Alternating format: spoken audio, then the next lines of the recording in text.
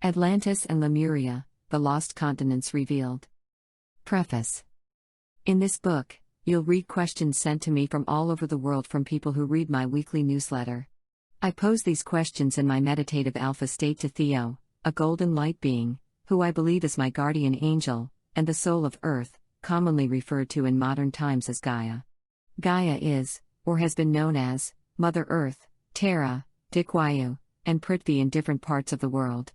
These entities have told me they will answer any question, but I have to ask specific questions, not general ones. I began asking questions for this book 7 years ago. I've had lots of practice doing this with my spiritual friends and loved ones. I've also been told that I have done this for many lifetimes, as you'll read later in this book. So keep yourself open to this information. Everyone has filters in place from being taught that certain things are true or not true by families, friends, schools, and religious institutions. It is sometimes quite difficult to break out of the boxes you have put yourselves in when you don't even realize you are in one. As you read, you'll learn why I became so interested in both the continents of Atlantis and Lemuria, but here is a little hint. Gaia, why is it part of my soul contract to write the book on the history of these two continents? Because you were intimately involved, Tom, and had more lives on both continents than anyone alive today. And it is time for people to learn more about your world history. Introduction. 60,000 years ago, 2 additional continents existed, each about 10 to 12% larger than the continent of Australia. One was located in the Atlantic Ocean between North America and Africa, Atlantis. The other was located in the Pacific Ocean, Lemuria, or Mu. Why are they no longer there? Scientists have estimated that the sea levels of the world are 300 to 400 feet higher than they were in the ancient past. 1 ruins of a city have been found submerged off the west coast of Cuba, 2 another on the coast of Spain, 3 and there's a submerged road off the coast of Bimini in the Bahamas. 4 giant ruins of a civilization have been discovered under the sea near Yonaguni-jima, Japan. 5 legend has it 6, and most legends are rooted in actual events. I've discovered that the Atlanteans destroyed the remaining 8 islands that warred against each another after the continent was destroyed by earthquakes 18,000 years earlier, a result of it sitting in the middle of the mid-Atlantic ridge. The Lemurians also sank their continent during a climatic war 5,000 years after the last islands of Atlantis were destroyed. Plato wrote about Atlantis in his Timaeus and Critias dialogues around 360 BC. 7 these works have been covered extensively in other books, so we won't dwell on them except to ask later where Plato obtained his information. And Edgar Cayce, known as the Sleeping Prophet, received extensive information about Atlantis and Lemuria. 8. The Atlanteans and Lemurians were just like you and me. If you can imagine the differences in daily life between, say, the people of North America and Europe or Asia, then that will give you an idea of the sophistication these two societies achieved over 50,000 years. We have not yet caught up to their advancements in energy and medical treatments. Later, you'll read that the few Atlantean survivors, and those who migrated prior to the final destruction, traveled in all directions, including Egypt, Guatemala, and the Yucatan, where they integrated with the much less developed populations. Can you imagine the displacement and rise of water levels, and accompanying tsunamis, engulfing all the coastal towns around the world, wiping out any trace of their existence when the 2 continents sank? The largest religions of the world relate the story of Noah and his Arkansas. Archaeologists keep identifying civilizations older than the last one discovered, so we cannot dismiss all legends as old wives' tales. Let's begin our exploration in ancient times, before Adam and Eve existed, with the existence of these 2 continents and how they became inhabited 60,000 years before they destroyed themselves. Timelines. This is an excerpt from my book First Contact, Conversations with an ET. It will help explain what timelines are, basically parallel worlds that scientists have long theorized about. My guardian angel says that each soul fragment has 12 parallel, or simultaneous, lives on Earth. He calls it the 12 timelines. There are 12 yous who were born on different frequencies. Just imagine 12 matrices. The timelines are divided into 4s and then subdivided into 2s, with the lower timelines at lower frequencies as compared to the upper timelines. Therefore, timelines 1 through 4, 5 through 8, and 9 through 12 are grouped together with smaller changes in frequency but with a fairly large jump between 4 and 5 and 8 and 9. Timeline 12 is non-physical and is considered the perfect life by our souls. All others are compared with Timeline 12. Then the timelines are subdivided again, with 1 and 2, 3 and 4, 5 and 6, 7 and 8, 9 and 10, and 11 and 12 closer in frequency to each other. We are on Timeline 6, basically in the middle frequency, so there are versions of ourselves having harder lives living at lower frequencies, and the versions above are having easier lives at higher frequencies. This might be confusing, so let me give you a personal example. On Timelines 1 through 8, I attended Texas Christian University and received a Bachelor of Business Administration and Finance. On Timelines 9 and above, I majored in English and became a science fiction writer, later writing spiritual books. On Timelines 1 through 8, I went through the ROTC Officers Program in order to pay for my schooling and spent 2 years in the Army. On the upper timelines, I did not participate in ROTC, as there was no Vietnam War. They settled their differences with little conflict. On the upper timelines, I married my college sweetheart, we moved to Colorado, we divorced, and I remarried and had children. On the lower timelines, my college sweetheart sent me a Dear John letter while I was in South Korea and married someone else. On Timelines 1 to 8, I married my wife of today, but on the lower 4 of those timelines, we divorced 18 years ago and both remarried. I'm still married to my wife on Timelines 5 through 8. 30 years ago, my wife and I sold our international tour business and I started an international film and TV program distribution company, but on the lower timelines, I remained in the tour business. In 2005, I experienced congestive heart failure. It was caught just in time on these timelines, but I died on Timelines 1 and 2. Figure 0.1 should give you at least a basic idea of how different our lives can be depending on which timeline we're on. The Earth Directive. Antura, Gaia, and Theo. Were there 12 timelines in Atlantis? Yes, they existed then. If the ETs communicated with all 12 timelines, why weren't the ETs able to see the writing on the wall much sooner? The best way to describe it is that they had blinders on. They did not understand at that time how and what they were doing would interfere so dramatically with your human development. It was too late when they realized where things were headed, even on the upper timelines. You were thick in the middle of the third focus, and so the ETs made the decision to withdraw, as they saw their efforts to assist your growth were being used to defeat the other side. They learned the hard way that you needed thousands of years more to learn how to get along together. Antura, did your force field devices protect you during the Atlantean days? Yes, the devices were the same as they are now.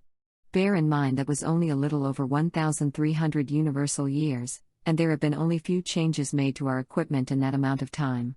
There were some adjustments or improvements, not many. Were you limited in the time you could spend on the planet? It was more of a fatigue issue. Even with force field devices, the amount of time we wished to spend in the third focus weighed heavy on those who were doing work at that time.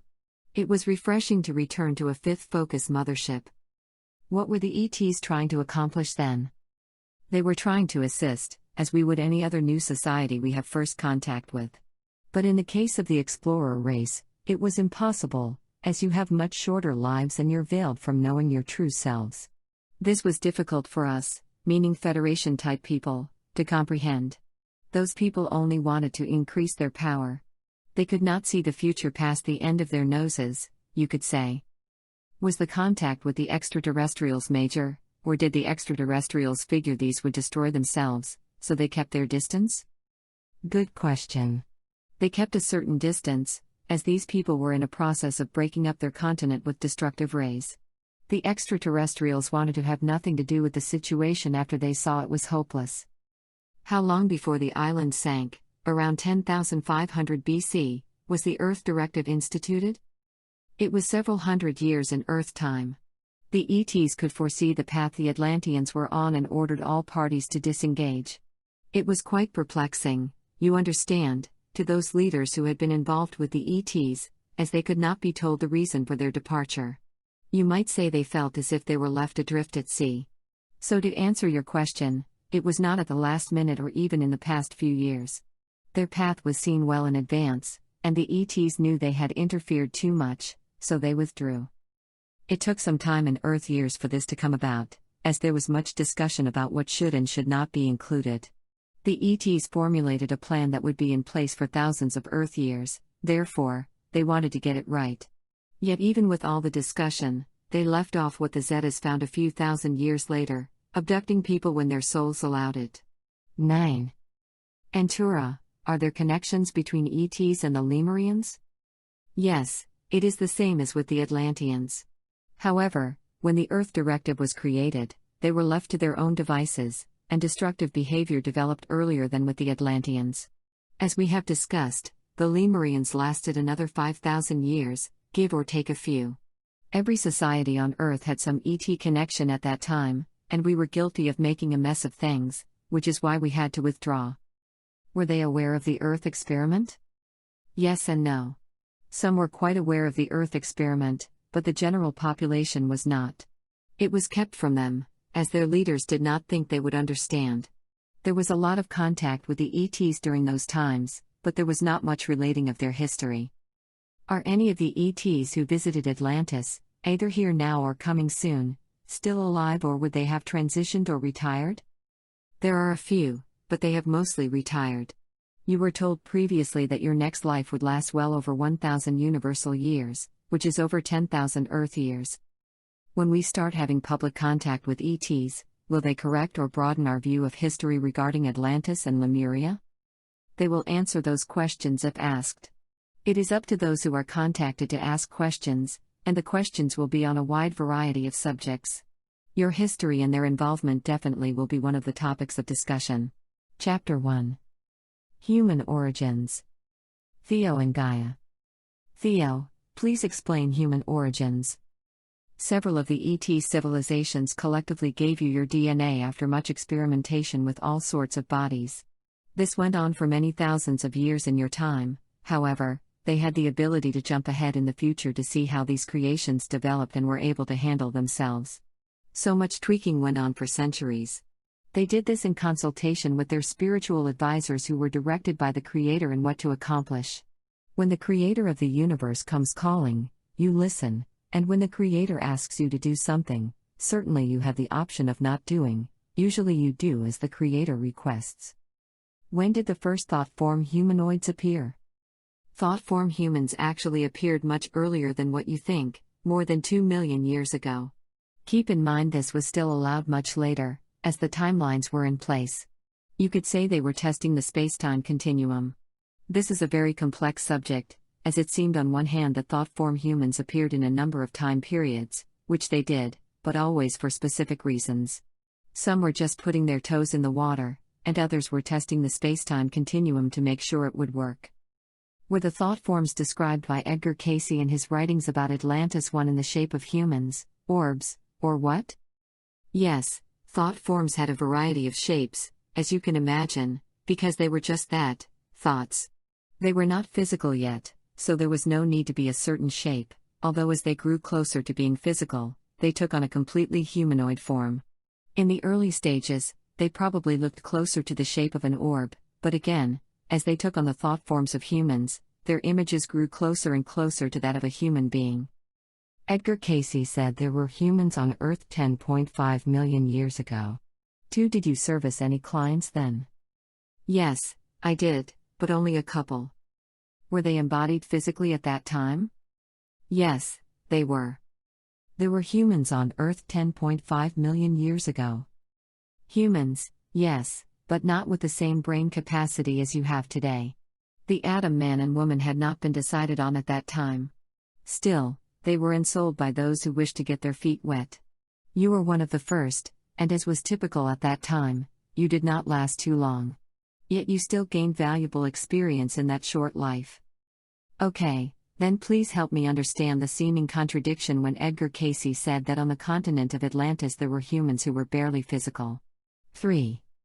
Yes, this is a little difficult to understand. Humans had been physical for millions of years, but new souls in their first Earth lives were still permitted at that time to experience physicality without being birthed. This was so they could get their toes wet, to use your vernacular. It was to give them a feel for what an Earth life would be like but without all the dangers. Still, there came a time when, even with their partially solid lives, they had to go all in. This process ended not too long after that. All souls taking part in this experiment had to be humanly conceived and birthed through a woman's birth canal. Was there a line waiting of souls who volunteered for these lives? Definitely.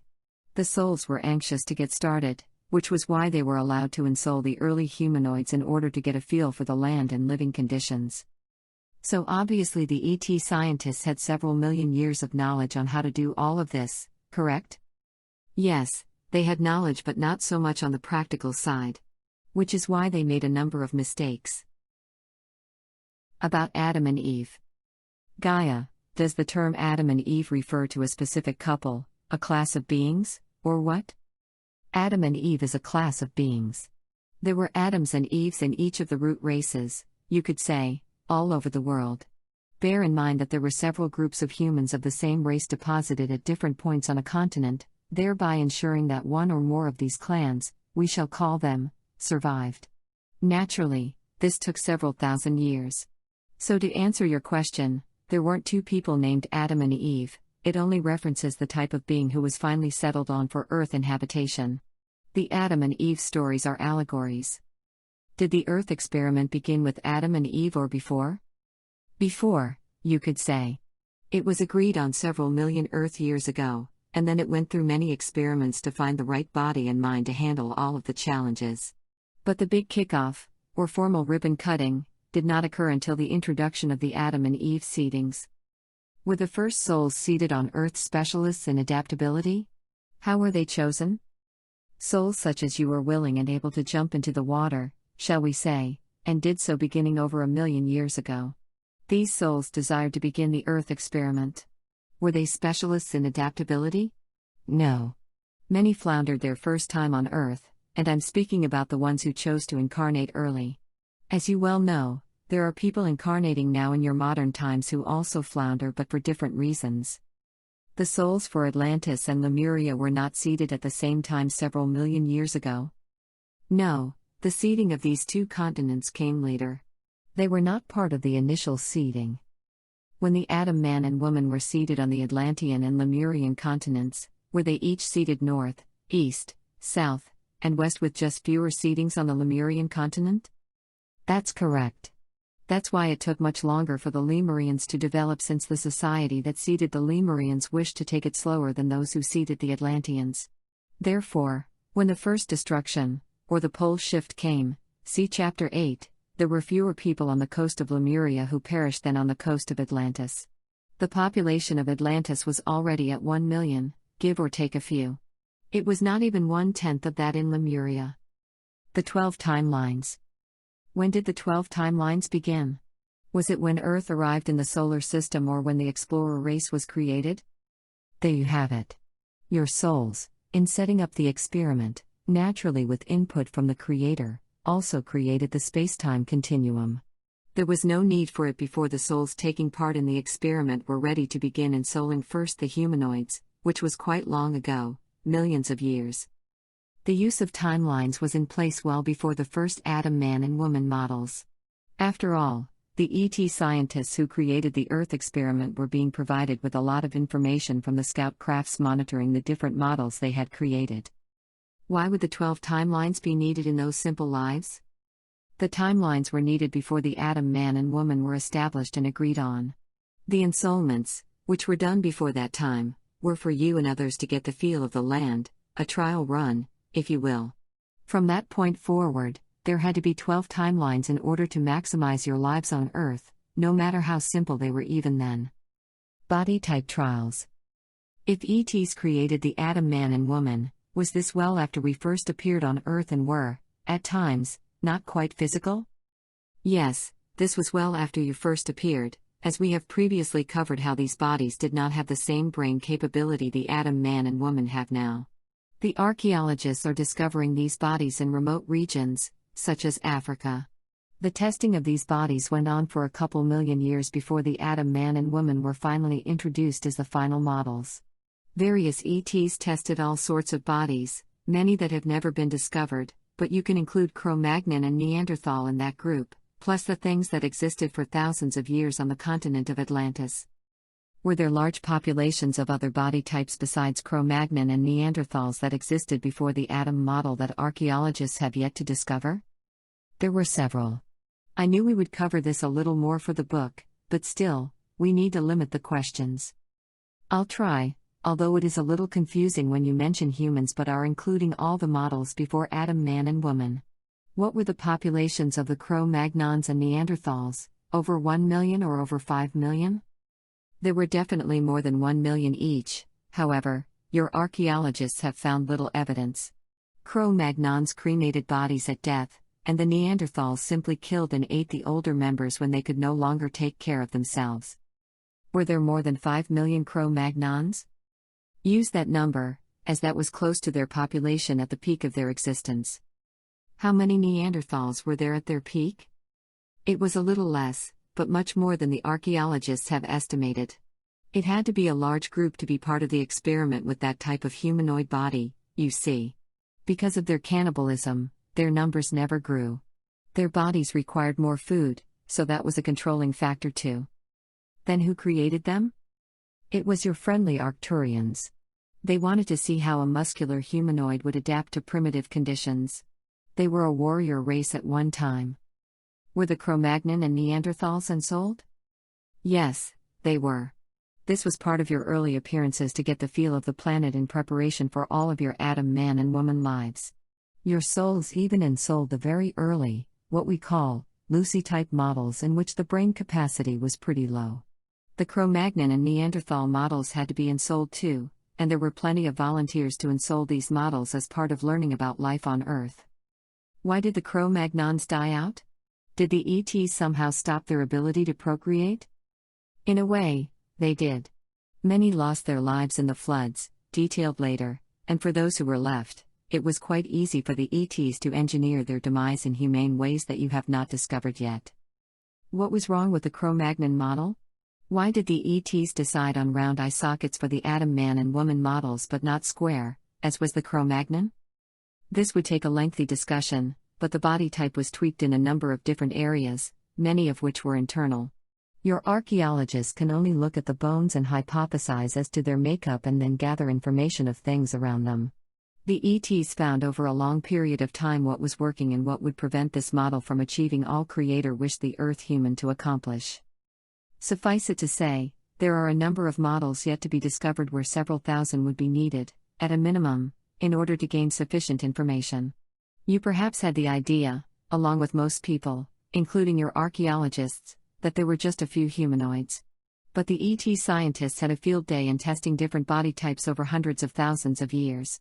The early models were quite rough, hence the creation of the things with sometimes hideous appearances. The Adam man and woman were chosen only after many models were tried, watched over several thousand years in many cases, and then allowed to die out. There is no record of these trial bodies, as these took place millions of years ago in Earth time.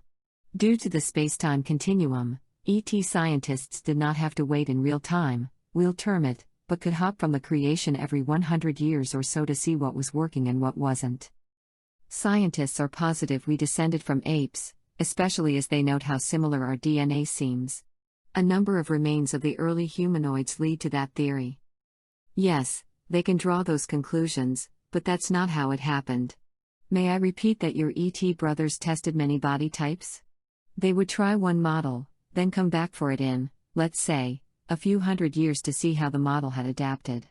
As time on Earth now has been sped up for your learning, so it was then by a factor of 10. They could even stay nearby and critique the form. Much study and research went into the development of the Adam man and woman. Were there any groups in Europe or Asia that reached the numbers of the Cro-Magnon model? Yes, one other, but that body type has yet to be discovered. We will leave them for a future conversation. The model human. Please explain more about the Adam man and woman. They were introduced at an early time on the continent of Atlantis, but were they simultaneously introduced as different races all over the world, or had they already been introduced? The Adam man and woman were introduced to Atlantis at that early time, and the same model, if you will, was introduced in other places than as other races. There were other models in existence, but they did not have the same brain power. These early models were ensouled millions of years earlier so that the kinks would be worked out on the hominid model while giving souls an early taste of life on Earth. The real breakthrough was when the Adam man and woman model was agreed on by your Federation ET forefathers, and the master plan went into effect to have different races introduced all over the world at almost the same time. The other models were left to die out, such as the Neanderthals, as the Adam man and woman were given a much greater brain to cope with all the conditions Earth offers. Was the model tweaked first in Africa before its introduction in Atlantis? Yes, but only by a few thousand years of your time. As soon as the final model was agreed on, all continents received the new model. Does the fact that early humanoids were seeded with ET DNA have anything to do with the Garden of Eden story and snakes? No, not really. This story came long after the manipulations of the humanoid DNA as your friendly ETs experimented with what would work best. Of course, the Pleiadians were heavily involved, and many other societies contributed DNA to make Earth humans the best they could to survive and flourish. The story of the Garden of Eden and the snake came much later and has to do with continued manipulation by the ETs who regarded your world as a source of minerals, primarily gold, and used the humans for drudgery work in the mines. To go into detail would take us hours, as you can imagine. People have written books about this period. Zecharia Sitchin's 4 books were somewhat accurate, but a lot was speculation. Are archaeologists accurate in their estimation that there were people living 700,000 years ago in Egypt? It was actually much longer than that. Carbon dating and so on shows that humans existed long before the current major religions of the world claim.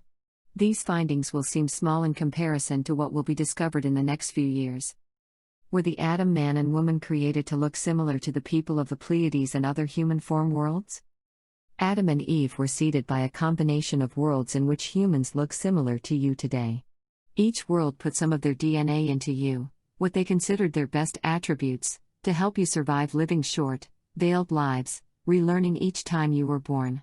So they mixed up the best DNA cocktail they could create and seeded it in the Adam man and woman. When the Adam man and woman models were decided as the best to cope with life on Earth, did the ET societies get together and say, okay, this is Adam and Eve. Let's all start manufacturing the bodies with differences in skin color and other slight modifications? Yes, everyone agreed, as the major players, the Pleiadians, Sirians, and Arcturians, basically ran the show with contributions of a smaller nature from all the other planetary societies. This was not done willy-nilly, you could say. Therefore, a number of bodies were created to populate the various parts of the world. Were different races purposely put in extreme temperature climates to test their capabilities to withstand extreme temperatures regardless of their skin colors? Exactly. Your ET fathers and mothers wanted to make sure every extreme temperature could be handled without more layering of skin. Much thought went into creating the ideal man and woman. Did Cro-Magnons or Neanderthals ever inhabit the continent of Lemuria? Yes, at one time the Cro-Magnons did, but not the Neanderthals. Like the continent of Atlantis, they were created elsewhere. The Cro-Magnons flourished for a time and then the Adam-seeded man and woman slowly took over. Was there more than one alien society that populated Atlantis? Yes, but several of those experiments did not work out. The Adam man and woman were seeded there too, so they eventually flourished. When the ET scientists were creating the Adam man and woman, did they use a particular process or form to create these bodies? In other words, was it sort of a mold, or were there laser-type machines that followed a pattern to create each body? More of the latter. It was a very sophisticated way of punching in the data and having machines create the body forms using the DNA figures given in the supercomputers, as we'll call them for your purposes. After the Adam man and woman were decided on, how many were populated around the world? Several thousand of each race was seeded. And to answer your next question, they were populated as full adults, as it would have been impossible for them to survive had they been deposited in each location as newborns. For a while, they kept their memories of who they were, but this gradually faded, especially as they created their own babies in the normal fashion. That's how legends were passed down of coming from the stars. Initially they knew from where they originated. Was this done on board the spaceship, and then were they deposited on Earth 2 by 2 or in groups? Yes, very small groups ensouled so that they knew where they originated from and their purpose. With this knowledge, they did not stand around looking forlorn and wondering what to do. They knew they had to find shelter and clothing if they were in colder climates and so on.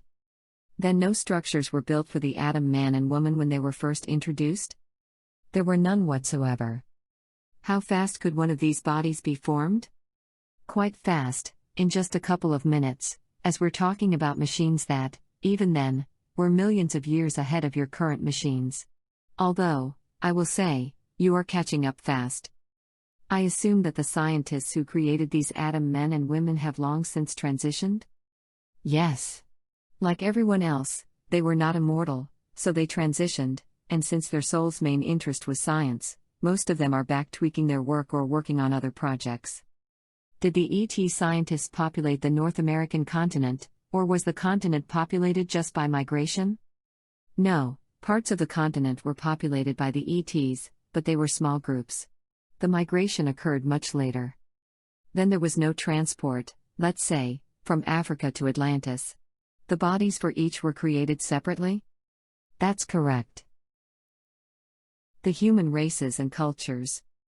Theo, what were the blood types of the Atlanteans, Lemurians, and ancient Indians?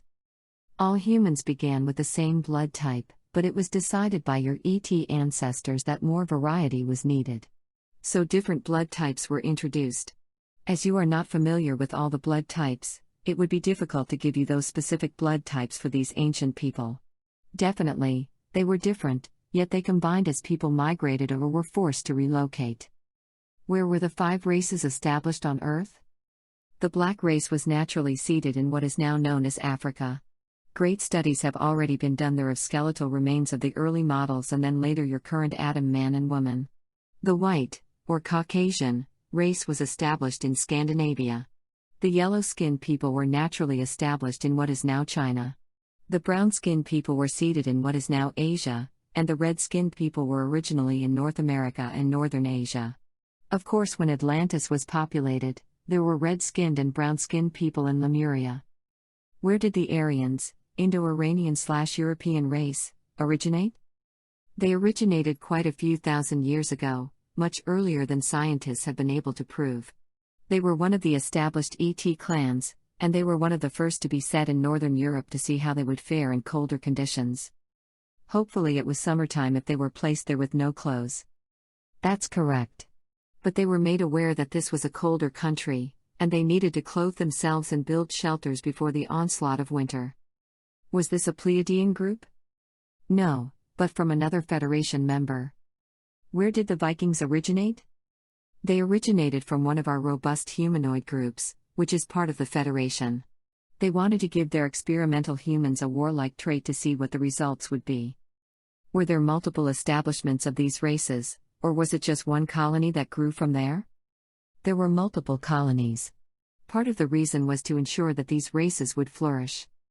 Were the Etruscans and Hungarians seated in Italy originally, or did they come from Central Europe or where? I don't wish to give too much away for those who study the origins. They can discover more through studying DNA and such. Look toward Central Europe. Your ET scientists seeded a number of various locations in Europe, and this particular group seeded just a few, slightly different in makeup but still the Adam man and woman model. Therefore, that should tell you these people originated 60,000 years ago, not just 5,000 or so as has been estimated. This group migrated for various reasons until they found the warm shores of Italy, which had inlets for their boats and areas to farm. Was Lemuria seeded at the same time as Atlantis? It was seeded a little later than Atlantis but not too much. The population was initially smaller than Atlantis's, so it took longer to grow compared to Atlantis's. This continent was an ideal setting for thousands of years. It was only in the later stages that wars erupted. Did they communicate in their home planet language, or were they veiled from knowing, and if so, how did they communicate? Yes, they were allowed to have that communication, which is why today you see such diversity in languages. Still, they were pretty basic, and they evolved over a long period of time. The ETs also needed to be able to communicate with them too. Yes, they had their translators, but it was easier to have a basic language to communicate with them. Did the Atlanteans or Lemurians have 12-strand DNA? No, it was not available to them. They had their limits, just as you have in today's world. There will come a time when you add to the strands. Again, this is difficult to discuss, as you do not have a science background, the knowledge of the fundamentals of the DNA strands, as they are very complex. As the Atlanteans and Lemurians were the Adam man and woman template, I assume they had the same emotions we have today, but what about the ancient societies that came before them? Were they all humanoid, and did they have the same emotional makeup as today? Those are interesting questions. Yes, the Atlanteans and Lemurians had the same emotional makeup as today. The other ancient societies, which there are no records of, had an emotional package, shall we call it, similar to yours. They were not part of the explorer race. Therefore, they ranged up and down the scale, you could say, just as your ET cousins, aunts, and uncles do. They can be very low-key or quite mercurial. How many years have people had blue eyes, as some people say it is around 7,000 years? It is much, much longer than that. People have had blue eyes for perhaps 1,000,000 years. The genetic code was introduced back then. Your records just do not go back any further, so that's why that number is used. It has nothing to do with fact. Were any Atlanteans blue-eyed, or did they vary in color? There was a variance in eye color, blue being one of them. Ancient times. Scientists theorize that landmasses originated from a supercontinent that split apart. However, nowhere does it take into account the existence of Atlantis or Lemuria. Yes, but they did exist. Scientists could only make projections from what current maps show. They did not take into account the possibility that other parts of this supercontinent also existed. If they add the extra land in, they would see it fits too. So you are saying there was a supercontinent? Yes, continents have been splitting apart for eons and are now colliding against each other again. Why do the depths of the Atlantic and Pacific Oceans vary so much? Perhaps this answer might seem a little simple, but it has to do with plate movements. As your scientists speculated, the continents were more like a single landmass. The landmass needed to be split in order for the Earth experiment to work, with different-looking people sewed, shall we say, on each landmass. The landmasses, which split and formed the Atlantic Ocean, left a shallower ocean depth than that in the Pacific. It was always that deep. The continent of Lemuria existed. Nowadays, as the North American landmass moves to the west and the Asian landmass moves to the east, great pressure is brought along the Ring of Fire, as each landmass moves farther into the Pacific Ocean, slowly filling its depths. So the difference between the depths of the Pacific and Atlantic is because of the pre-existing landmass? That's correct. Alien artifacts. There was what appeared to be a computer chip found embedded in a rock 450 million years ago, see Figure 1.1. Was there a race of people that far back? Yes, but they were not part of the Earth experiment, as you guessed. They had long since moved on, leaving behind a couple remnants of their existence, and the rock is one of them. Was it 450 million years? Yes, Earth was still quite young in its development and not really too suitable for habitation. Again, they moved on. To whom did the iron cup, see Figure 1.2, belong to that was found inside a piece of coal reportedly dated 300 million years ago? It belonged to an off-world group that eventually moved on, as Earth was quite volatile at that time. You can see this from the iron cup deposited into what became coal. It was not very safe, so they went on their way. Figure 1.1, what appears to be an alien chip was discovered in Labinsk riverside of Hojo in the Kuban region in Russia, embedded in an unusual stone, http://www.ancientcode.com/researchers find a 250 million-year-old microchip in Russia/. Figure 1.2, in 1912, Frank J. Kenner discovered the iron cup in a large block of coal while mining in Wilburton, Oklahoma, http://www.ancientcode.com/ironcup discovered inside a piece of coal that is 300 million years old/. There seems to have been more than one group that inhabited Earth at one time and moved on. This is true. Earth appeared attractive to others numerous times in the past, but they either moved on of their own free will or were asked to leave later. Did these groups appear before Earth was moved here? That's true too. There were many groups of people, not always humanoid, who were out exploring, and this planet seemed to meet their needs for a time. But when Earth was moved here, there was still the occasional group that would discover it and plop down their tents, so to speak. Then the very early groups were not body types being tested by ET scientists? Not that early. The testing started several million years ago when the spacetime continuum was put into place. After that, they were either warned away, or in the case of the people in Antarctica, were mostly wiped out when I shifted the poles. Early animal species. What wild animals first inhabited Atlantis and then Lemuria? Were there dinosaurs on each continent or just Atlantis? Dinosaurs only inhabited Atlantis. The stories are wrong about dinosaurs inhabiting Lemuria. That's not to say they did not have their share of other carnivores, but they only had to deal with large lizards, plus an array of other more typical wild animals. Some inhabited the continent that no longer exists. They had bears, just as the Atlanteans did, along with a form of tiger. Both continents had wolves, which were eventually domesticated after many centuries. What about dragons? Yes, more so on Lemuria than Atlantis, but there were a few. Both had their share of exotic birds that were also carnivores. There were mountain lions and a few others from the feline family as well. Tom, you had to put up with them in one of your previous lives. How long ago was that? Well over 1 million years, but they lasted long after you transitioned. They disappeared due to a shift in poles before the final destruction in Atlantis.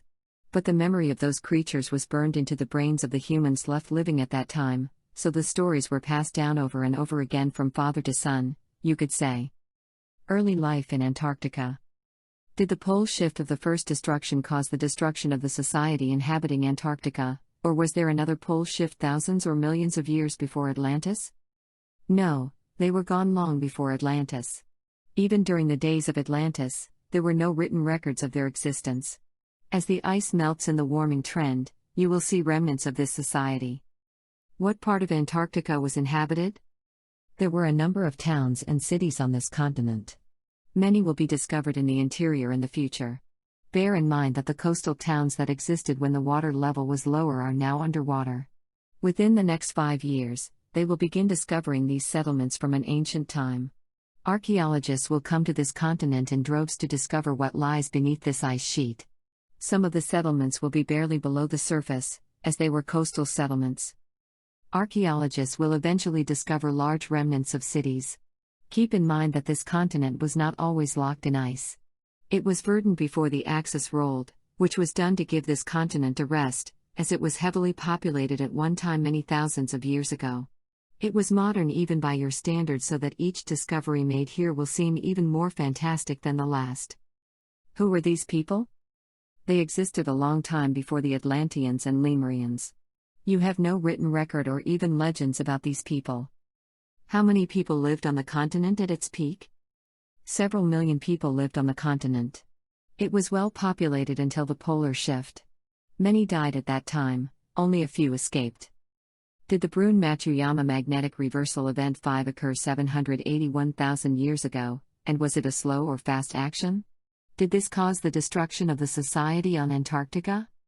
Yes, your scientists are fairly accurate in reading the changes in the layers of Earth. This caused the destruction of the society living on Antarctica at that time. A few were able to survive, but the event occurred quite suddenly, and people were not prepared to handle the severe climate change. They were warned it was coming but did little to prepare or leave. Did any of their souls join in the Earth experiment?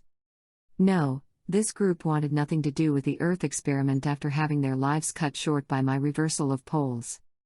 Why did you reverse them? It was to set up the continents in preparation for the Earth experiment. You could use the analogy of setting up a Monopoly game board. In this case, everyone taking part had different starting points. Ancient humans.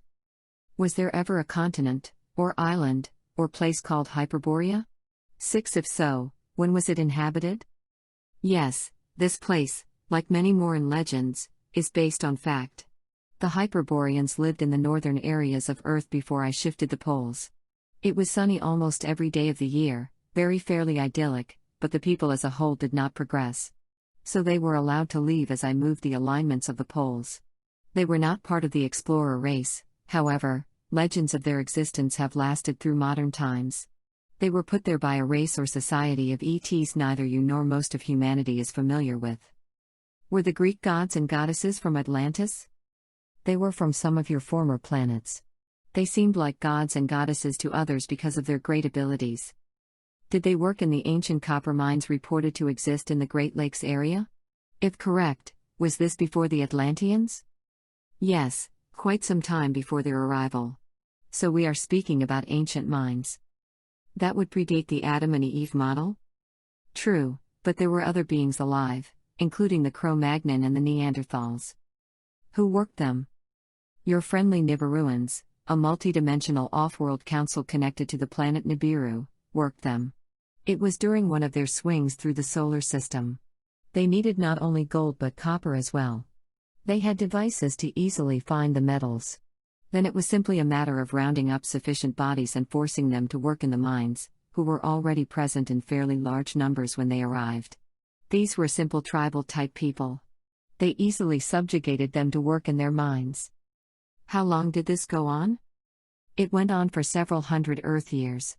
This is why they are on probation with the Federation. They fought among themselves too? That's correct, using nuclear-type weapons. They wiped out thousands of humans. Where did the Caucasian race originate? They originated in Europe. They had fair skin, and quickly had to learn to adapt to the colder, wet climate.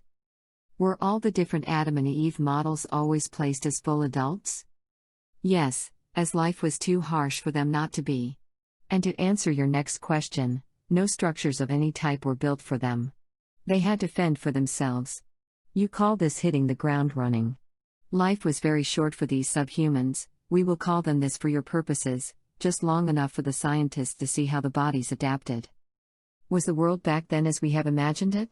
Was it like a jungle, or were some people put in jungles, others in desert conditions, others in harsh cold, and so on?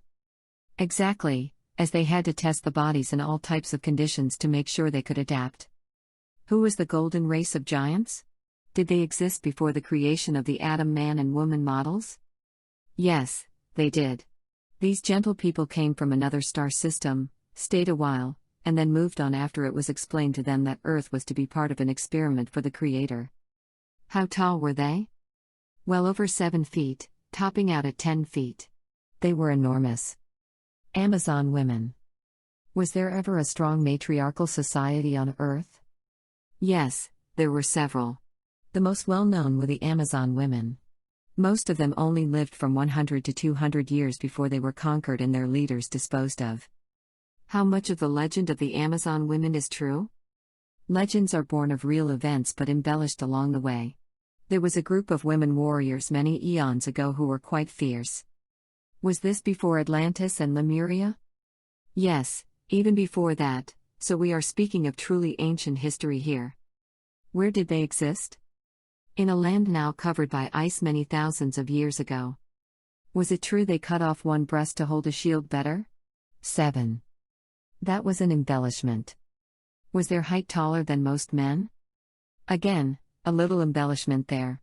But they were taller than most women, so they were quite imposing to the men of that day and time.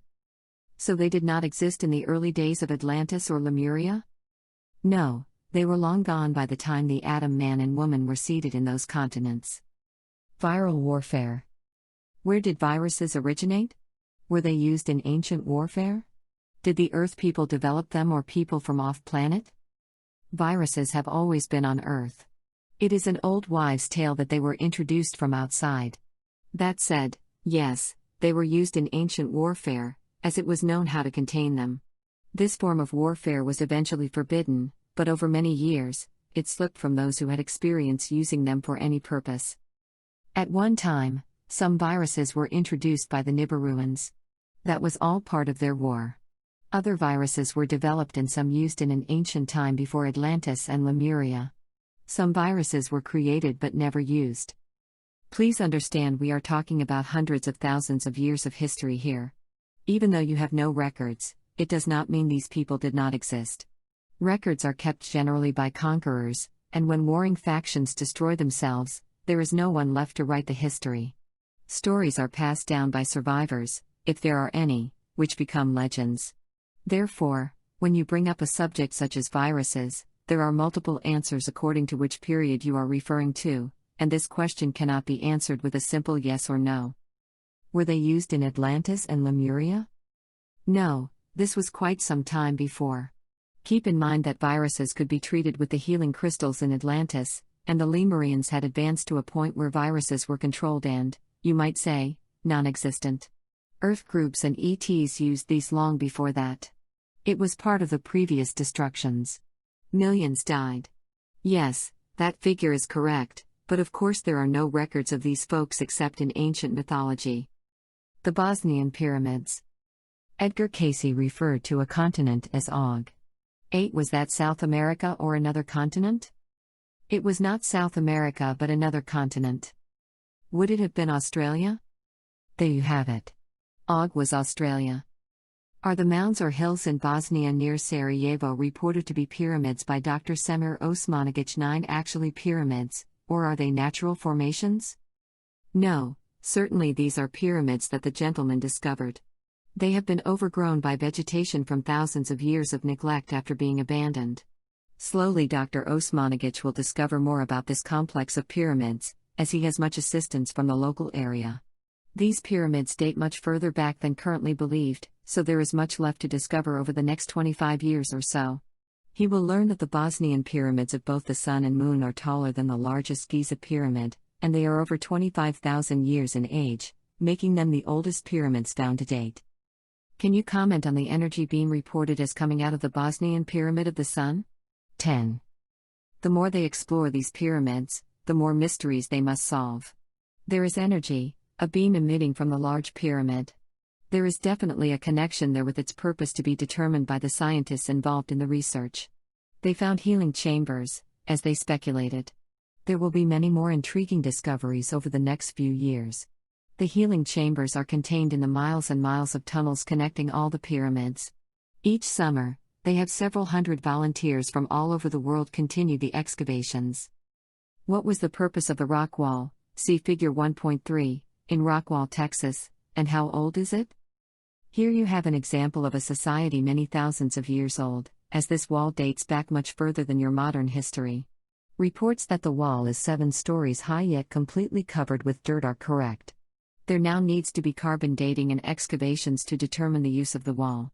What did it protect? Why are there miles of wall and not just one enclosure? As you have pointed out, the rock wall has been ignored, but it is an archaeological treasure and would attract tourists should anyone begin serious excavation. The people of Rockwall should be encouraged to do what is being done in Bosnia, ask for volunteers to help uncover the wall. Amazing artifacts will be discovered. The rock wall in Rockwall, Texas, appears to have ancient markings. Please explain.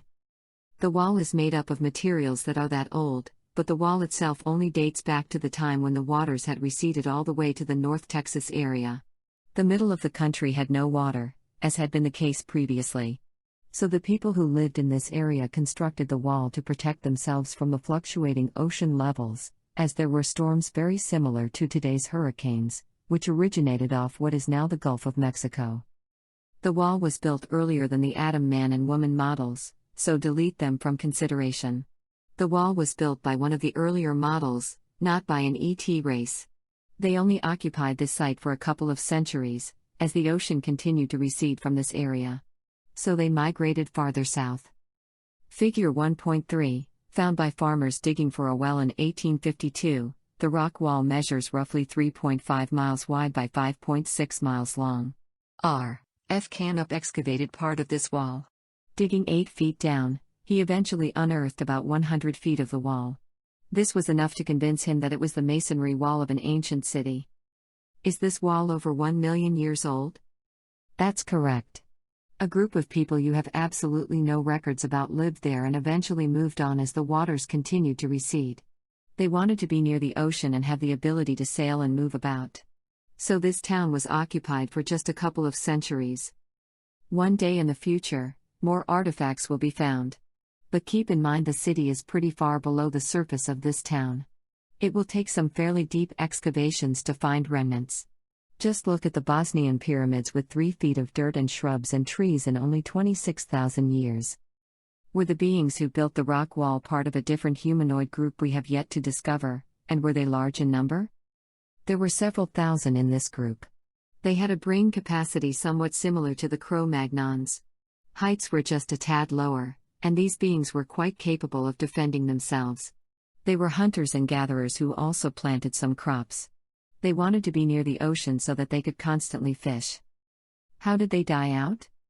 Like many humanoids around the world, they drowned when the waters came rushing in. What about the copper miners in North America, Michigan? How large were their numbers? They were a fairly large group, larger than the rock wall people. They were 3 to 4 times the number, but they were not quite as intelligent as the rock wall men and women since they were a little earlier model. Did the Nibiruans use the Adam man and woman to work the mines, or were they the earlier Cro-Magnon, Neanderthal, and other models? All the above, as don't forget, the Nibiruans came every 3,600 years or so. The tales of the enslavements came from their later visits. To summarize, over millions of years, different models of humans were created before the ET scientists finally settled on the Adam man and woman model 60,000 years ago.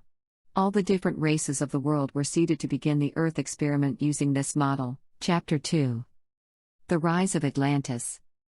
Theo, Gaia, and Antura. Theo, would you please compare the size of Atlantis to present-day Australia?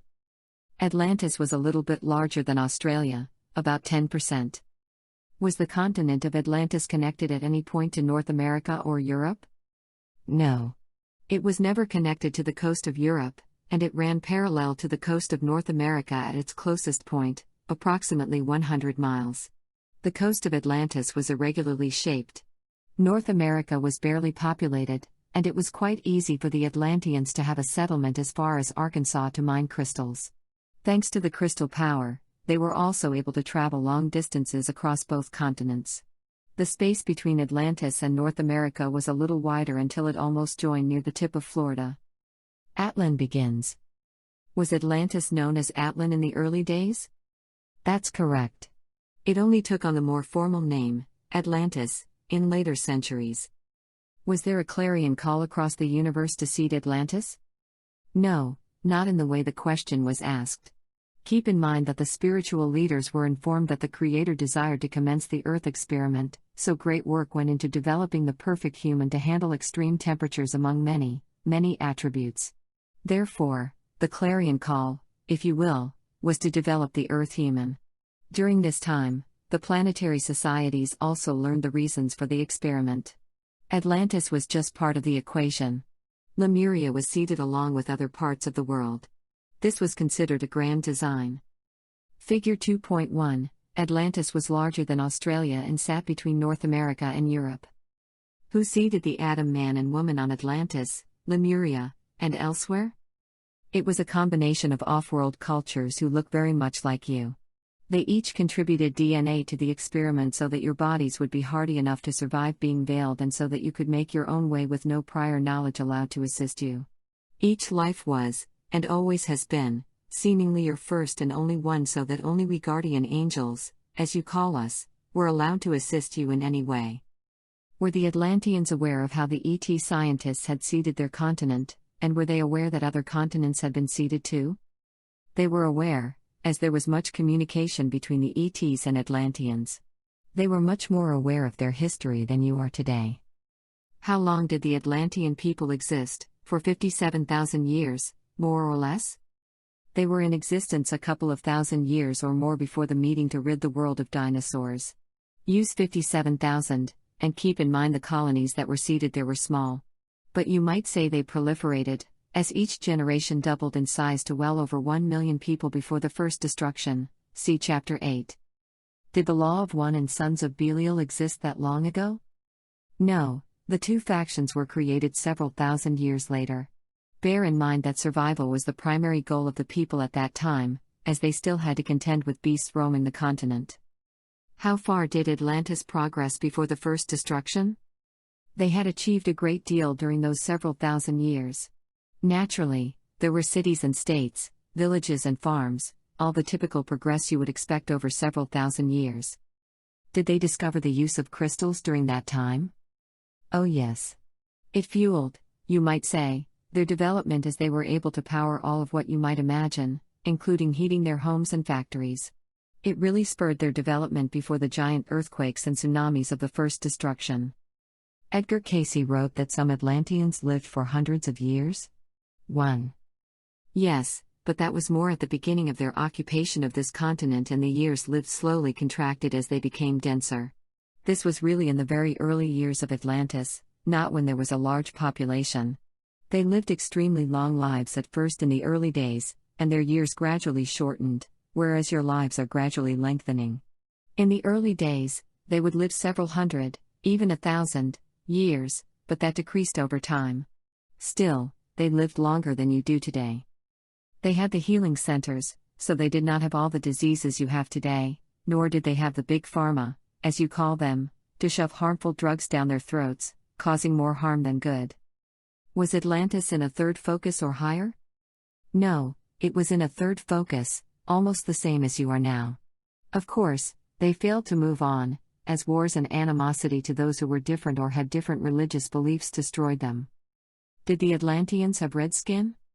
They were a red-skinned people, similar to the American Indian. Were all the people the same race or different races on that continent? Good question. The red-skinned race was prominent, but there was some mixing of races as others came to Atlantis in their travels or were brought there by the Atlanteans, both with and against their will.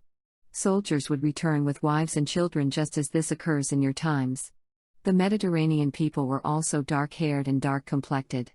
The Atlanteans never conquered Scandinavia, although there was contact and commerce with them. There was not a race of blonde-haired Atlanteans. Was Atlantis finally inhabited by migration of some sort, let's say, from North America or even from the European side, or were people dropped there by ETs? It was both. The people of Atlantis were red-skinned for a reason. They were connected to the red-skinned people who lived on the coast of North America, who subsequently perished, leaving no trace due to the tsunamis. Understand that these were simple farmers and hunter-gatherer types. It would take thousands of years of development before they became more sophisticated. The American Indians are red-skinned.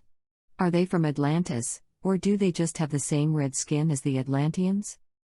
As has been surmised and studied by your anthropologists, they came from Asia across the then existing bridge and flowed down through North America. They were not part of the Atlantean survivors. Bear in mind that the Atlanteans commingled and basically disappeared with the people in the Yucatan and other parts of North America when Atlantis disappeared. This was thousands of years ago, and much combining was done during the years that followed. Are they descendants of the Atlanteans, who over thousands of years reverted to primitive ways of living? No, they were created by your ET ancestors, just as the Atlanteans were. They came across the bridge, but there were others established across the continent, as the land was fertile and would support a population.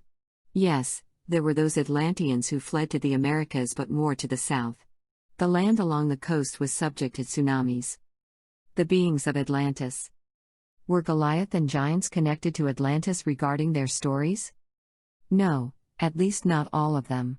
The Goliath giant was quite an abnormality during its time, thousands of years later. He was well over 6 in height when most of the people at that time were only around the 5 mark due to their diets. So he obviously seemed to be a giant, and his masters fed him well. As far as giants in general, there were some on the continent of Atlantis in the early days of Atlantis, but they mostly died out during the first period of Atlantis. Were Cro-Magnons living on the Atlantean continent? Yes, some were, but very few, and they lived in the early days of inhabitation, not later. What about Neanderthals? No. They were created elsewhere. Did the Atlanteans encounter the Neanderthals as they explored, since they seemed to be alive at the same time? Yes and no. They were alive at the same time, but the Atlanteans left them alone in their explorations, as they were a more primitive native people and quite rough around the edges. They would just as soon try to murder and eat the Atlanteans, so they were left to their own devices. Was there any interbreeding with the Homo sapiens? Not too much. They were regarded as a food source. Did Atlantis have mountains, and if so, were they high enough for snow? Yes, there were mountains and streams just as there are on most continents. The mountains were high enough in some places to have snow. That led to the normal recreations associated with that type of environment. You must understand that the continent of Atlantis was much larger than, say, the islands of Japan, even though when the second destruction came about, large islands were the result as the continent started breaking up.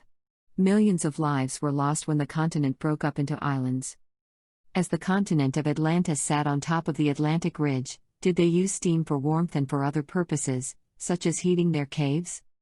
Yes, there were hot springs in certain parts of the continent, but the only use of the springs and steam vents was to heat homes and baths. Therefore, it all depended on the location. Who is the feathered serpent?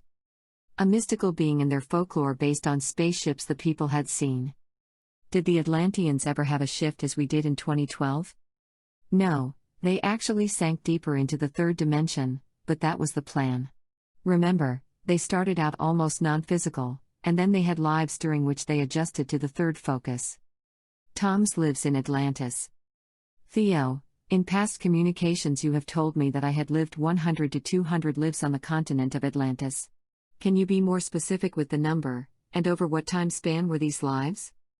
Ah, an interesting time of growth for you. Let's see if you can receive this number. 187 is pretty close. The time span was over 50,000 years, so they were not bunched up, as you say, one after another.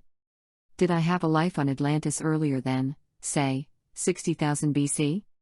Yes, a little earlier, not much. Were the majority of my lives during the past 50,000 years of its existence? Yes. The earlier lives were for you to get the feel of the land and its potential. This continent, as you can imagine, grew from a fertile, unused land to one with tribes and such, and then to one that was scientifically on par with your lives today. That's why they gained such advances in science and the arts in all phases of life, as they had many, many generations to progress, just as people have progressed greatly in the past 2,000 years in your modern age. They used crystals to power everything that you have still not discovered. On a subconscious level, you have tried to stay away from the use of large crystals, as subliminally you remember what a catastrophe that use brought on. What appearance did I have in that early life on Atlantis? Was I short, stocky, hairy, or what? You were short in stature, just as the others, as they used a machine to construct the bodies. You had a lot of body hair, and your ET creators felt this was needed to keep you warm. Over time, this was modified and people started to project different appearances. Did the body types of the Atlanteans change in each epoch? If so, what was their appearance? They remained fairly consistent in their appearance over those thousands of years and epochs, as you call them. They were a red-skinned people of average to shorter height, and they had the same brain capacity as you do today. There were slim Atlanteans and those who were very fit, as they had their games. It was understood that a body needed exercise, so many people walked, although as they progressed, it is like today, less walking and more riding. Because there were wars between the two sides, the soldiers were quite fit too. There was little to no obesity unless there was something wrong with their health. If so, people went to the healing centers, which used crystal lights, and they were much more successful at treating people than today's drugs. What was the average height of the Atlantean men and women? They were a little shorter than today. The men were about 5'6" to 5'8" on average, and the women were more in the range of 4'11" to 5'2". The Age of Dinosaurs on Atlantis. Gaia, what dinosaurs were around when ensouled humans and Homo sapiens started to appear? There were quite a few of these beasts present on Earth when the first ensouled humanoids appeared. There was just about every variety known. They were not killed off by any outside force, meaning a meteorite, as has been suggested by scientists. So not only were they around during the time of the first ensoulments, but they were also around when modern humans were well established. They had to contend with many of these species. Some were harmless plant eaters, as has been deduced by your scientists, and some were meat eaters and fierce competitors for food who preyed on the humans themselves. They were wiped out by events that took place, but I will let them work on that mystery for a while longer. They would feel cheated if I just gave the answer. That's part of your learning process, which will serve you well when you go out to the stars. Was the Atlantean continent free of dinosaurs? They were so well advanced that the beasts had no room to forage and died off there long before the end of Atlantis. But on other continents with much fewer people, they ranged and hunted at will. You might compare it to the tigers, which roamed India, and the villagers were part of the prey. Therefore, they had to be sharp-minded to survive. It was the same dealing with the large, voracious dinosaurs. When did dinosaurs roam the continent of Atlantis? They roamed Atlantis well before the first destruction. When you have a continent inhabited for over 50,000 years, you will have this problem. So this happened fairly early in their timeline and was resolved after the Atlanteans advanced to crystal power. Did I ever run across dinosaurs during any of my lives on Atlantis? You did in the early days of your first lives on the continent. They still existed. You even died a couple times from your run-ins with these creatures, so you had a very healthy respect for them in the lives in which you existed at the same time. Of course, these early lives there served as your basic boot camp, to use a military saying. You were one of the first souls to have lives there, so it was a pretty rugged, basic existence. Did people hunt them? Yes, you and others were very quick to catch on to how to trap them and kill them. Even then, people were lost. The plant eaters were no match for you, but the carnivores, as has been depicted in your movies, were a handful. Naturally, there were people who had experienced this firsthand in their past lives and drew subconsciously on their experiences to write books and movies. How were dinosaurs still roaming the continent of Atlantis 60,000 years ago, or am I somehow off on my times as they supposedly died out hundreds of thousands of years ago? No, you are not off, as these large fellows disappeared from many regions of the world but not all. Atlantis was not the only place they continued to roam. Dinosaurs were decimated several times in history, but they would come back and flourish again, depending on the area and how dense the foliage was for not only eating but also hiding from the carnivores. Your archaeologists have yet to stumble on these leftover remnants of their existence, but they will in time. So they existed at the time Atlantis was populated with humans, and the humans, including you, had to deal with them, not always successfully. That's another Earth experience, the one on the bucket list that says you must deal with wild animals. Wasn't Atlantis, at least part of it, in a colder climate, sitting up on a latitude equal to that of Newfoundland today? Yes. They had a wide range of temperatures, as the continent extended all the way down to what is now the Bahamas today. Wouldn't the dinosaurs have kept to the warmer climate? No, not all, as they ranged up and down, at least some of the species. Then you had other large animals, so they had their hands full for a long time. What types of dinosaurs were there during that first life? Many you're familiar with, and there are still species of dinosaurs your archaeologists have not yet discovered. Just look at the 65-ton behemoth they recently unearthed. There are plenty more where that one came from. You said it was not just an asteroid that killed the dinosaurs. Was there a comet that also led to their demise, or what series of events doomed them? No, I realize there is speculation regarding a comet in the distant past, and certainly a couple have come closer to Earth than the one seen in your modern history, but there was not one so close as to cause the demise of dinosaurs or other living beings. With that said, there are some specific events that led to their demise.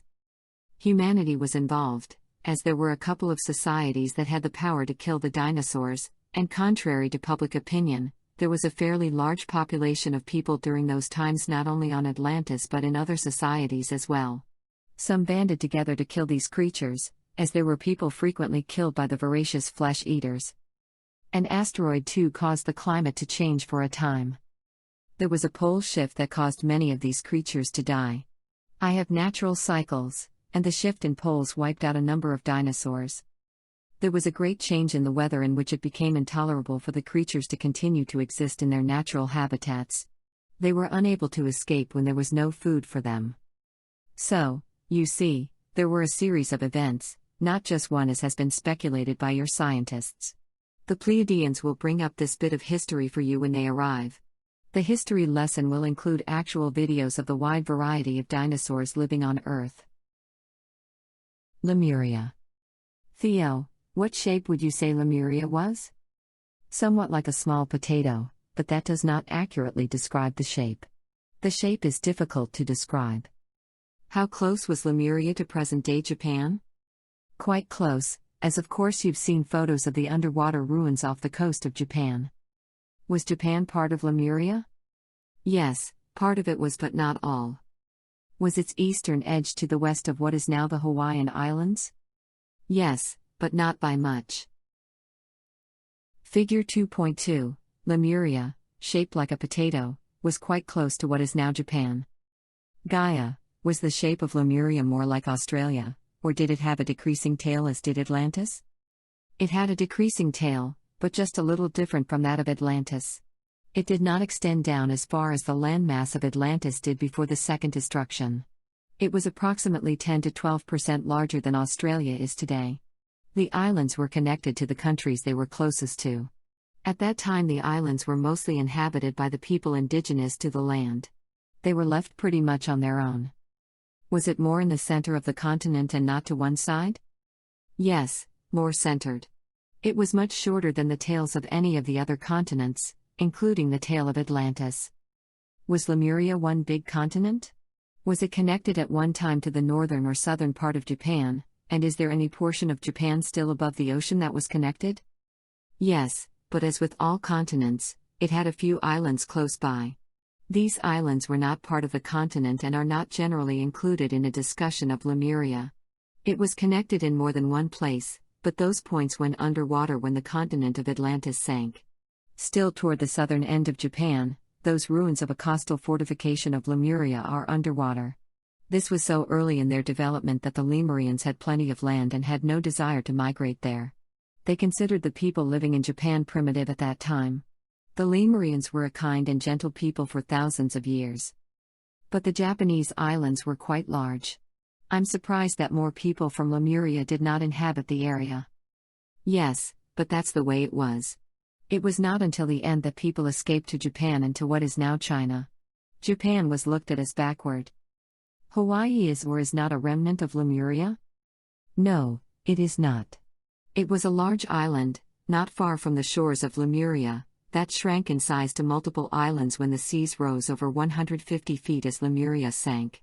It was visited many times by the Lemurians, a quiet haven away from the strife. What about Tahiti? Was it part of Lemuria? No, it was not. It was too far to the south. Remember that there was much more land before the ocean rose. The people inhabiting it were mostly obliterated when the tsunamis rolled through.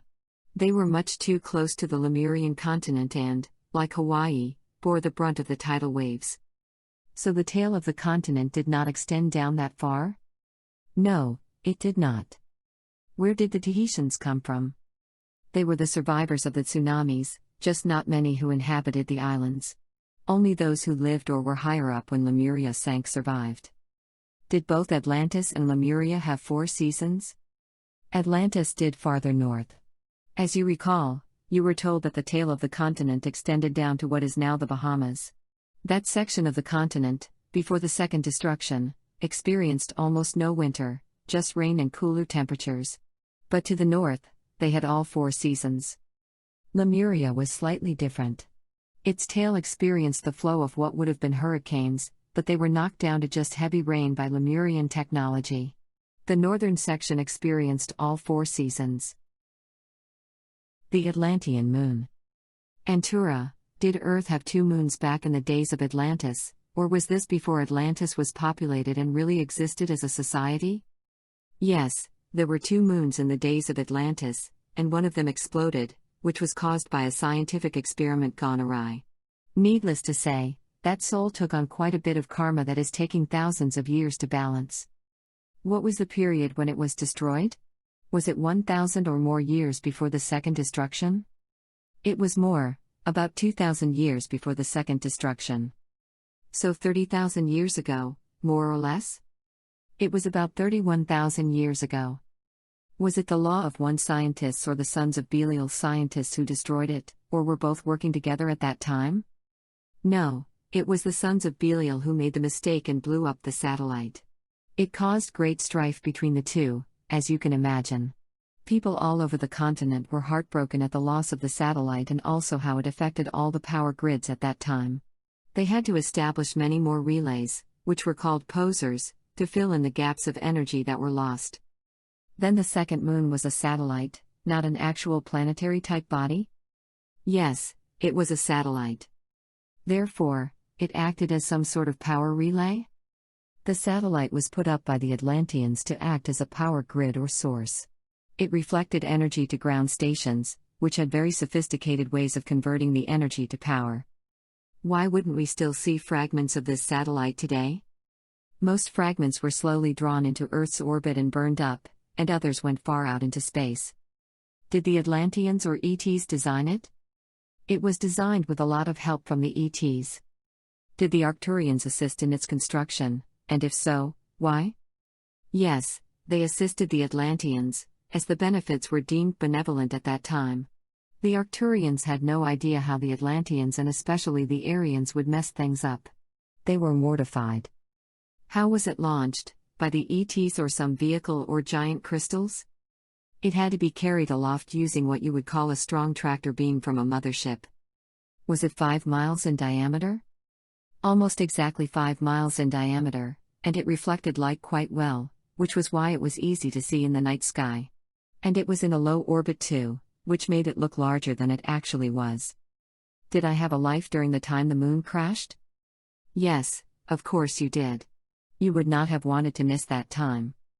Was I living a life as a law of one person or a son of Belial?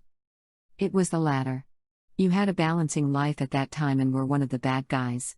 You were an influence then, but you did not cause the satellite to crash. You helped move the people along who directly caused it. Antura, how close was the Atlantean moon's orbit to Earth? It was not as close as, say, our ship is that is taking constant measurements, 50 miles above Earth. But it was much, much closer to Earth than, say, your moon, which is why a 5-mile wide structure would appear quite bright in the evening sky at that time. The idea of its orbit being around the same height as your International Space Station would be about right within a few miles.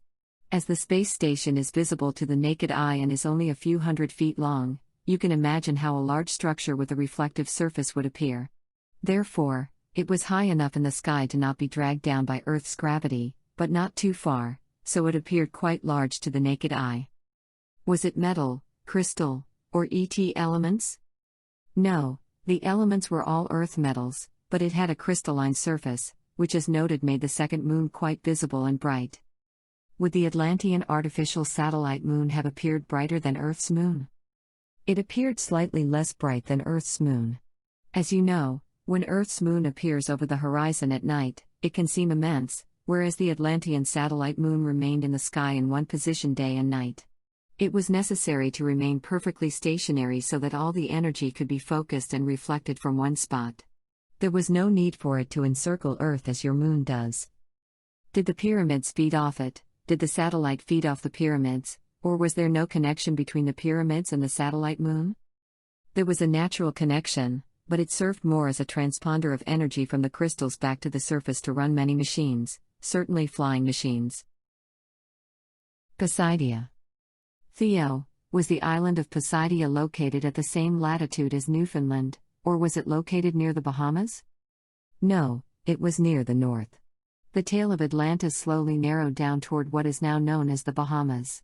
Therefore, the largest portion left of Atlantis after the second destruction, more in Chapter 8, was in the north, Poseidia. It also had the largest population. Figure 2.3, Poseidia, Aryan, and the 4 smaller islands below them were the portion of Atlantis that was left after the second destruction. Was the shape of Poseidia long and slender like Cuba, or was it round? It was round in shape. Was the cluster of islands, including the Atlantean island Aryan, on the same latitude of, say, where New York is today? It was located a little below that, more on the level of Washington, D.C. and a little farther to the south. I had envisioned them being a little more to the north. That was their approximate location for your purposes. Keep in mind that the Atlantean continent originally extended all the way down to the Bahamas. After the second destruction, only the 3 islands remained near Poseidia and the other 5 islands were closer to the middle, you might say. Was the population of Poseidia, the size of Cuba, under 15 million or over? The population was slightly over 15 million at its peak. Why were there not any other islands under the control of the Law of One? Because they were driven from their homes to find refuge on Poseidia over a number of years. At one time, they coexisted, But just as you see in the Middle East today, one religion pushes the other out. This is a problem you will solve one day. It is a carryover from the Atlantean days that was not solved then, so you must now solve it, and you will.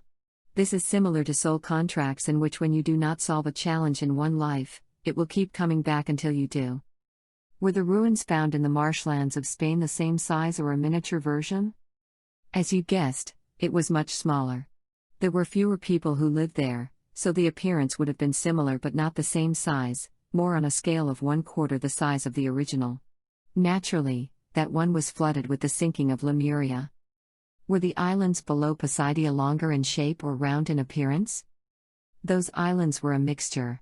Remember that these islands were what was left of the continent, and they would have a more rugged appearance than, say, a Caribbean island today. Was Arion more or less than 30,000 square miles? Less than 32,000 square miles. Is there an island today it would compare to? Yes, check the Caribbean islands. Hispaniola, home of the Dominican Republic and Haiti, in the Caribbean is the closest in size at 29,530 square miles. What are your comments about mapmakers or those who study maps offering the opinion that the former continents could have fit together with nothing in the middle?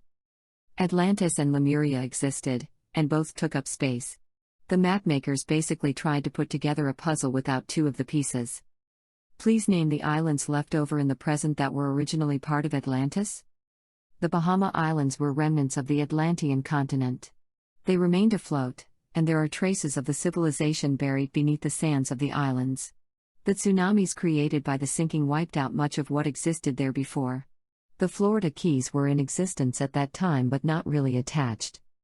Then Key West, Florida, was not originally part of the Atlantean continent? Parts of it were, the very edges of the continent. I thought the islands were located in the west. No, if you look at a map, they string out from the east. They were not so much part of the continent as located nearby, so the Atlanteans inhabited them. Dig deep enough on those islands, and you'll find remnants. What about Bermuda and the Canary Islands? Certainly, they were remnants. Were the islands off the New Hampshire and Maine coasts also remnants? Definitely, as all of these were remnants even before the final sinking of the islands left from the second disaster, when much of the continent broke apart. Naturally, when it happened, they were almost wiped clean by the resulting tsunamis, so it took a few thousand years for them to come back. But they hold the old Atlantean energy signature, which people visiting those islands notice to be different. There are ruins deep beneath the surface that will be found someday. So Poseidia was the largest island, not Arion, and it had the largest population? That is absolutely correct. Did Poseidia have, or was it large enough to have, mountains, lakes, and streams? Yes, the island was home to several million people, so there were your typical farms, and it had mountains, lakes, and streams. The people of this island could have resided there for thousands of years, but their leaders were just as corrupt as those who ruled the smaller islands that made up or were controlled by the sons of Belial. Those leaders caused the third, and final, destruction. The Golden Gate City. Was there an actual city of the Golden Gates in Poseidia? Yes, it was a beautiful city at one time, and it had a large port entrance. I assume it was initially formed after the second destruction? You're correct there. As you remember, the seas rose when the major part of the continent sank, so all the ports in the world were wiped out by the rising water and the tsunamis, and new ports were formed. Plato described Atlantis as a city of concentric circles with moats and canals. Was he describing the city of the Golden Gates or all of Atlantis? He was limited in his comprehension, and understandably so. The city of the Golden Gates was just part of Poseidia. This lasted for several thousand years before the final destruction. Was the city of the Golden Gates the capital or just a port city? It was the major city for the island. It would be like a combination of New York and Washington, D.C. It was important as a commercial center and also a seat of power. Were there actual Golden Gates, or why was the city named that? Yes, there were magnificent golden statues and such that were quite impressive to anyone entering the harbor. It was a showcase. How tall were the Golden Gate City statues at the entrance to the rings? They were enormous for that period, about 45 feet high. They were quite imposing. Were the statues men or some mythical animal? Good question. They stood vertically, not on four legs, more warrior-like in appearance. Were they gold-colored? Yes, they were. They were not made of gold, but gold-plated, so they shone with lights on them at night. Very impressive. Did Poseidia's Golden Gate city face the south? Yes, it did. The depictions of the city were fairly accurate as to the shape. The size is another matter, as some depictions are closer than others. How large was the portion of the city that was divided into concentric rings? Was it over, let's say, 5 square miles? Easily. It was quite large. This was a massive project when it was built. The rings around the Golden Gate city. Gaia, please confirm how large the Golden Gate city was, as my understanding of square miles might leave something to be desired. Was it as large as, say, Manhattan, or smaller? Just a little larger, not by much. There were concentric rings, as shown in figure 2.4. So the length was shorter and wider, shall we say. Were there offices and government buildings located on the concentric rings, or did people live there too? There was apartment-type housing. Several thousand people lived and worked on the concentric rings. Across from the outer ring, were there buildings and housing on the other side? Yes, but as you can imagine, that housing was more for the workers, and they would have to take ferries to work each day, sometimes 3 if they worked in the center rings. It was quite a commute in those days. But just as today in a place such as Manhattan, it was much more expensive to live there. So there were a lot of commuters on trains. There were also a number of farms on the main part across from the islands. Just as today, it was not as hectic as being in the city. Am I correct in thinking that the buildings were much shorter than today's buildings? Yes, there were fewer people, so most of the buildings were no higher than 8 to 10 stories. Was the city constructed, the waterways, using crystal power? Exactly. The crystal rays allowed construction to proceed at a rapid rate. They had an earthen dam across the sea entrance as they excavated the canals. Was the innermost ring elevated on a hill, or was it flat? It was a little elevated, but then the tallest buildings were also on the inner ring, so this ring seemed elevated above the others. Were there any bridges between the rings? No, each was separate. They had ferries to shuttle people to and from each island. Were the rings too far apart, or were bridges just not developed yet? No, it was more a choice of design. They felt bridges were not aesthetically beautiful, shall we say. And you could say this gave them some protection from anyone trying to conquer or invade. They did not count on the rings being destroyed by crystal ray guns. No one could imagine anyone being so heartless. Were the distances between the rings from 607 feet to 1,820 feet? You are quite close on your figures. Naturally, the largest distance was between the outermost ring and the rest of the island. Between the second and third rings, the distance was halfway between your numbers, about 1,214 feet, and was close to the actual distance between the first and third rings. Figure 2.4, depiction of the lost continent of Atlantis. Was the population of the Golden Gate city over 1 million? Yes, about 3 million, which was quite large in those days. So the population was not over 3 million? No, that was the maximum size the concentric rings could handle, which was fairly densely populated, and the wealthy had individual residences on the rings slightly similar to the luxury residences along the waterways of Miami, just not as opulent. Iran. Gaia, were any of the islands of Atlantis close enough to each other to have bridges connecting them? No, several of the islands were controlled by the sons of Belial, but they were not so close as to have bridges spanning them. They used what would be the equivalent of ferries to move people back and forth, and the military used aircraft. So were Arian and the other 4 islands approximately 350 to 400 miles to the south of Poseidia? You're correct. It was slightly less than 400 miles to the south. That places the 5 islands on about the same latitude as Washington, D.C. Was Arian the northernmost island in the group of 5? Yes, it was. Your vision of the island and the others in the cluster is pretty close to how they appeared.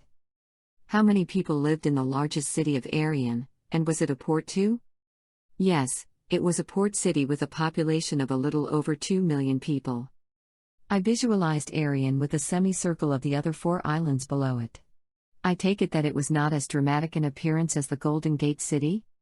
It had an elaborate city center, but they did not dig canals around it, as the law of one people did for their city. It was a little more garish. It had the appearance of many port cities in the world today but with smaller buildings. What did the sons of Belial look like? They were all red-skinned. The Aryan tribesmen were located in northern Europe. But how did both have the same name? They were named by the Atlantean explorers who encountered them. They noted their hardiness and ability to fight. What was the population of the largest island for the sons of Belial? Arion, I understand? Yes, it was several million but certainly less than Poseidia. Was it more than 5 million? Yes, they were more densely populated, so their numbers rose to 9 million. What was the size of this island? Was it 2/3 the size of Poseidia? It was slightly less but not by much. Would it have been the size of, say, Hispaniola? Poseidia's approximate size was 43,000 to 44,000 square miles. It is very close to 2/3 the size of Poseidia. What about the populations of the smaller islands? They totaled another 5 million between them. The Great Flood. Was there a time on Earth when humans experienced the 40 days and 40 nights of rain? Yes, there was a time in your history, much further back than the biblical references indicate, when the weather patterns were disrupted and there were deluges of rain and snow. These stories were passed down through hundreds and then thousands of years and adopted, you could say, by each society and their religions. So the story of Noah and his ark did not take place in the past few thousand years? It happened years before and for a different reason. Keep in mind the great tsunamis caused by the sinking of Atlantis. Millions of people lost their lives. Only those who, fortunately, lived away from the coast, and few did, were able to survive. Noah was guided to build a boat, which saved him and his family plus a number of animals. Was Noah caught up in the second destruction or the third destruction? It was the third destruction. The weather became quite unstable, and the tsunamis caused great destruction to the Mediterranean area where Noah lived with his family. Was it the eastern part of the Mediterranean? Yes, that's where he and his family lived. Did he and his family live in what is now Turkey? We would prefer allowing that to remain a little mystery, as there are a number of religions with their own beliefs who have their own story of Noah. A little mystery should remain. To clarify, did the story of Noah originate with the Atlantean third destruction or Lemuria's sinking 5,000 years later? This might be a little confusing, but the story of Noah actually originated during, or shortly after, the third destruction.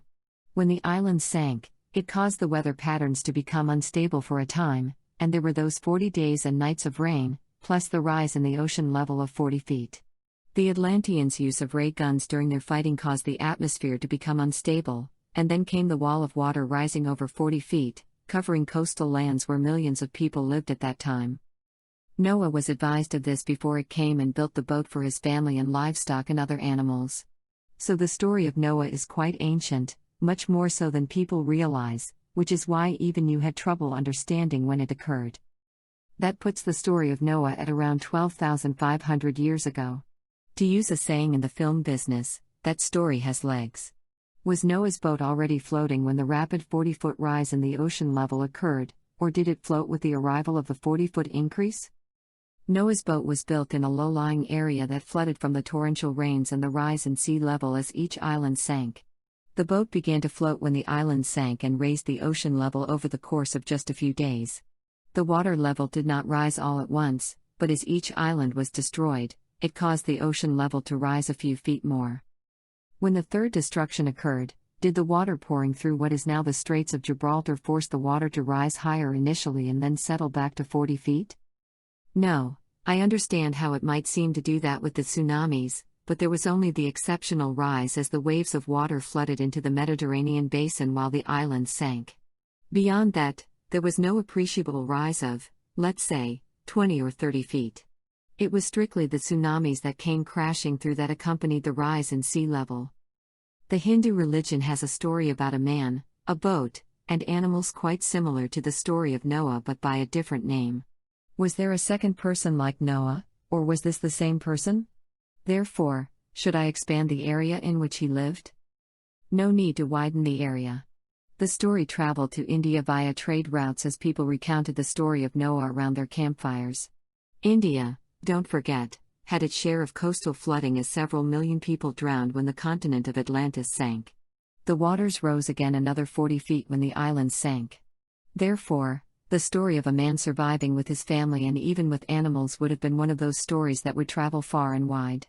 So, yes, it was the story of Noah, with his name lost or changed for Indian tastes. There was not another person who did the same thing. How many members of his family sailed with him? He sailed with his 2 sons and daughters and their families, along with his wife. Didn't Noah have a son who was not married until after the ark landed? Yes, he had one son who was not married when they floated away. He was the youngest and still had not chosen a wife. It would be a while before he found a girl who survived the floods. What animals did he take, and were any different from today? Here the story was embellished over the centuries. He took a number of animals with him, but they were domesticated animals, not the wild ones attributed to him. Don't forget that the Noah story says the entire earth was inundated, so all the animals had to be added in to make the story believable. Therefore, he had herds of animals both he and his extended family owned in the boat with them. There were also bird estuaries on board. I assume they brought extensive food provisions on board for their family and for all the animals?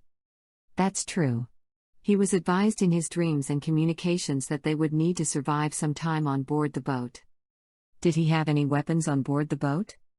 They were mostly just farm tools. He was a simple farmer who was given divine inspiration and messages to build the boat. The stories of Noah and his family being ridiculed are fairly accurate. His neighbors called him the equivalent of crazy Noah. They all perished in the tsunamis. When the floods came to the low-lying area, you said his boat was lifted up, but wasn't it already afloat from the rapid rise in sea level? That's correct. It was difficult for the people who passed down this story to understand there was this rise in sea level accompanied by a change in atmospheric conditions forming huge storms, hurricanes, if you can visualize, that swept across the Mediterranean with a deluge that carried Noah and his boat along. How large was the area flooded by the rains of 40 days and 40 nights? Did the waters recede, or did they remain for some time? The area flooded was fairly wide, as the rains were preceded by a rise in the sea levels over a period of days while each island sank into the ocean. Thus, you first had the tsunamis and rise in the sea levels and then the rains came. We are speaking about the Mediterranean now and not some other place, as the storms flowed from west to east. The torrential rains brought as much as 1 foot to 2 feet more, and the swollen rivers and streams overflowed and flooded the farmlands and such so that they were under an extra 10 to 20 feet of water. Anyone in these areas, as I said, most lived by some water source, was swept away in the floods. Noah's Ark was able to withstand the winds and rain for several weeks. Afterward, it took weeks for the waters to recede. The waters on the coast stayed at that higher level. So to summarize, the flooding lasted for several weeks after the rains had ceased. The story goes that his ark eventually settled on Mount Ararat in Turkey. Is that correct? That's true. But all traces of the boat have disappeared. Did the ark land on top or lower? It landed on a lower elevation of Mount Ararat. Landing on top was an exaggeration of the people who passed along the story. Were there any people left alive in that area? Yes, there were survivors in that region, as certainly there had been people who survived the storms who lived away from the coast that were able to take shelter. Only those with sufficient supplies were able to withstand the storms that were constant until the atmospheric conditions improved. That's where the story somewhat breaks down, as they could not understand how the families proliferated and grew. It simply was because many people who lived away from the coast on farms and in villages at higher elevations were able to survive, but all those along the coasts perished. So after landing the boat, they set out to re-establish themselves with farms again? Yes, the population was quite sparse, so there was plenty of land with streams and such for their crops. Chapter 3. Daily Life on Atlantis and Lemuria. Theo, did the people of Atlantis, Lemuria, and Oz have first, middle, and last names like we do in the West? No, names were quite different in that time. Could they be compared to anything today? Yes, but there was a wide variety of names depending on which continent you were on. Let's take Atlantis first. Yes, they used lengthy names, with the family name first and then the given names. Lemuria? Slightly the same, but with variations, as their names would be somewhat compared to, let's say, Japanese and Chinese names. Oz. The name structure they use today dates back to their beginning, and there was a wide variety of names, as the continent was so large. This would apply to Lemuria too, as there were different countries on the same continent that differed greatly from each other. The role of women. Were men and women considered equals? No, not even then, as women were subjugated depending on the belief system they chose. You have come a long way in the equality of women in this time, further than the Atlanteans ever achieved. There were women in temples who performed many jobs, but the power remained with the men, who did a terrible job, as you can imagine. They eventually caused the complete destruction of what was left of their continent. Did most women buy their food for their families at stores and shops, or was it more prevalent to use the open-air markets? This varied from society to society and time to time. But as a general rule, women went to the open-air markets, which contained not only fresh fruits and vegetables but also all types of meat and fish. They enjoyed getting out and shopping and meeting their friends at these markets. It was a social time. In the cities, there were more shops, such as butcher shops, and stores that specialized in specific foods. Did the Atlantean and Lemurian women crochet, knit, and sew? Oh yes, these skills are quite ancient, dating back to the days when the atom models were first introduced. These people had memories of where they came from. They had to wear certain types of garments in the colder weather, so they were instructed on putting skins together. Then, over thousands of years as they learned about yarn and so on, they learned how to join them together. They had great artisans in these techniques, just as you have today. You could say there is nothing new under the sun, as once these skills were learned, they were retained on a soul level and used in more modern times or were passed down through generations. It was just not recorded because men did not think such things were important enough to write about. It was women's work. Did most people purchase their own clothes, or did they make them? It all depended on economic status. The women were quite proficient in making clothes for their families. If they could afford it, and this was a certain status symbol, they bought the clothes at stores and shops instead of purchasing the material to make them. Did women use laundromats, have washers and dryers, or wash by hand? They used all of the above. It all depended on their economic status. Their washers and dryers were not as developed as today's. You might compare them to the earlier days in your time when the washers used rollers and people hung their clothes out to dry. They had free energy, but they were less concerned in the male-dominated society of trying to make things easier on women. The Atlantean society was especially chauvinistic while the Lemurian countries were a little less so for several thousand years, until they deteriorated as they approached those end years of wars. Still, the women of Lemuria were like their counterparts, the Atlanteans, in not having inventions that were more modern to assist them in their housework. Did women write, paint, and sculpt at home? Some did if that was their interest. They were quite busy going shopping for the night's supper, as they enjoyed fresh vegetables and meats. Their refrigerators were not up to your modern standards, so you could compare markets to the many open-air stands of today's in Europe and Asia. They were also responsible for getting the children off to school and looking after them when they returned. A woman's work is never done, you see. Still, if the desire was there, they would find time to enjoy creative pursuits. Love and marriage. Was marriage universal? If so, was it generally a monogamous relationship, or were there polygamists? There were both, depending on the age. Monogamy was the prevalent form of marriage, but there were polygamists. They had fewer laws, so a man could have multiple wives should he choose. How were the Atlantean families structured? Did they marry? Yes, they had family-structured units just as you do today. Their marriage ceremonies were quite different, depending on their beliefs at that time. How did they select their mates? It was similar to today in that respect. The men and women could socialize together at their temples and schools. Naturally, there were matchmakers even during Atlantean times. Did they tend to marry early or later in life? They married fairly early, typically in their teens. It depended on the beliefs, which of course changed over thousands of years. Still they married, on average, at a younger age, especially in the latter years of the civilization, as there were wars and constant conflicts between religious factions, Atlantis, or countries, Lemuria. When you look at your World War II, you see many young men and women married seemingly impulsively. But of course, those were sole contracts for brief unions if the young men did not come back from the war. But you said their life expectancy was greater than ours today? Yes, so they would change mates occasionally.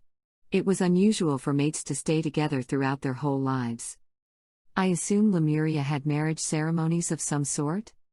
Of course they did. They were elaborate affairs if the families could afford it. The marriage celebration is an ancient tradition dating back before Lemuria and Atlantis existed. What were the average ages of the couple who married? The couples were quite young, similar to that in Asian countries today. Were there arranged marriages as there still are today? Yes, this was an ancient tradition that lived on long after Lemuria sank. This was the norm, but there were different beliefs even then, so there were those who married out of love. Family structure and responsibility. Were their families generally large or small? Small. They did not believe in having as many children as a body could produce. Therefore, their population never exploded as yours has. Consider that they existed for 60,000 years. The population certainly shrank with each destruction, but the population never would have reached the density your population has in such a short time. Each family would have 1, 2, at most, 3 children, not more. Rarely would the family be larger than 2, and that would be because of twins. Did both societies have birth control? Yes, both had learned how to control births. Did the Atlanteans and Lemurians have abortions? Yes, again, according to belief systems. But these were much more rare, and it was done more for health reasons than for lack of wanting a child. Their birth control methods were much better.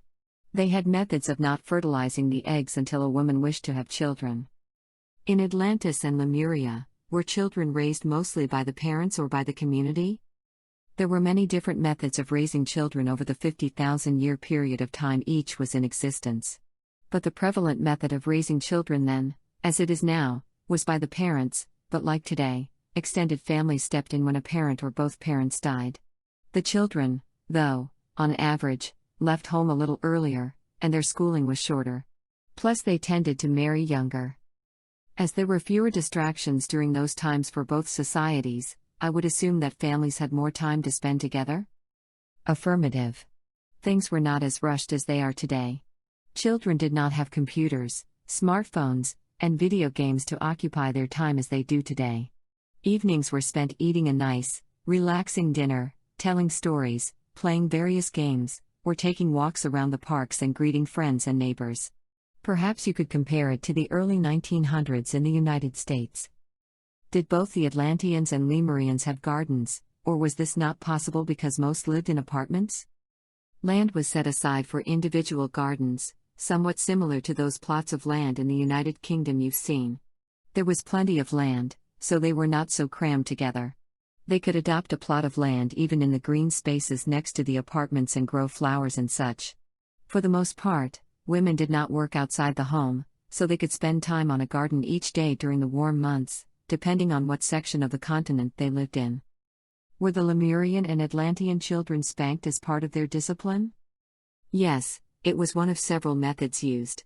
But children were not as hyperactive as they are today, because they ate healthier foods without the additives and heavy amounts of sugar that children consume today. We have covered that people of Atlantis and Lemuria married more than once, so did they have divorces? Not exactly the same as you, but yes, there was a way to separate. Bear in mind that men were much more in control in those days, similar in some ways to certain religions and sects today. Was divorce, or separation, acceptable in both Lemuria and Atlantis, or were they different? They had wide differences according to their beliefs. Some beliefs were like you have today, such as believing the union should last forever. Others were more liberal, and it was quite easy to end a marriage. Therefore, this cannot be answered with one or two responses, as there was such a divergence in beliefs. This changed and evolved over thousands of years. What was the rate of divorce in each society? This is a question almost impossible to answer due to the differences in beliefs and the passage of thousands of years. Overall, it was much less than today. People were not as stressed then. Life for thousands of years was much simpler than today. Yes, there were soul contracts to divorce, but if their beliefs forbade it, then it was mostly the women at that time who shouldered mental, verbal, and physical abuse. You are making great strides in this area during recent times. You have a long way to go, especially in your more restrictive societies, but we can see a slow but steady improvement. Was there physical and sexual abuse during those times as there is now? Yes, this has not changed, as soul contracts were at work here. If someone abused his or her mate or children in one life, it had to be balanced in another. Even now there is balance being made for some people who had lives back in Atlantis and Lemuria. Balancing can occur in any period. I would think there is less balancing needed from the Lemurian lives, as you have said they lived very peacefully, in almost a utopia, it sounds, for thousands of years? That's true. Had they been able to maintain that balance, the continent of Lemuria would still be in existence today. This was a very slow but gradual deterioration in their relationships. It was not something that occurred overnight. You humans today are going in the opposite direction, from great conflicts to smaller conflicts and eventually no conflicts, ultimately achieving the ability to honor all beliefs. Did the Atlanteans have pensions for the older people? The Atlanteans had a form of pensions up until things started going downhill. Were these pensions from their governments? That's true. They could receive all the medical care they needed, and families would take care of most of the pensioners, we will call them. Was it common for extended families to live together on either continent? It was quite common, although a little more common, as you might guess, on Lemuria, but even the Atlanteans would not neglect their mothers and fathers. Lemurians were much more family-oriented, as the elderly lived with their children, similar to what you see today in Asia. That way of life continues to this day.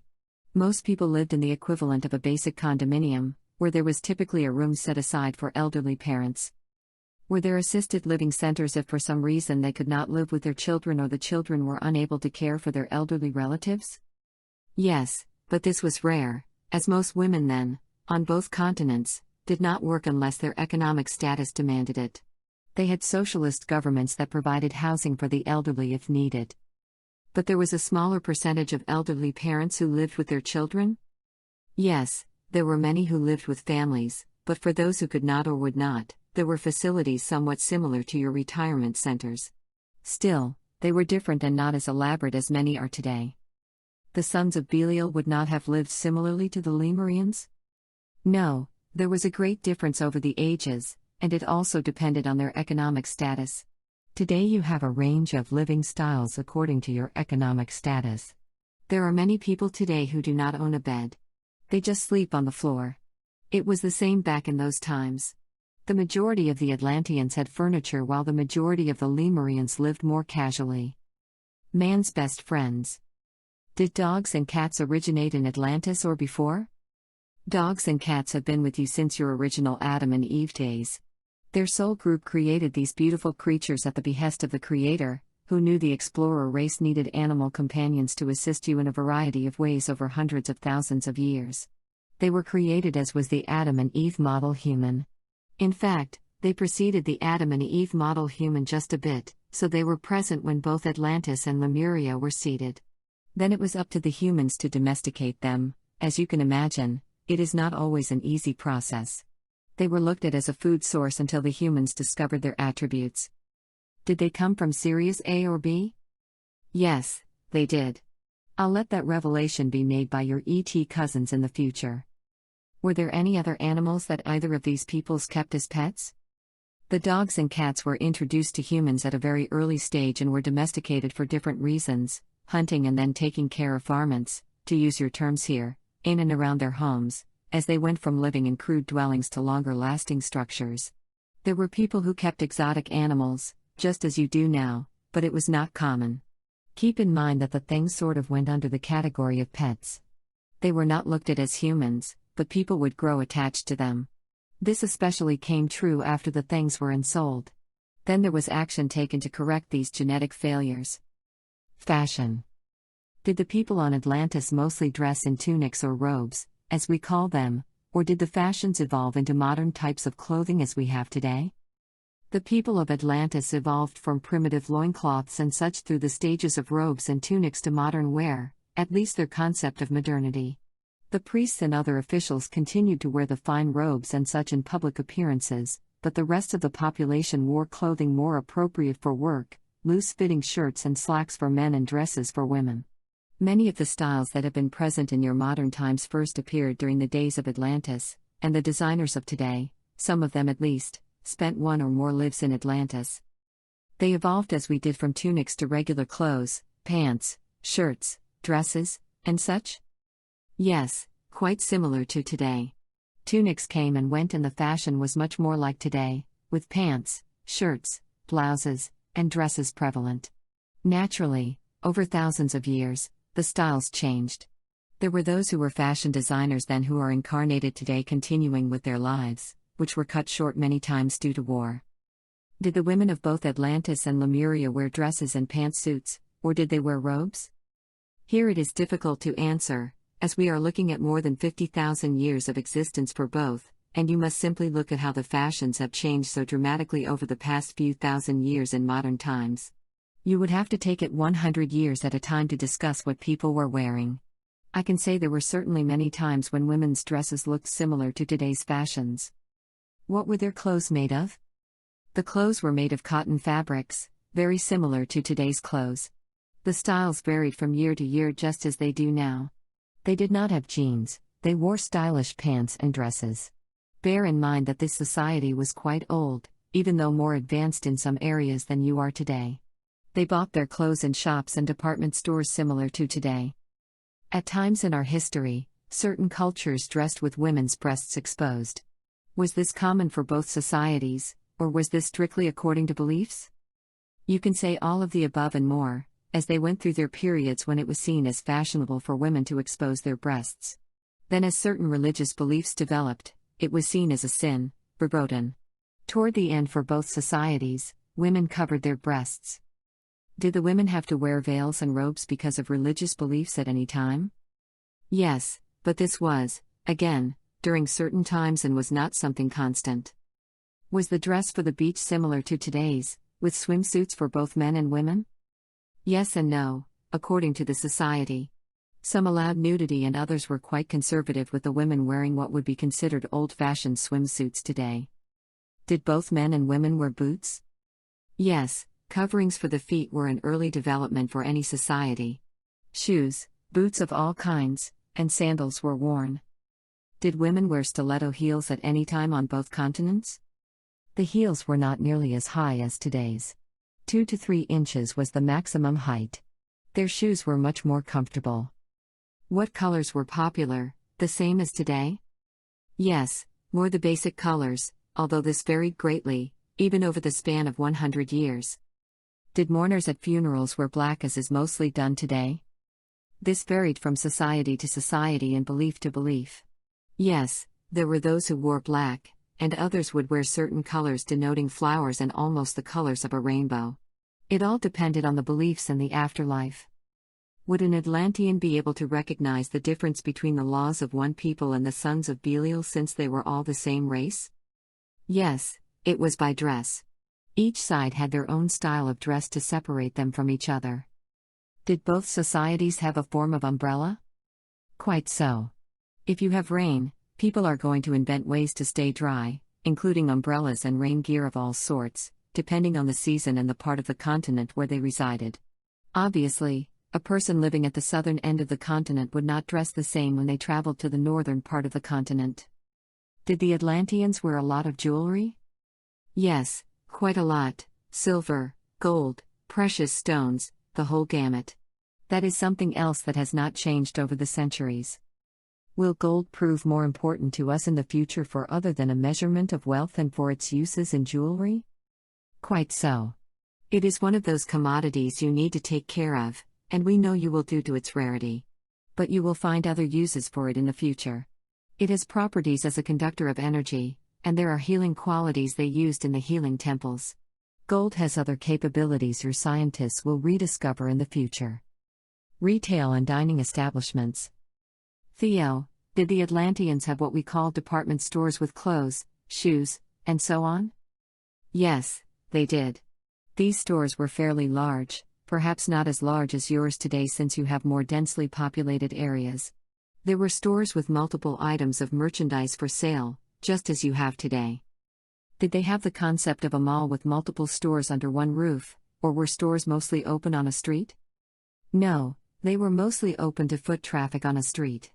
Bear in mind, because the population was much less than today, they had more room for these stores to be facing the street. There were the larger multi-merchandise stores, but for the most part, individual stores and shops serviced the population. Did the stores have facades like the European stores on boulevards, like Asia, or modern with manufactured panels as we have today? They were more your brick and mortar facades. They had nice window displays as you have today. All stores must display their goods for the public to see. Did people pay by cash, or did they have checking accounts, both Atlantis and Lemuria? This varied over thousands of years, so let's say at their highest degree of development, they used checks. But cash was the preferred form of payment. Paper credit was an invention of recent times. Did they have restaurants? Most assuredly. They enjoyed the company of friends and would have lavish dinners. Sometimes it would just be a family affair. Did people in restaurants pay a gratuity, or was it included in the bill as is done in many countries today? It was almost universal that an amount was added to the bill for the waitstaff in those days. Were all the restaurants in both Atlantis and Lemuria sit-down, or did they have the equivalent of fast food drive-thrus? They had mobile stands that offered food because few people had cars. Cars were owned by the government and the wealthy. Everyone else tended to take public transportation of various types. You are ahead of them in having restaurants that can serve fast food, but then you also have chemicals and processed foods that cause health problems of all types. Were there bars in restaurants, or were they separate in those days? Regulations were much more relaxed, so if a restaurant wished to have a full bar, they could do so. If they chose to just offer wines and ales, then that was just as acceptable. Did women work in the bars and restaurants on both continents? Definitely. This was permissible and was considered normal for a certain class of people. Naturally, the more well-to-do families would never consider the idea of their female children doing this work. Did the Atlantean continent, its islands, or Lemuria have prohibition at one time or another? That depends on whether you mean just alcohol or drugs people take, a modern decision. Both societies were liberal with their use of alcoholic drinks such as wines, beers, and other spirits. There was some drug use then, but usually people did not become addicted as they do now. If someone on Atlantis became addicted, he or she could visit one of the healing centers and use crystal therapy. On Lemuria, a person could visit a different type of healing center, and it would still be quite effective. Both societies were ahead of you in that department. What about cannabis? Again, lightly used. Both societies were quite aware of its healing qualities, so it might have been part of a treatment. Recreational use was not very widespread. There were no laws prohibiting its use, so there was no psychological thrill of doing something against the law, no fun, you might say. Sports and entertainment. Theo, what type of sports did the Atlanteans and Lemurians participate in? Typical ball games that, as you have noticed, males especially love. They were not the violent games like American football you have today, just spirited contests between team soccer rather than the rougher American football. They had different rules, but the concept was the same. Many more sports were similar to the Olympic-style games, such as running, jumping, and so on. This included all sorts of skilled ball games, along with such things as swimming, a form of skiing, and games similar to chess. Basketball? Yes, but again different sets of rules. Baseball? Affirmative, but with a different set of rules and the balls were a different size. Did billiard games such as pool and snooker exist in Atlantis and Lemuria? There were ball games, just not the table games of today. Did golf exist in Atlantis or Lemuria? A crude form, you might say, but it would be hard to recognize it as such. What about martial arts? Yes, a form, quite unique for each continent. Was fitness part of the culture in Lemuria? People were much more fit. They took part in games and lots of outdoor exercises. Gyms were almost non-existent. They ate a much more balanced diet than the Western world does today, so there was little obesity. People enjoyed walking in parks and in cities and playing outdoor games. Were there hot tubs and swimming pools in Atlantis and Lemuria? Cities had public pools, and everyone enjoyed visiting the lakes, the coasts, and the oceans. There were fewer private pools than you have today. Did both continents have snow during the winter seasons? Yes, although each continent has its own topography. They had ski wear, although not as developed as today, plus winter recreational activities such as sledding. Their skis were not as highly developed as yours are today. Did either or both Atlantis and Lemuria have boat races, and if so, were they sailing or motor? They had what you term these days sailing regattas. There were many types of yachts similar to what you have today. Motor races were almost non-existent in both Atlantis and Lemuria, due to the limitations in their energy sources. There was no way to turbocharge these engines to perform at a higher level, so they were limited. Did they have some form of water skiing? No. A few people had sled-shaped devices they could tow, but actual water skis were not in use then. Were there scuba divers on both continents? Affirmative. That was a sport everyone could enjoy, and there were also professional divers. Did the Atlanteans have horses? They had horses, and they would race them, so this was one of their pastimes. Did the Lemurians also have horses? No, horses were not introduced to this continent. It was decided by your ET uncles and aunts for that society not to have this animal on the continent.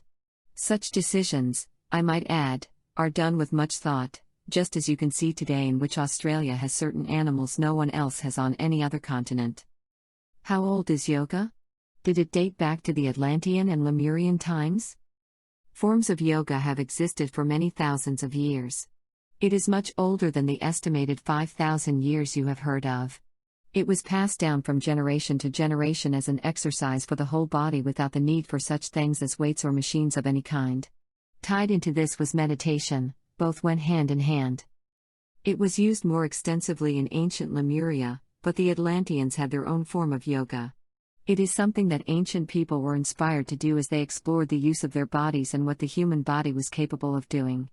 Therefore, it had a very early introduction. Did they have card games and gambling? Quite so on both accounts. They were very active people. Another form of recreation to them was war games, much as it is today. Still, it was different from yours. What form of dance did they have on the continents of Atlantis and Lemuria? Quite a large variety, as we refer to the fact that these continents were inhabited for thousands of years. Therefore, each had tribal dances in their early days, which evolved to many forms, just as you have today. There was a form of ballet, as you can imagine those souls whose main interest was the art of dancing would wish to explore all forms of dance, even then. Their music tended to be of a lighter form than, say, what is called head-banging now. They did not have rock and roll back then, but they did have some forms of faster dancing. They did not have the electronic instruments you have today. So there was a large variety of dancing, according to the music being played, a slow dance or a fast one. The dance varied widely not only from culture to culture but over many centuries. Was the music simple, or did they also have complex orchestrations? Both. They had developed to the point that they had orchestras, as it is but a step from small groups to those groups joining together to make a variety of musical arrangements. Did both societies have plays, and if so, were they performed indoors or outside in some form of amphitheater? You could say all of the above here, depending on the time. Both had large amphitheaters as well as auditoriums for the inclement months of the year. Both societies enjoyed stories of love and mystery. Naturally, the plays became more political as the different countries of each society warred with each other. Did they have parades of any sort to celebrate specific dates, past events, or the return of soldiers from wars, and so on? Yes, these were pleasant experiences. Most of the largest parades celebrated seasons and harvests and such, but there were military parades and parades to celebrate past events. They were not as elaborate as some of the parades these days. Did they have the equivalent of televisions? Oh yes. They were advanced enough to have this equipment. Televisions were much less important during those times than today, as the people loved live shows. The TVs contained mostly boring programs put on by their respective governments. What other forms of entertainment, besides music, were there in Atlantis? They had a form of movies, which you were involved in as a producer and director and actor. That's another reason why you volunteered for this life, as you had the prior experience. Many of the forms of entertainment you have today were first realized on the Atlantean continent with different variations. They did not sit around all day, as depicted in some of today's paintings, in togas listening to a harp. They had motion pictures? Yes, in a slightly different form, but the presentation looked about the same. Exactly what did I do? You were what would be termed today a producer and director. It was close to what they do now. You also were an actor in one life, so you had a well-rounded understanding of the business you're in now. How long would films play at the cinema for both the Atlanteans and Lemurians? Equally about the same, less than a week, and sometimes just a day or so, depending on how much push it was given. Films overall had not reached the artistic and technical levels that films at this time have achieved. Did Atlantis and Lemuria both have zoos? They had smaller enclosures not nearly as nice as most zoos are today. Even though these civilizations lasted thousands of years, having zoos that are more elaborate only came at the height of their civilizations and were not as well done as today. Animals were not treated as well then as they are today. To cage an animal, as you must know, is very sad to see. These are prisons. At least in modern times they are better taken care of, in modern countries. I assume there were famous writers who were Atlanteans and Lemurians? Yes, there were writers who became famous, but of course all was lost with the destruction of the continents. Did the Atlanteans and Lemurians have vacation times as we do in modern times? Yes, they did, as both societies were sophisticated. They would take time away from work just as is done today, and they would travel. Were beach resorts quite popular? They had beaches, mountain resorts, all the normal pursuits. And I might add, the vacations typically were longer than those you take today. Did both continents have souvenir and gift shops at the vacation spots? Yes, of course. People have for eons wished to have mementos of their vacations and to provide gifts for various remembrances. They were no different from you today. Did the Lemurians have all the entertainment choices that the Atlanteans had? Definitely, but as was explained before, their dances, music, and all other forms of entertainment were different, as their cultures were quite different. It even varied widely on the Lemuria continent due to the differences in religions. There is nothing new under the sun, as humans have explored every type of religion and belief system over thousands and thousands of years. Did both the Atlanteans and Lemurians have all the forms of art we have today? Yes, whether the art was in the form of paintings, statues, metalwork, or any other form of artwork you can imagine, there were humans who wished to express themselves through creating art. Naturally, over thousands of years, this art took many forms, and they went through periods that in one century one type of art would be popular and then in a few years something else would gain interest. Lemurian and Atlantean dwellings. Theo, how were the Atlantean houses and buildings constructed, normal wood or metal frame and then wood, brick, or stone exteriors? Yes, exactly. This form of construction is very old, you see. Of course, in the very early days of inhabitation, they went through their own periods of huts and so on. Once they progressed to a higher level, they lived similarly to how people live today, similar to the differences in, say, the way the Japanese or Europeans live differently from those in the United States. Were the Atlantean and Lemurian houses square, round, or pyramid-shaped? Again, we have to answer in the affirmative, as there were a variety of buildings. In both societies, only the wealthy had houses, and when someone has a lot of money, as you know, they tend to get creative in the places in which they live. Most people lived in square-shaped buildings, in simple apartments. If they were a little more well-to-do than their friends, then the apartments would be more nicely decorated with expensive rugs. Neither society used carpets as you do today. Did the buildings or houses have multiple levels? There were only just a few in each society. Were there many houses? Not many. These were more for the upper classes. What about the sizes of the apartments or houses? Most were small dwellings. There were many apartments with large green areas surrounding them so that people could go out and enjoy the grass and trees and play sports. Were the apartments the Atlanteans and Lemurians lived in rental units, or were they like the condominiums we have today? It was more the latter. Most people of those times did not have the funds to purchase a whole house. Those were for the more elite and wealthy business and government people. But the average earner could afford to purchase a unit in an apartment complex. Naturally, this varied over thousands of years. Were these complexes usually 2 or 3 stories, or were they high-rises? Very few high-rises existed on either continent. So the buildings were usually 2 or 3 stories in height. They were not as luxurious as your condos today, but because they had free energy, they could invest in these units. They could decorate them to their own tastes. There was variety in the paint used in each unit along with what was hung on the wall and so on. The rental units were obviously much more plain in style, just as they are today. Did they purchase them with bank loans, or did they just pay a certain fee per month to the builder? They took loans from banks. There were bankers back in those days, just as there are now, but on a much smaller scale. They were mostly locally owned, and in some instances, people could afford houses with the money they made and from the loans. Did they also have radios and modern kitchen appliances? Not exactly the same as here. They had a type of radio, but they weren't very advanced in kitchen appliances.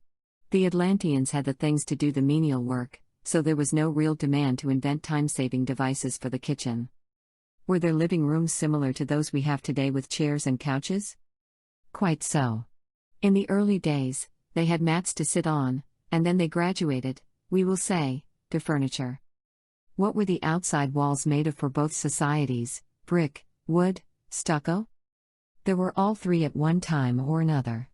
Brick was the primary material for all the office and retail buildings. Wood was mostly for houses and apartments, very similar to today. What type of flooring did they have? Wood, tile, or what? They used a variety of flooring in both houses and apartments in both societies.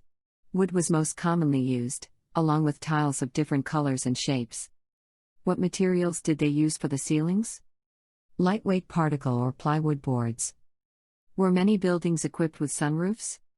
They were not prevalent and used sparingly. What materials were used for roofs in each society? Asphalt was not used. Slate-type materials were used. What material was used for insulation in the Atlantean and Lemurian houses, buildings, and apartments? Normal insulation was used for the houses and buildings. There was insulation, just not based on the fiberglass of today. The insulation was more of a papier-mâché type. How were the homes and buildings heated? By tapping into the heat of the inner earth, as compared to the gas and electricity now used for heating. They used electrical currents but in a completely different way. Was the power to light homes and businesses on Atlantis provided free of charge? Yes, there was no charge for the power. Each house or business had its own receptacle, as there were no electrical lines as there are today. In the Atlantean homes, did they sleep on mattresses similar to ours, or did they sleep on mats or something else? No, they had in the latter years, mattresses, but they went through the stage of sleeping on mats, as you call them. They were equal in many ways to the level of advancement you have today. However, you have surpassed them in many ways as well, just not in the use of crystals. What were their mattresses made of? Feathers, foam, water? They were made primarily of feathers. You are ahead of them today in making mattresses more comfortable. Did both societies have frames for the mattresses or were they on the floor? The Atlanteans tended to have frames for their beds while the Lemurians preferred the floor. So neither used mats? Correct, except in earlier times. Did they have futons? Not really. I assume the houses were decorated with mirrors and artwork? Yes, and metal art pieces too. They did not have crystal windows, did they? Perhaps in a few of the expensive houses they existed. Did the Atlanteans or Lemurians have garages or tool sheds as we do? Not the same. In the cities, we mentioned that most people lived in apartments. Only the wealthy people had houses, and there were work areas for those who were hired to take care of the houses. It was different on the farms since, naturally, they needed places to work on the equipment, to repair broken machinery, and much more. Farmers were pretty handy with tools as compared to the city folk. It all depended on their sole contracts as to what their interests were. Again, we are speaking of thousands and thousands of years, with many disasters befalling, especially the Atlanteans and anyone who lived on the coasts when they experienced the rising water levels and tsunamis. Chapter 4. Forms of Communication and Social Interactions. Theo and Gaia. Theo, did the Atlanteans have a written language as we do, or was it in the form of hieroglyphics? The Atlanteans had a written language. They were quite advanced in communication with letters, not Roman, though. Were the letters Japanese, Chinese, or Arabic? They were a combination. They influenced all three languages. But they were unique and complex at the same time. Did they write left to right or right to left? They wrote left to right. Did they have bound books as we have today? Oh yes, they were quite sophisticated after thousands of years with books and other reading material, even computers of a type. Were their computers more basic or more sophisticated than ours today? Different would be a better answer. They were designed for functions different from the personal computers you have today. The general population did not use them, only governments and other institutions. Will we ever discover the Atlantean language written anywhere? Not in your lifetime. Perhaps someday it will be discovered in the ruins. How did they communicate with other races they met in their travels, by physically learning the language, or did they have some type of translating devices? Were they telepathic? They were not telepathic. They tended to pick up other languages and had schools as you do today that would teach the languages for those involved in international trade and explorations. Were there written languages on Lemuria? Yes, of course. Again, they had made great strides in their development. The only fly in the ointment was their inability to get along with each other. Gaia, did the Japanese language originate in Lemuria, and did the Korean language originate in China? The Japanese language is an offshoot of one of the three major Lemurian languages. We have not covered the fact that Lemuria had more than one language, but it did. Your language changed over hundreds of thousands of years to what it is in the present day, and it will continue to evolve as all languages on Earth do. For example, the Korean language evolved from one of the Chinese dialects, and it also took on its own personality, we will call it, over many centuries. Were there two languages in Atlantis or did everyone speak the same language? Everyone spoke the same language until the two groups completely split, and then the language evolved separately as there was little contact, so this increased the differences between the two and forced them further apart. Theo, how did the Atlanteans and Lemurians greet one another? This varied, as you can imagine, over thousands of years with the different cultures. Just look at the different forms of greetings you have these days, and all of these types of greetings were used by the Atlanteans and the Lemurians. It included bowing, grasping hands in several different ways, hugging, kissing on the cheeks, and even fist bumping, as used by your younger folks today. The old saying, "There is nothing new under the sun," even applies to greetings. Did both the Atlanteans and Lemurians have their own form of swearing? Oh yes. Swear words date back to the very beginning of the Adam and Eve models. There has been much to swear about over these thousands of years. It is universal. Reckoning time and space and value. How many days constituted a week on the Atlantean and the Lemurian calendars? Some calendars did not even subdivide into weeks, although they would have their days of rest and worship.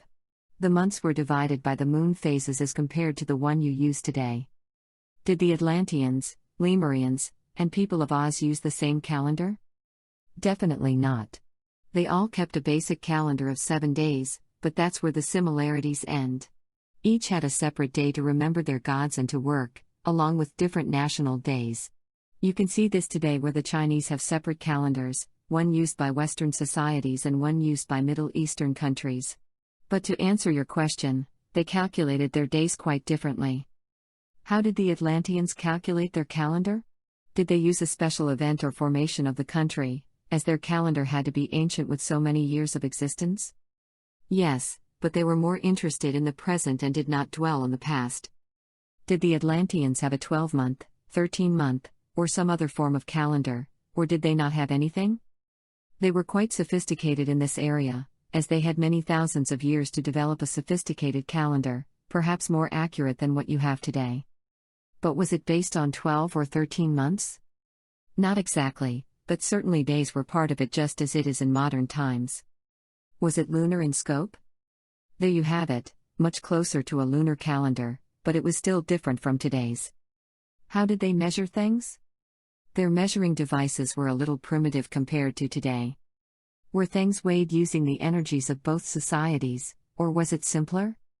A little simpler, but you are fairly close, as far as scales are concerned, to what is in use today. Did they have celebrations to mark the return of winter, spring, and summer? Yes, they celebrated the return of spring, the planting season, and then the harvesting. Those were much more important than what we term the artificial start of your new year. Currency.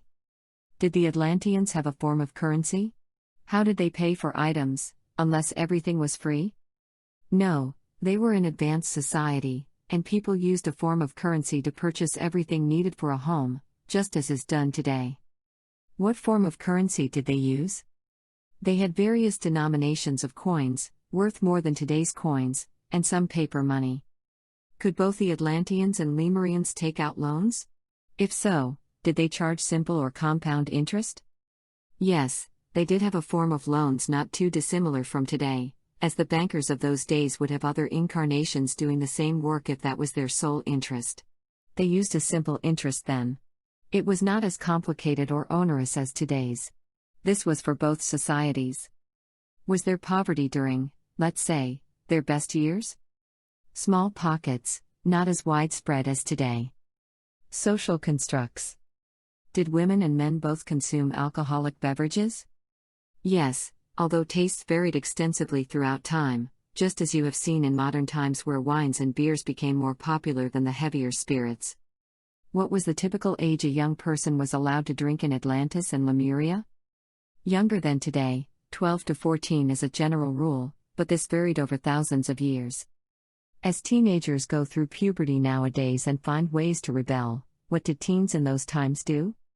It was different, as they were not schooled as long, so even though they were going through puberty, their realities were that they had to start to work and have families at an earlier age. No time to goof off, to use an old expression. Still, they had their fun times. They were not as rebellious as teens today, as they were not pumped full of all the harmful chemicals from your foods consumed and prescribed drugs. Again, their healing centers took care of any problems that arose safely and humanely. Were there the usual crimes we encounter today, thievery, assault, and even murder? Yes to all of those crimes. Atlantis was a violent place to live at times. It was not always the peaceful picture it has been painted. There was much crime against other faiths. That's another reason people were attracted to the gentle way. None of your flock had the problems that the other people living at that time had. You could equate it to the Sunnis and Shiites of today in Iraq. At times, they lived together quite peacefully, and at other times quite the opposite. Since I had a number of lives on Atlantis, was I aligned with both groups? Yes, of course you were. You had to experience the yin and yang, the duality of those times. So you were both a good guy, shall we say, and a very bad guy during those thousands of years. I'm using your terminology, as you had contracts to play those parts. Did the Atlanteans have individual cars and trucks? Most Atlanteans had access to good public transportation, so only wealthy people owned automobiles. They had trucks, but those were owned by corporations. What were the top speeds of their automobiles? As they relied on free energy devices, their average speeds were less than today's, and their top speeds were no more than the 50 to 60 miles per hour level. Did both Atlantean and Lemurian women drive, or only men? This varied, according to whatever religion was popular during the ages when there were cars, but most assuredly, men drove much more than women. There were fewer cars, and they were used more for businesses and governments. Both societies had good public transportation. Did they have bicycles in each society?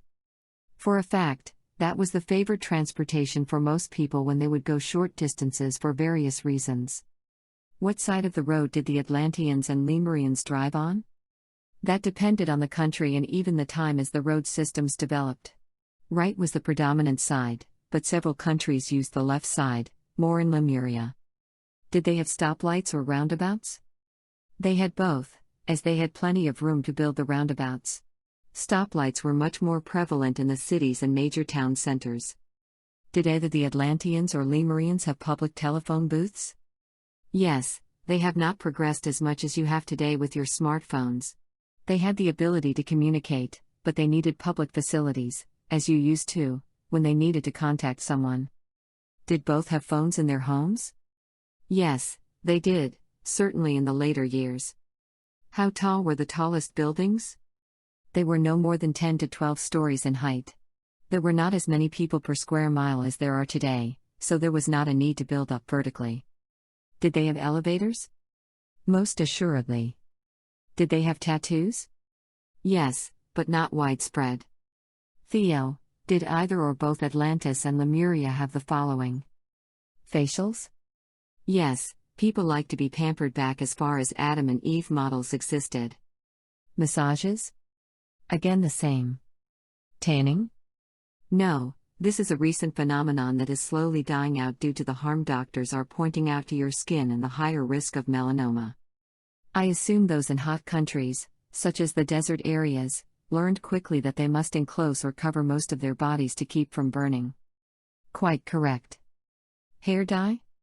Yes, this was done on both continents at times. It all depended on whether having gray hair was in. But women would dye their hair for different looks, just as is done today. Exercise gyms? No, this is something created in modern times primarily for those with sedentary lifestyles in large urban areas. People were much more active in the past. Yoga? A form of it was done in Lemuria and carried over as people there used it to enhance meditation. Meditation? Yes, both continents saw the benefit of quieting one's mind to receive not only physical benefits but spiritual and mental too. You do understand that there are many forms of meditation, but you asked a general question, and generally, the answer is yes. Holistic practices? For a fact, again, more in Lemuria than Atlantis, but even there you could find these practices. Did either have cruise ships for their pleasure? No.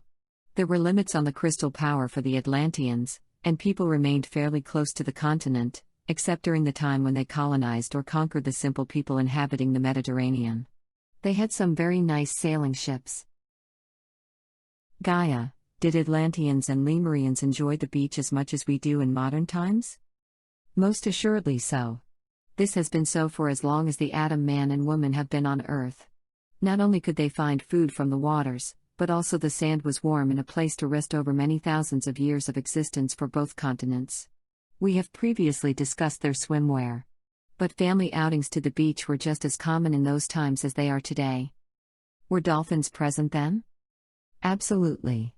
They could interact even more with the dolphin population than they can today.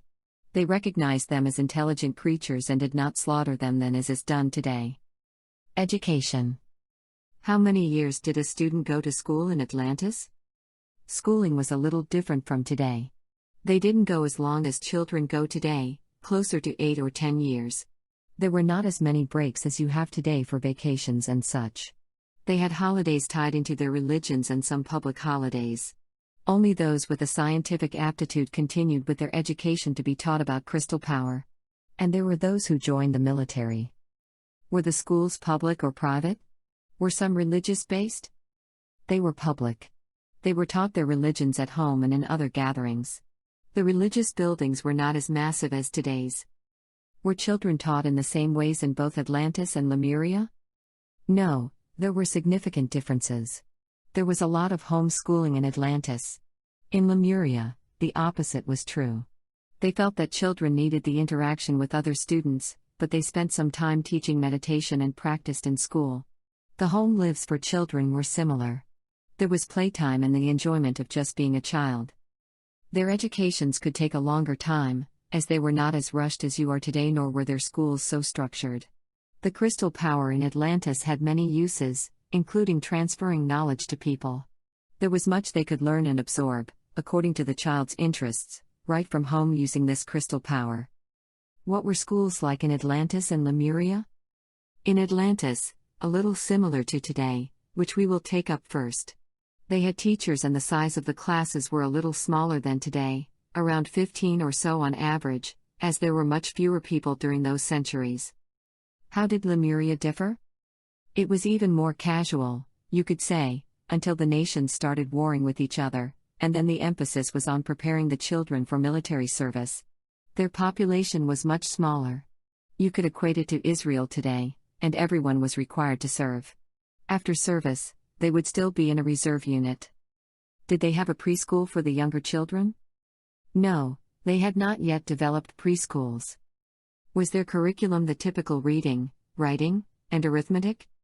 Yes, much closer to the simpler times of your youth. However, their language was seemingly more complicated than English, at least the writing, so it took longer to learn. Did the children play as children do today? Yes, that has not changed over thousands of years. Children have remained the same, and they need activities, so yes, they even had recesses when they would play. Children will be children. Did they have the playground equipment of today? No, it was much simpler.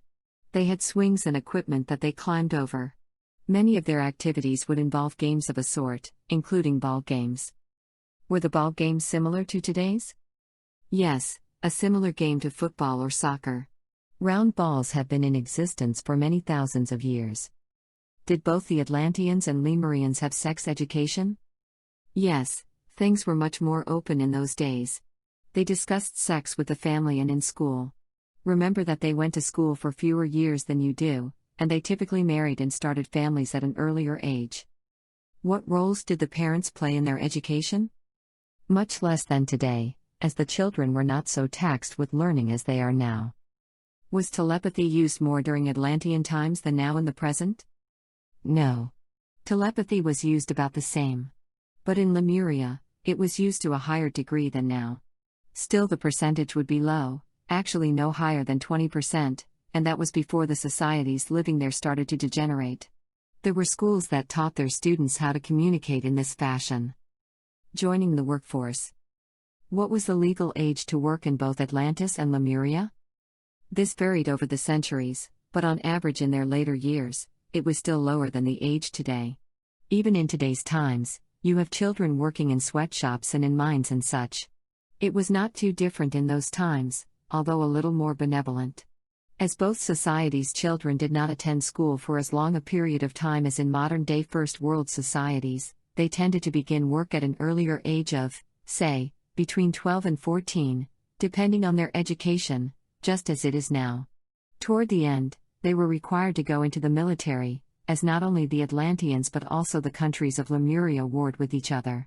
They used much propaganda to incite the population to hate the others. Did they have pensions and labor unions? No, those are modern-day creations. Older people were much more inclined and accepted to live with their children. They were not as cut off, as is the case with many modern families. Did families on both continents typically live close to work? This varied so much over the years, as there was an extensive network of trains and other public transportation such as the trams, streetcars, and buses everyone could use. People then were like today, wishing to live in certain parts of the country in certain sections of the city, so they thought nothing of a commute using public transportation. There were people who lived so close to their work that they could walk in almost any kind of weather. How did their public transportation compare to today's? Their public transportation would have been considered as equal or even above what you have now. Public transport was what everyone but the few elite people used, so there were many forms of public transport. How often did the Atlanteans and Lemurians have mail service, or did they have to go and pick it up? Their mail service was excellent for quite a bit of each society's existence. It normally was similar to today where you receive it 6 days a week. Obviously, it varied over several thousand years, but this was the way most people, the common people, communicated during those times. They had telephones, but fax-type machines were normally only used in businesses and governments. Service was even good in rural settings. Was there a large number of mail carriers? Exactly. Mail was delivered in a variety of ways, just as it is now, including by foot, in postal boxes in the apartment complexes, and even from water vehicles. For both continents, were there fewer police officers as a percentage of the population than there are in more modern times? That's true. As mentioned before, they had fewer crimes, as people with the potential for violence were treated when they discovered this in tests. But also as noted, there was always the specter of family arguments of all kinds and physical and verbal abuse of women, which would get out of hand, resulting in the police being called. There was the occasional murder, which was likely connected with domestic violence. It was rare for there to be perpetrators who would murder someone not in their own family. Did all the governments on Atlantis and Lemuria provide fire and ambulance service? These units would compare quite favorably to modern-day fire services. They had fewer volunteer services compared to today. Were there door-to-door sales clerks in both societies? Yes, this was similar to your time period many years ago when people would go door-to-door selling such items as those needed for the household, brooms as an example. How easy was it for people to start their own companies? Was there a lot of red tape? No, there were few restrictions compared to now, but companies as a whole were small in comparison to today's companies. There was free energy, and it was quite easy to start shops, stores, and restaurants. There were companies, just as there are today, that supplied goods and weapons for the government. They just did not have thousands of employees as you do today. Women at work. Did women work in both Atlantis and Lemuria, or were they just supposed to take care of the home? I realize this is general, so please expand as you need to. When considering that these societies existed for around 50,000 years each, you must understand that times were ever-changing and evolving. In both societies, women were always in charge of the household, no matter how modest it might have been. That's no different from today, as keep in mind these people were the same in structure and biology as you today. Sometimes in modern times, they seem almost foreign to you, but they were not. They were human. Therefore women, just as today, became pregnant and had children, although not as many as some women have today, and they took care of the home. However, depending on their economic status, they worked in many jobs, nurses, as an example, along with restaurant jobs and so on. As a general rule, men were even more chauvinistic than they are today. This was more common in Atlantis than in Lemuria, where the feminine side was much more prevalent for many thousands of years until there were more and more conflicts between the countries that made up the continent. Overall, women worked outside the home in these societies, but almost never were they in charge of large companies or governments. Which jobs were common for women to work outside the home? Most were not looked at in high regard if they had to work outside the home. It was, as has been stated before, a male-run society. Still, women were needed as secretaries in businesses, nurses in hospitals, workers in restaurants, and so on. But they were never, or almost never, in managerial positions. Occupations then and now. Theo, please comment whether the people on Atlantis and Lemuria worked in the following occupations. Bricklayers and carpenters? Certainly, these trades were quite important. Bus drivers? More on Atlantis, but Lemuria had some public transportation. City council members? Yes, as both societies had villages and towns and even cities, and they had a variety of ways that they governed. You could list every way of governing, as both had long histories. Civil servants? They came along with the formation of the towns and villages. Dentists? Yes, as long as there are people with teeth, those teeth will need to be repaired or pulled. There was less need for dentists than there is today because of their healthier diets. Factory workers? Naturally, there would be a need for people to work in the factories. They had the automation you have developed in modern times. Famous explorers? Over thousands of years, you can imagine how many people wound up on the list of explorers. They explored most of the continents and oceans of the world, bringing back information and knowledge to the people at that time. Their names would mean nothing to you today. Yes, there was great exploration over 50,000 years of civilization, but you have long ago surpassed them in your explorations as, bear in mind, none of them reached space. Hairstylists and barbers? This is another profession almost as old as people living on Earth. Importers? Very little was imported. Both continents had sufficient resources so that they were able to supply almost all they needed. May I remind you that the sizes of the continents were larger than Australia is today and much more verdant than Australia's interior. Jewelers? Almost as long as there have been precious metals and stones, there have been people who worked with them. Lawyers? Yes, there were people who specialized in the legal aspects of the day, naturally more so toward the end. These people were involved in representing those who went afoul of the law in those days. Massage therapists? Yes, including those who specialized in physical therapy for those with broken bones and so on. Disc jockeys? They were almost non-existent in those days. Meteorologists? Here they were more advanced than you are today, as they had learned how to control the weather. Morticians? Not the same as today. The way they were buried is not the same as today, as they used cremation much more. All this varied according to the religious beliefs that were in vogue at the time. Newspaper reporters? Oh, quite so, and you can imagine that the two factions we've discussed before had their own publications greatly slanted to their own viewpoints. Nurses? Yes, as stated above. Nutritionists? Neither side called them that, but there were people studying what were the best foods to eat. They had fewer obese people as noted before, as their diets were much better than today. Opticians? Yes, this was in the later stages. Pawnbrokers? Yes, there were people in stores that acted as pawnbrokers. There was also a lot of barter too. Plastic surgeons? There were no doctors who specialized in this field, as they had other energies to improve or keep the looks of people at that time. If there was an accident, then all sorts of healing would be implemented, but reconstructions were sometimes needed. Real estate agents? Yes, on both continents, but they were different from today. It was not as organized. Restaurant chefs? There have always been people who would feed you for a price, whatever the form of payment was in that particular time. Royalty, queens, kings, emperors, empresses? These folks existed at times but not all throughout history. Secret agents? Yes, of course there were spies. There is nothing new under the sun, you could say, as spies and secret agents have existed all the way back to tribal days.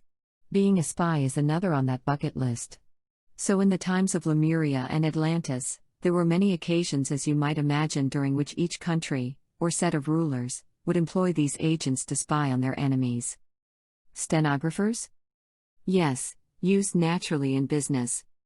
Stockbrokers and traders? No, they were not quite the same. The companies, we will call them, were smaller, not the huge conglomerates you have today. None were even 1/10 the size of even the smaller conglomerates today. Most were privately owned. Therefore, there was not the constant transfer of stocks that occurs in today's world. Very few companies had holdings in other companies.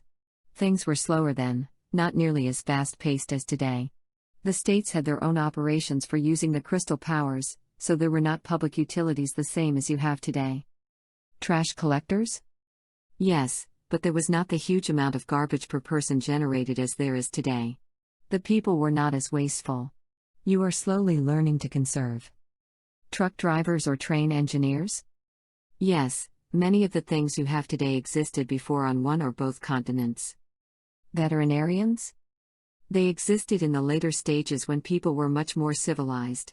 There has always been a need to take care of our animals, and it was no different then, just that the treatments were more advanced than today's. Were there auctions? Of a sort, not quite up to today's standards, but they had occasional auctions of various types.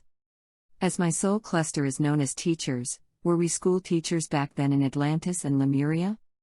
You had many lives as different types of teachers, but your soul cluster liked to get in and learn how to do something so that you could eventually teach it well. Therefore, you had many lives of learning trades, science, and so forth, of where you could be of service, and that included the various spiritual beliefs of those times. They had their own religions, perhaps not as extreme as today, but something for everyone.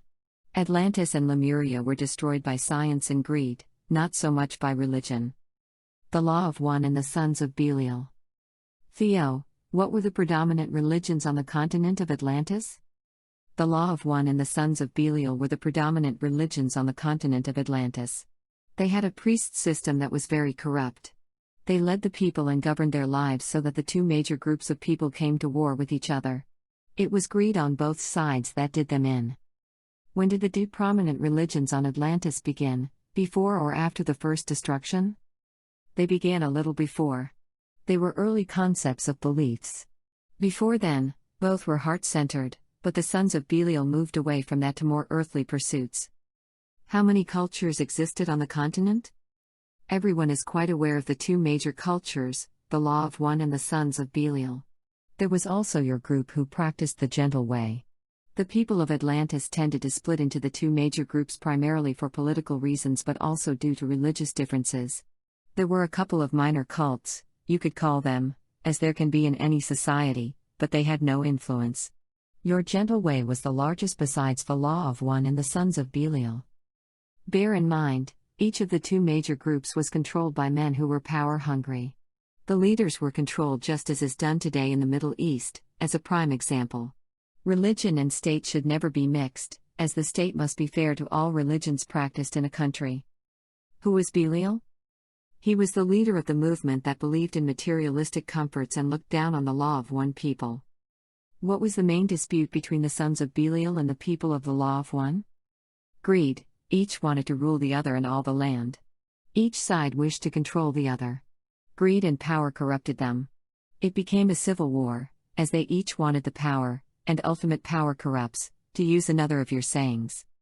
Did the people who followed the Law of One and the Sons of Belial live separately from each other? Yes, of course, like the Jews and Arabs or the Sunnis and Shiites of today. They could not get along, although at one time they did. But as they sank into a quagmire of warring with each other, the families on each side lived separately from one another. In reading other accounts about Atlantis, it seems the Law of One people were the good guys, but did both sides equally share the blame? 1. You could say the Law of One had more good people, but their leaders were as corrupt and power-hungry as the leaders of the Sons of Belial. Did the Law of One people generally believe that we are all related and should live by the Golden Rule, whereas the Sons of Belial were materialistic and believed in satisfying their desires on all levels? It was much more complex than that. Each side had their positive and negative points. One side was not all bad or all good. Don't forget that each side eventually destroyed the other. That should tell you neither side was perfect. Were the Law of One people also known as the Sons of Light and the Sons of Belial known as the Sons of Darkness at some point? You can imagine who came up with that description. The Law of One used it as a propaganda weapon. Naturally, the Sons of Belial did not view themselves that way. Were there far right and left positions some people took regarding the Law of One or Sons of Belial? There are always those who hold more extreme opinions than the mainstream, and they try to influence or convince people of their beliefs. Theo, can you comment on the book by John Peniel, too, given that he has transitioned? Yes, he was able to receive in his meditations information about the teachings of the Law of One. Bear in mind that Atlantis was destroyed by greed on both sides. That does not mean that the information or the beliefs the people had were not good. So for those who wish to explore or revisit those beliefs, a few copies of his book are still available. Did the Atlanteans have what we call churches or synagogues or temples as we do today? They were similar but different. They are difficult to describe. It all depended on whether they were the Law of One or Sons of Belial. Each group had its own way of controlling the masses. Variances in faith. Did they have what we call saints?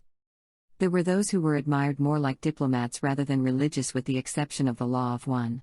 But it was so ancient that it had little meaning for most of the Atlanteans. The leaders caused the wars. Did the Atlanteans revere anyone as a savior?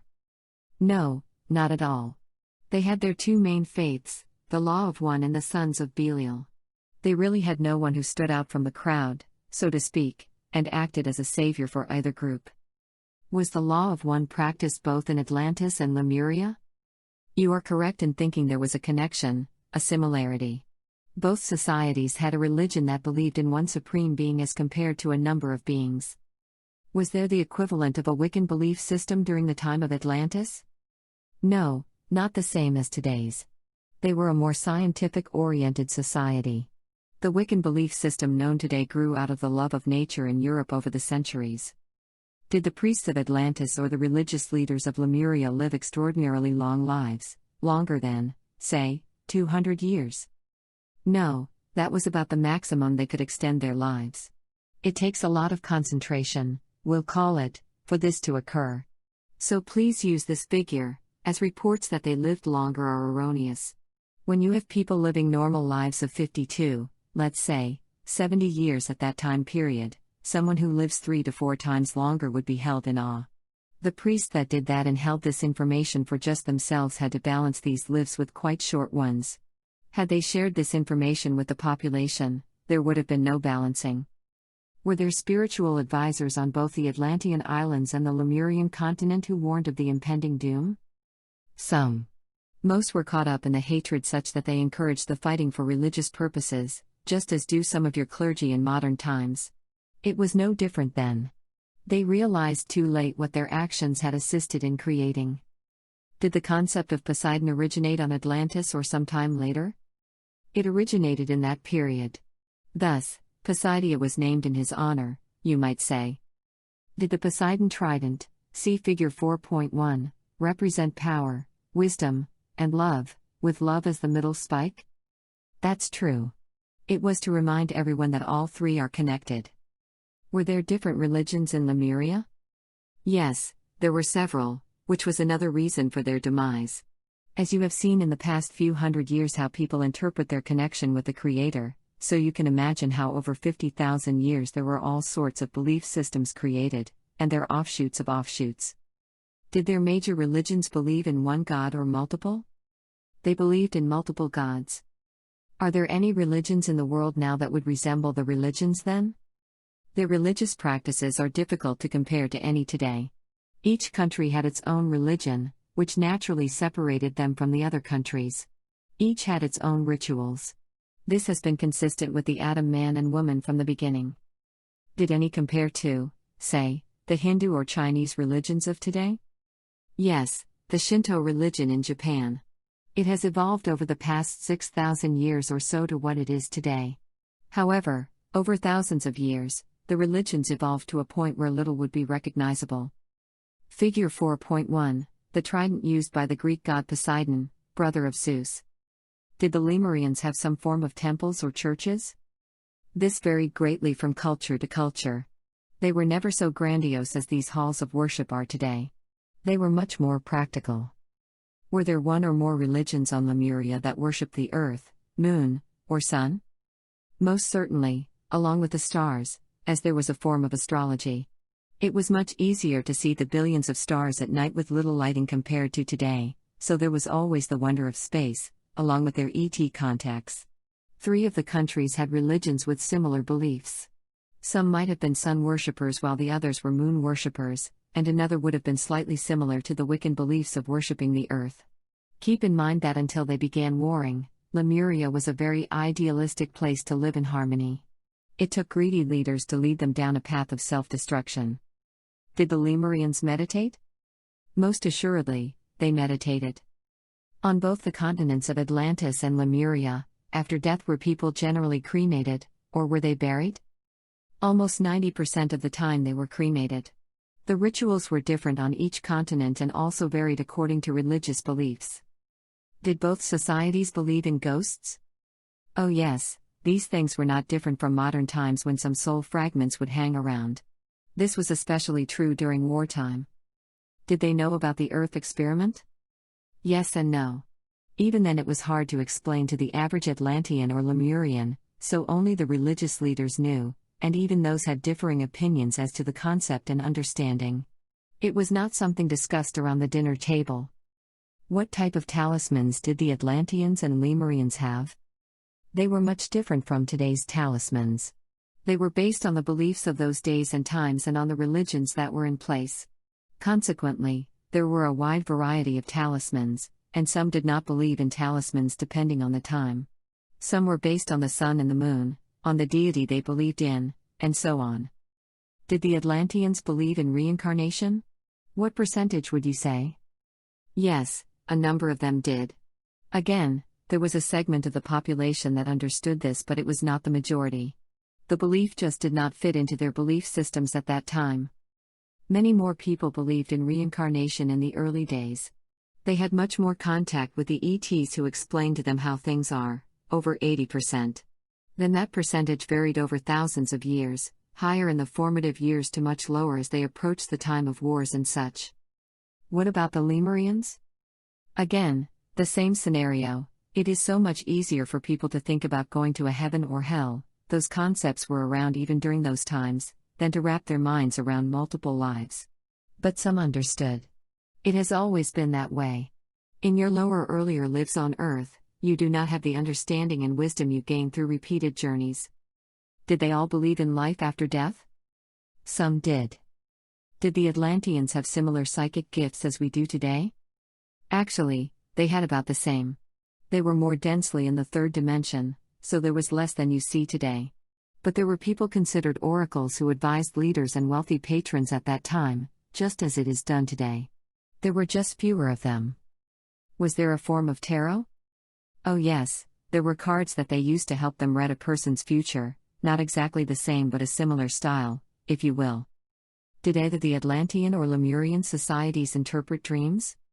Yes, much more so in the earlier years than as the final battles loomed on the horizon. They had people who were quite adept at interpreting dreams for others. There were those who could interpret their own dreams. What tribes in Atlantis were connected with the crystal skulls, if any? There was a connection even that far back, but most of them were carved and created later. Obviously, they were used in religious practices of the day. Were there secret societies on Atlantis and Lemuria? There were at times. They would come and go, as you might imagine, over thousands of years. People have always felt the need to be part of something, and a secret society would often fill the bill, we will say. Do you think an understanding of soul contracts will bring everyone closer together? Yes, absolutely. But this is pretty far in the future for the explorer race. Now you have too many younger souls in terms of Earth lives for this to happen overnight, you see. Chapter 5. Science, Technology, and Healthcare. Gaia and Theo. Gaia, what did the Atlanteans mine besides crystals? They had iron mines plus mines for a few other elements. The Lemurians did not have crystal power, did they? No, they utilized other energy sources, which did not include oil. That should give you a hint that they found another energy source. What was orichalcum metal 1 composed of, its use, and its origin? As was theorized by those who found the ingots in the sunken wreck, it is a mixture of gold and copper, forged in a manner not known today. This alloy, we will call it, had a number of uses in its day, and much study needs to be done on the ingots. It will take several years and many scientists, so I will not give away too much here. However, regarding its origin, it dates back to Atlantean times. They were more advanced than you are today in the forging of these alloys, as they found it almost indestructible. This knowledge was passed from father to son over many centuries before eventually being lost in time. Was the orichalcum protection from the crystal death rays? No, even this metal would melt if exposed to that energy. That should tell you how destructive those crystal rays were. So allow the scientists to study the chemical makeup of this alloy, as lasers or very high heat furnaces can break it down. Did the Atlanteans have knowledge of the periodic tables? Yes, but naturally they were not called that. Did they have knowledge of calculus or sacred geometry? Yes. They were much more advanced than you. Quantum mathematics and quantum physics? Here you have progressed further than their scientists. Did the Atlantean scientists of any of the thousands of years of their existence have knowledge of quantum physics? No. That is something that is a new development in modern times. Their studies were in a different direction. Was their knowledge of subatomic particles superior to our knowledge today? More on the same level. Did the Atlanteans master anti-gravity? No. They were able to fly but not really float in the air. How fast were their aircraft? Not nearly as fast as today's, closer to 200 to 300 miles per hour. What was the paper they used made from? Trees, hemp, papyrus, or other plants?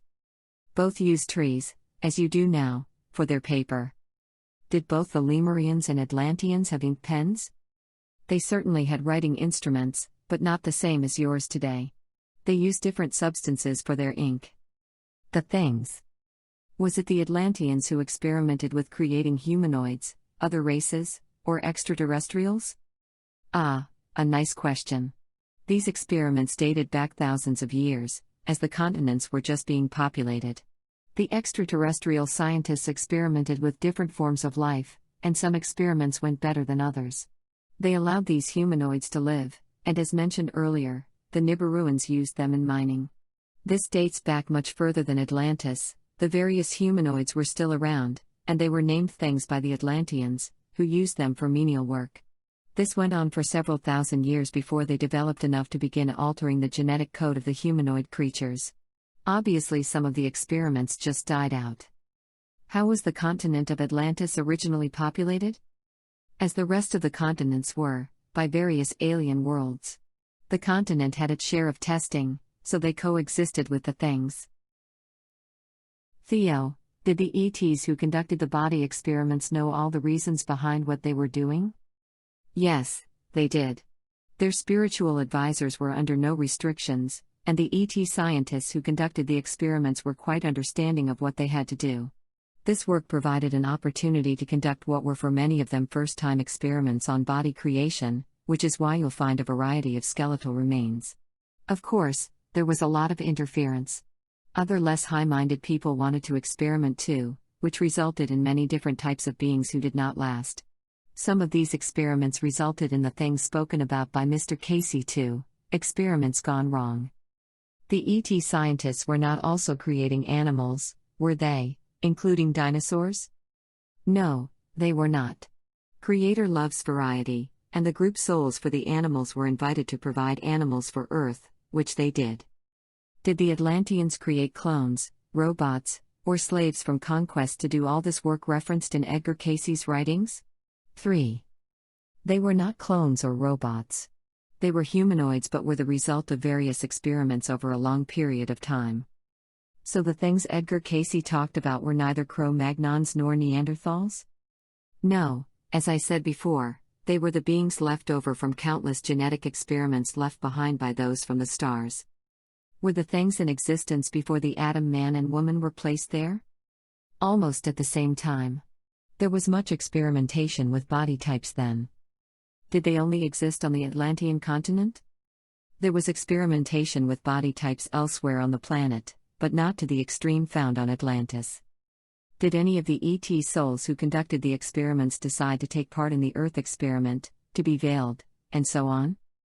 Actually no, younger souls volunteered for the most part, knowing they would increase their vibrational level exponentially by taking part in the experiments. As they experimented, they created what became known as the things due to their mutant appearance, is that correct? Quite so. They felt their job was to provide as many experimental subjects as possible, and that led to the things. They made them with quite limited brain capacity. Yes, that's true. They wanted to study the bodies and gave them minimal brain power. You said previously that the things were left over from previous experiments by ETs. Tiburon channeled that the Aryans created them. Please explain. Yes. That was incorrect yet correct. There were many experimental beings left over who lived on the continent of Atlantis for thousands of years. That's where the Aryans got the idea to create similar beings under controlled conditions to do their work. They created large numbers of those poor beings to do their dirty work, the menial tasks of that day and time, including the dangerous ones. It was slavery of the most heinous kind, and souls were trapped in these bodies with no feelings and no way to grow. The Aryans took on much karma for those actions. You can see where these ideas first originated that were later used again in Germany. How long did this continue? Hundreds or thousands of years? This continued for thousands of years. They were quite entrenched in their usage of the things. Why didn't the ETs correct their mistakes instead of letting the things suffer through thousands of years of abuse? This was a sorry chapter of the experimentation that took place at that time. They were allowed to live, as those involved in that project thought they would not survive. Did they become part of the Earth experiment? Yes, they were allowed to become part of the experiment, as they needed to be balanced. There are many people alive today who had lives as things in preparation for their first lives as humans. Did the things have a group soul, since I was told before that they were not ensouled until later? They had no group soul, as they were the result of experiments. Were they ensouled? Eventually. The Atlanteans enslaved these subhumans. They had animal appendages and such, which is why they were not seen as humans. The images of beings with tails and non-human heads are correct. Which were animal appendages, tails, horns, snouts, or what? They had all those and more. You can also add multiple arms, legs, duplicate sets of organs, more than 2 eyes at times, extra ears, and multiple fingers and toes. Some of these humanoids were almost hideous in their appearances, which gave rise to the Atlanteans calling them things. As they gained more scientific knowledge, they were able to start altering the genetic codes of these beings. After all, they were good test subjects, and slowly bring them to look like normal human beings. This took quite some time, and it was not completely accomplished when Atlantis sank to the bottom of the Atlantic Ocean. How was it decided to ensoul them? There was a number of souls who wanted to live on Earth, and it was decided that they could ensoul the things to give them experiences, and the people living here would feel compassionate enough to begin treatment of their mutations. Wouldn't they carry over some deep-seated issues of being slaves and being disfigured? Yes, but everyone must have lives as both the slave and the master. You must have one or more lives during which you are disfigured as part of your soul contract. Though they began with difficult lives, the experience also gave them great compassion for later lives. They tend to treat those who are different quite kindly, having been in their circumstances before, but on a conscious level, they don't remember. Did the Atlanteans correct the genetic failures of the things using DNA manipulations? Yes. They were advanced enough by that time to correct these problems in that manner. They were still ahead of you in this department, but you are quickly catching up. In those thousands of years before they felt compassion for the things, did they assign personal names to them as we do to our pets? Yes, the overall name used was thing, and they also gave them individual names so that they could order them about. Were the things able to communicate and think for themselves? What were their IQs? Yes, they were able to think, but their IQs were low, so that made it easy for the atom man and woman to control them. What was the lifespan of the things? Quite a number of years, which added to their misery. Twice what our lifespan is today? More than that. 3 to 4 times your average lifespan today. The things were used for mining. What did they mine? They were used for many jobs, and mining was one of them. They mined crystals, gold, and other precious metals as well as diamonds. Coal was not used at that time. What did they feed the things, and were they allowed to breed? Keep in mind that they were slaves, and they were quite mistreated for thousands of years. The karma they built up was eventually balanced, as they had to have lives as slaves themselves. Some were allowed to breed, almost as you would if cattle or horses breed. It was procreation at its most basic level. It was a terrible situation. The things were never kept in zoos, were they? No, but they were greatly mistreated and even kept in cages and similar confinement. At least the Atlanteans corrected this practice and helped the poor mutants later on through operations and such. This took place over a fairly long time, as there were many people who wished to keep them as slaves, but eventually this was forbidden. Were the things ever used as fighters or soldiers in any way? They would have the things fight each other for their pleasure, just as humans have cockfighting and dogfighting today. This was a terrible time for the mutated creatures. But they were never used as soldiers? No. They were incapable of that. They were used as beasts of burden to carry equipment like pack animals. Did the things live everywhere, including farms, factories, and households? Yes. There were thousands of the creatures. Were they ever abandoned or left to fend for themselves? Only if they were incapable of performing work. Most of the time, they were worked until they dropped dead. Everyday technology. Did both the Atlanteans and Lemurians have a form of typewriter, or were there more computers? Both had a form of typewriter, as these were the major forms of communication for the public. As I said before, computers were used mostly by the government and were not as sophisticated as today's models. You have come far in that area, which contributes self-empowerment. It helps you overcome cultural boundaries when you see how similar you are. So, yes. Both societies used these as their major tool of communication. Did both societies have concrete or cement? Both societies had smooth roads. They both used a form of cement or concrete different from yours today. Was the cement denser or sturdier than today's? Yes, it was denser. Don't forget that the Atlanteans could use the crystal power as lasers to shape the stone blocks into any form and fit them together perfectly. The Lemurians were not quite so adept, but the uses were extensive even for them. Did both societies have a form of rubber or plastic? Yes, to both questions. Remember, these were old societies. What did both societies use for paint? Their paint was different, as they did not use oil in the same way. Here a discussion would get pretty technical, so let's leave this partially unanswered. What about glass bottles? Yes, both the Atlanteans and Lemurians had these since containers for liquid were a necessity for any civilization. Did both societies use locks, and did they have safes? Yes, both developed systems of locks, although the societies used different forms. As an example, the Atlantean lock system incorporated crystals. Both went long periods during which people did not use locks. Did both the Atlanteans and Lemurians have a form of still cameras? That's true, but they were powered quite differently from today's models. The Atlanteans used small crystals to power the cameras, and the Lemurians used different energy to power theirs. Did everyone have clocks, or were sundials perhaps more in use? Both used a form of clocks, just different from today's. And they got better and better as the years passed. Did each society have refrigerators? Yes, although not as fancy as is available today, and they were powered differently. Did both societies have something similar to the porcelain toilets of today? Yes, but the designs varied widely, just as they do today. In Lemuria there were facilities where people would squat, just as is prevalent in Asia today. The Atlanteans had more communal facilities since they had different beliefs about privacy.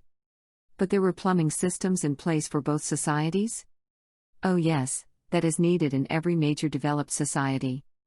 Were there dishwashers and clothes washers and dryers as we have today? This varied widely in each society, as most things were done by hand back then. They had not developed these machines as far as you have today. Did either the Atlanteans or Lemurians use a form of Morse code? No, their development was such that they skipped that step. They had codes when they warred with each other, but that came later. Was the air in both Atlantis and Lemuria clean, or was there pollution? There was virtually no pollution, as the Atlanteans used crystal power and the Lemurians used another form of energy you have yet to discover. They did not burn coal and oil except in their very early years. Was garbage handled about the same way it is today, or was there more recycling? There was much less waste than you have now. They had landfills, but the people were not as wasteful as today. I believe you mentioned before that the Atlanteans could control the weather. Could the Lemurians do the same? Yes, both societies were well versed in controlling the weather, so it was not as violent as today. This was both good and bad, as there was no way Gaia could release all the negative energy that was building up. You will one day control the weather again, but by that time, the need for violent weather will have been greatly reduced, so the negativity will not build up. You are finding already that you can control the weather through benevolent verbal requests, as you practice, Tom. It's just that not enough people believe they can, to the point they doubt their own power. Longevity. Theo, how long was the average lifespan of the Atlanteans? Well, they had the healing centers and people were not seduced into bad food choices as you are today. Did they live 200 to 300 years? No, that would have been more toward the beginning, not toward the latter part of Atlantean history. There was one exception to this: there was a portion of the priest class who had the ability to rejuvenate their bodies. This was both good and bad, as they stayed in power for longer periods. They lived to be much older on average, they could attain 200 to 300 years. What was the average age men and women lived to in Atlantis? They lived longer lives than you, as they did not have all the diseases you have today. Any medical problems were easily taken care of in their healing centers, which were more developed than any you have today, and they did not damage their bodies with foods that made them as overweight as your population does today. They ate much healthier foods at that time. Therefore, the average age of men was around 90 years, and the average age of women was a little more. They had their 100 club, we will call it, but you are only now starting to have more people living longer lives. What was the average age in Lemuria? It was more in the same range as the Atlanteans, but for different reasons. Life was much easier until the later stages than life today. There was less stress, but healing was different from the Atlanteans' techniques. They relied more on herbs. As war came to the Lemurians, their average lives declined as people were fighting and killing each other. Were the left and right sides of the brain more connected for the Atlanteans than they are today for us? Yes, At one time, they were, but this was modified over many thousands of years to where they were separated the same as your brains are today. This was by design from your souls, as it was seen as connecting you too much to your souls, and there had to be a disconnect for your learning. It was one of several adjustments to your body over many thousands of years. Medical treatments. Did they have doctors in Atlantis, or were there special types of healing centers? They had both doctors and healing centers connected. Medical science is quite old. Only shamanism is older. Did the healing centers use light, different colors, as I've been told or read? Yes, exactly. The patient would go through a series of lights depending on what was wrong with the patient. These treatments could last for several hours, but the healing was very fast, much better than today's practice of drugs and operations. It was less intrusive then. What source did the healing lights in Atlantis emanate from? They emanated from the crystals, which intensified the light source into color spectrums, you see. Each spectrum has its own healing quality, which you will rediscover someday in the future. Will scientists discover this, or will records be found about how to do this? Actually both, as records will be found about Atlantis. But by then, much work will have been done in this field. So the records will not be discovered soon? Not soon, at least 20 to 25 years in the future. How close to the Atlantean healing crystals are the ones who use the Vogel crystal healing unit? 4. The Vogel healing unit is not very close. The crystals used during that time were enormous, and they have not been found. The Vogel unit does some good, but it is just not powerful enough to achieve the almost instant healing the original crystals achieved.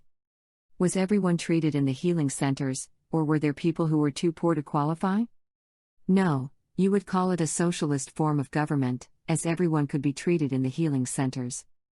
Were the healing centers on Lemuria different from or similar to the Atlanteans? Quite different. They used a different energy but had similar results. I must point out again that you will rediscover these energies in the near future. And that includes free energy. You cannot imagine the great changes for your planet when a source of free energy is available, especially for those living in the most remote areas. How did the Atlanteans and Lemurians handle eye problems? They had glasses. The Atlanteans also had crystals that could be used as lasers, and the healing centers took care of many DNA problems. The Lemurians had their own healing centers, and they used different forms of correction. Did the Atlanteans use birth control? Yes, they had a sophisticated form of birth control you have not quite discovered yet. It did not involve the use of drugs, as is done today. Did it involve the use of crystals? That's correct. It was like a form of acupuncture but using crystals to shut off the ability of the female eggs to be fertilized. Did both societies have pregnancy tests? Yes, but different from today's. We'll let your scientists discover new ways to test for pregnancy. I would think that our test would be the most modern and non-invasive. Yes and no. Again, we hearken back to ancient times, but their advanced ways of determining pregnancy is still a little beyond what you are doing. Back during the days of Atlantis, what else could be done besides healing with the crystals that is not seen today? That would be quite a long list, as certainly their use of crystals is far beyond what they have discovered today. There was energy provided to run things by these crystals, and of course, there were healing centers you could go to that would heal sick people. They also had the ability to correct the thing's various imperfections and give them better lives. Crystals were also used in warfare, something that eventually became their downfall. Did the Atlanteans and Lemurians experience depression and cancer, and if so, how was it treated? As you know, these are two different subjects. Since they were typically human and not gods and goddesses, yes, they experienced depression for all sorts of reasons, just as people do today. But treatment was much better in the healing centers we have spoken about. Cancer was almost unknown in these ancient worlds, as cancers in modern times are brought on by a combination of factors including diet, smoking, and so on. If it cropped up on occasion, it was treated in the healing centers. They are still ahead of you in terms of treatment of diseases. You must break free of big pharma, as you and others term it, and from doctors who run pill mills. What was the rate of suicides for both Lemuria and Atlantis? It was much less, as they had the ability to completely change the mental health of an individual, so the percentile was quite low. Was euthanasia allowed or even considered on either Atlantis or Lemuria? As there was few diseases compared to today, euthanasia was almost unheard of on either continent. Yes, there were suicides, but that was a completely different condition. Both had their healing centers, so deaths were normal transitions. Did anyone on Atlantis or Lemuria suffer addictions from any type of drugs? There were a few, a small percentage of the population, not nearly the seemingly epidemic numbers addicted to drugs today. Was there a percentage of the population of Atlantis and Lemuria who were alcoholics? Yes, there were those who overindulged to the point of being incapacitated. The Atlanteans were able to treat these conditions using crystal power. The Lemurians used a different technique somewhat similar to what is used today to treat those with addictions. Were there other addictions back in that time? They discovered, over thousands of years during which each society was in existence, the types of plants that would result in altered states if consumed. This was for both societies? That's true. But it was a smaller percentage of the population? That's so. Their addictions of choice were mostly alcohol-related. Did people smoke in Atlantean and Lemurian times? No, that is a modern addiction. Tobacco has other qualities not yet discovered, just as many other plants have undiscovered qualities and usages. Were cocaine and heroin ever used on either continent? Almost never. Those substances were considered highly addictive. They were products of continents not in the normal realm of either Atlantis or. Did they experience mental illnesses? Oh yes. Those are soul contracts that can be fulfilled at any time on Earth as part of the bucket list, we will call it. Gaia, did the Atlanteans use herbs, vitamins, medicines, or just various light therapies produced by crystals? The Atlanteans definitely used a variety of herbs, as that was passed down from the early days. They were never very big on vitamins, though, preferring to obtain or maintain their health through herbs. They had a few medications, and their healing centers were designed for light therapy. Were headbands used in Atlantis, and if so, when and for what use? Yes, they were used for healing purposes. An electromagnetic headband aligned a person's magnetic field. Doing this allowed healing to take place, both mental and physical. You will have something similar in the coming years. Were the doctors in Atlantis and Lemuria capable of handling accidents and times when they would have had to cut open someone's body? Definitely, as these civilizations existed over thousands of years, so certainly both had doctors capable of handling any type of accident that might befall a patient. They had a form of emergency room different from yours today. Were autopsies performed in both Atlantis and Lemuria? Yes, they were. The cause of death was always of interest to the medical profession. They just used more advanced devices than today's. But you are moving in that direction. Was energy medicine used in earlier times and is just now returning? Yes, I know the term from its usage these days. Definitely there were herbs and supplements used much more extensively, let's say, on the continent of Lemuria at one time. This was actually carried on in Asia by those survivors who left Lemuria before the Great Destruction. Therefore, you have your Chinese, Japanese, and other medicines and herbs that have carried forth into modern times. The West has just in the past few years begun to appreciate these methods. This surely includes the use of herbs to power the body. So there is a lineage there, although yours and their records do not show how old these practices are. Typically, the time listed for the use of any of these herbs or practices is the time someone thought to mention it in their writing. Even then, with all the local wars and such, records were destroyed. Regarding Lemuria, it was a very loving environment for many thousands of years until the difference in beliefs between the countries caused division, and they were whipped up by the leaders who led them to warring and eventually destroying themselves. Their methods of dealing with crime were different from the Atlanteans, but still the number of people who had to be incarcerated was very low compared to modern times. People had more space, therefore they did not feel so hemmed in, shall we say. Food was plentiful, and drugs were not used as they are today. It was a much simpler time, almost idyllic compared to today until the leaders mucked it up. How were dental problems handled in Atlantis and then Egypt after the migration? They had some dental problems back then, just not the same as today, as their diets were healthier, therefore, they had fewer cavities. Don't forget that their society built themselves up over 50,000 years, so certainly they were ahead of you in some, if not a variety, of things, dental hygiene being one of them. Therefore, in Atlantis, naturally their problems were similar to the ones in which people had teeth that grew crooked, so they were straightened in a variety of ways. Other dental problems were treated using crystals, as they had found any number of problems could be fixed using crystal power. After you and your flock migrated to Egypt, you continued the dental hygiene and treatments to not only your people but to the Egyptian people you had found there when you migrated. The Egyptian people certainly needed assistance, so this kept you quite busy for a time treating a variety of medical and dental issues. Crystal power. Were crystals so plentiful on Atlantis that people started studying and using them in their early times? Yes, you could say that, as there was much volcanic activity, along with a number of caverns where these crystals could be found in large numbers. The Atlanteans noticed early on there was great energy coming from the giant crystals, so natural curiosity led them to study this phenomenon, and eventually they came across using magnetics to generate power from them. How long after the Adam man and woman were seated on Atlantis did they begin using crystals? Not immediately, but within a few hundred years. It was after they took care of their immediate needs of food, shelter, and clothing. Their uncles and aunts showed them the benefits of crystals and how they could use this free energy to heat their homes, give them light at night, and fend off the predators.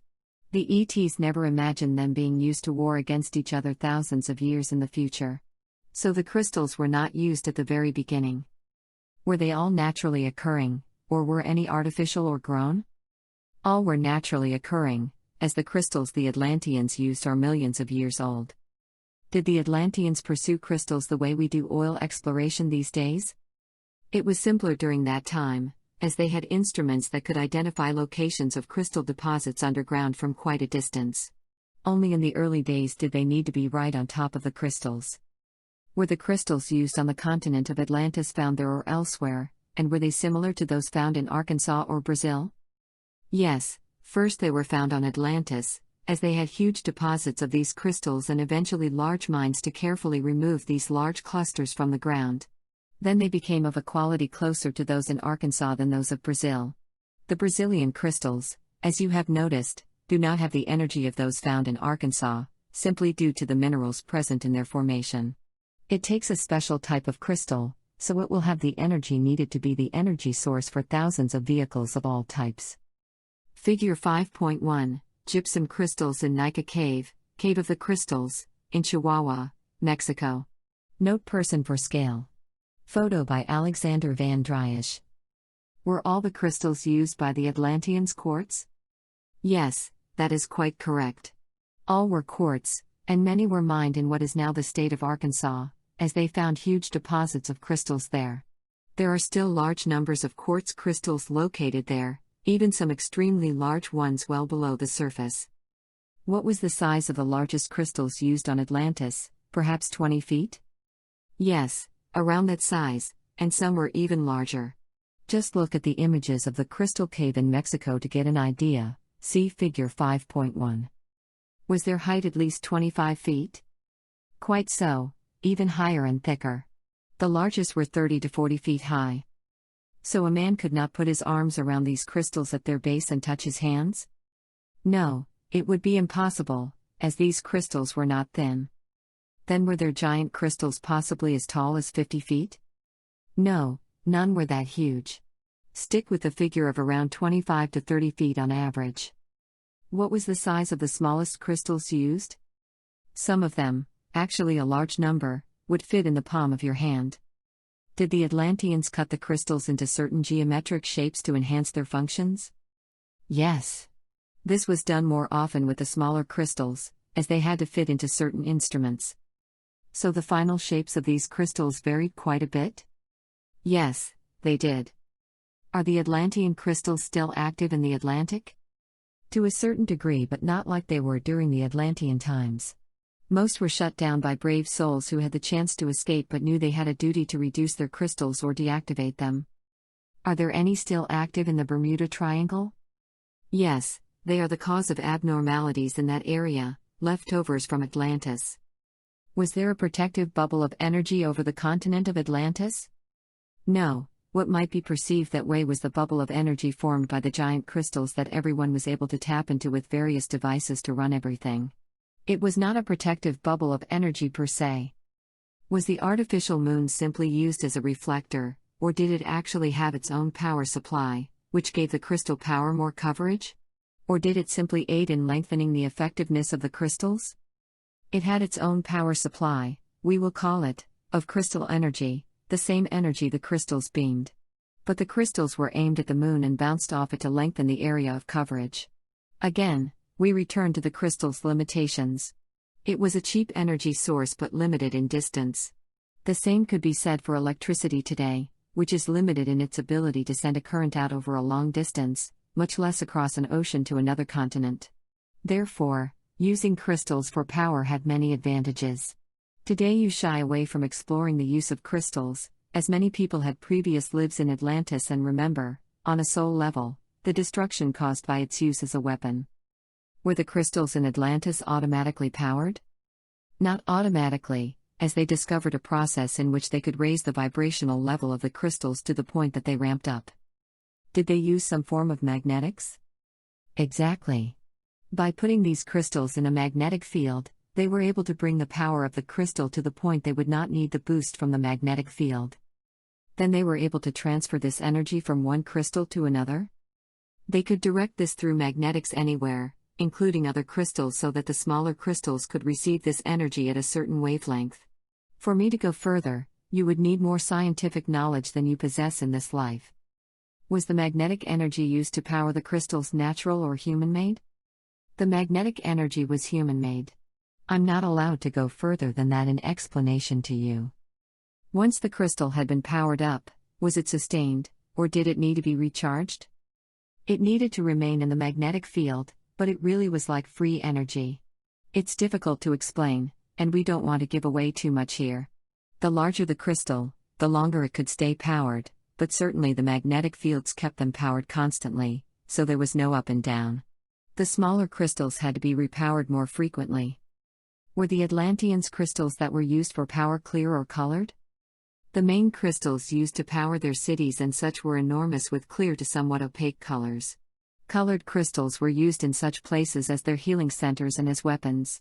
To go further would get us into territory where scientists need to experiment with the crystals and stones to see what powers they can generate. Crystals will never again be used as weapons, so scientists need to get past this deep-seated fear from their past lives as scientists on Atlantis. Did the Atlanteans have to use line of sight to transmit their power from the crystals, or did the energy bend to the curvature of Earth? Line of sight, except for the largest ones that had to boost across the ocean. They bent a little, and there was a limit on the strength of signal or beam of energy. There were limitations, which is why there were crystal stations, we will call them, in both Europe and North America. Again, we are getting into the scientific realm here, and this is something for your scientists to figure out. How far apart were the crystal booster stations needed to power their flying machines and other transportation? On the Atlantean continent, they were every 20 miles or so and sometimes closer than that. Larger booster stations were needed for travel, let's say, to what is now Europe and North Africa, Oz. When the Atlanteans left, they abandoned some of these booster stations all over the Mediterranean if it was too difficult to bring them back with them. They knew they could not be used by the locals. There are still a few in existence but buried under the sands of time. Were they just set up singly or in groups? For the most massive effect, they were set up in groups, and they were set up singly too. But in groups, their power was massive. The Atlanteans, through thousands of years, knew how to generate this crystal energy and to transmit it to wherever it was needed. Were the energy beams emitted from the crystals visible or invisible, and could these energy beams be measured? They were not visible. As you can imagine, it would look like hundreds if not thousands of flashlights lighting the sky at night. It was more like a radio wave that could be tuned into, just as your radios are able to tune into radio station towers these days. It is the same concept, with the exception of when the beams were narrow to use as lasers. That beam can be seen with the naked eye and can be measured. Is it similar to the energy beam emitting from the Bosnian pyramid of the sun today, or is it different? It was on a different wavelength. It was not shaped but broadcast, you might say, by the pyramid. Crystals set in a magnetic field, from very small ones to larger varieties, could receive the energy transmission. You describe the energy as being like a radio wave set to a certain frequency? Yes, it was much more on the order of a radio wave, and therein lie their limits. It was like a radio tower today broadcasting at a certain frequency. But there was a limit on the distance it could be received, just as there is a limit on radio stations today, because of the curvature of Earth. Where does the electromagnetic energy in a crystal fall on the electromagnetic spectrum? Here we get into science you have little knowledge of, and even if you did, we want scientists to learn this and have one of those aha moments of discovery. Was their knowledge of subatomic particles and waves superior to our knowledge today? Yes, certainly in regard to crystals, but this question could be answered with a yes or no, depending on the actual subject. Again, this is a question for your scientists to mull over. Did the Atlanteans have the equivalent of quantum physics we have today? No, you are past them in that field. Did the sons of Belial and the Law of One both have priests and scientists? Yes, both had people with a working knowledge of the crystals. Did they use a form of phones to communicate with each other, and if so, was it powered by crystals? Yes, they communicated using crystals, as the energy has many bandwidths. Therefore, their telephone system was similar, but as you guessed, it was powered by crystal power. Theirs was more of the over-the-air type system as compared to having a lot of wires strung from location to location as you do today. Their system was much more efficient than yours, although you've been making advances in this area and will continue to do so until you reach that same level and surpass it one day. Then the Atlanteans used a triangulated power grid system called posers? Yes, that was the name, and these grid systems were triangulated to hold and harness the power of the crystals. What about ground and air vehicles? Did they have the equivalent of our cars and trucks in their modern era? Definitely, and with different powertrains than you have now, as they used crystals to power them. And of course, they were more involved in magnetics than you are today. It was a combination. There were ground vehicles for both public transport and private transport, but certainly not as many as you have today. How early did the airships come into use in Atlantis? It was very early, definitely 50,000 to 60,000 years ago. After all, you developed flying within the past 2,000 years, so it's not too large a stretch to understand that these people did the same. What about the size of the aircraft? They were similar in size to the ones you have today. But they were different shapes, of course. Their capacities were about the same. Were the power supplies for the airships and vehicles in Atlantis internal or external? They were external, receiving their power from central sources as if they were locked in on a signal.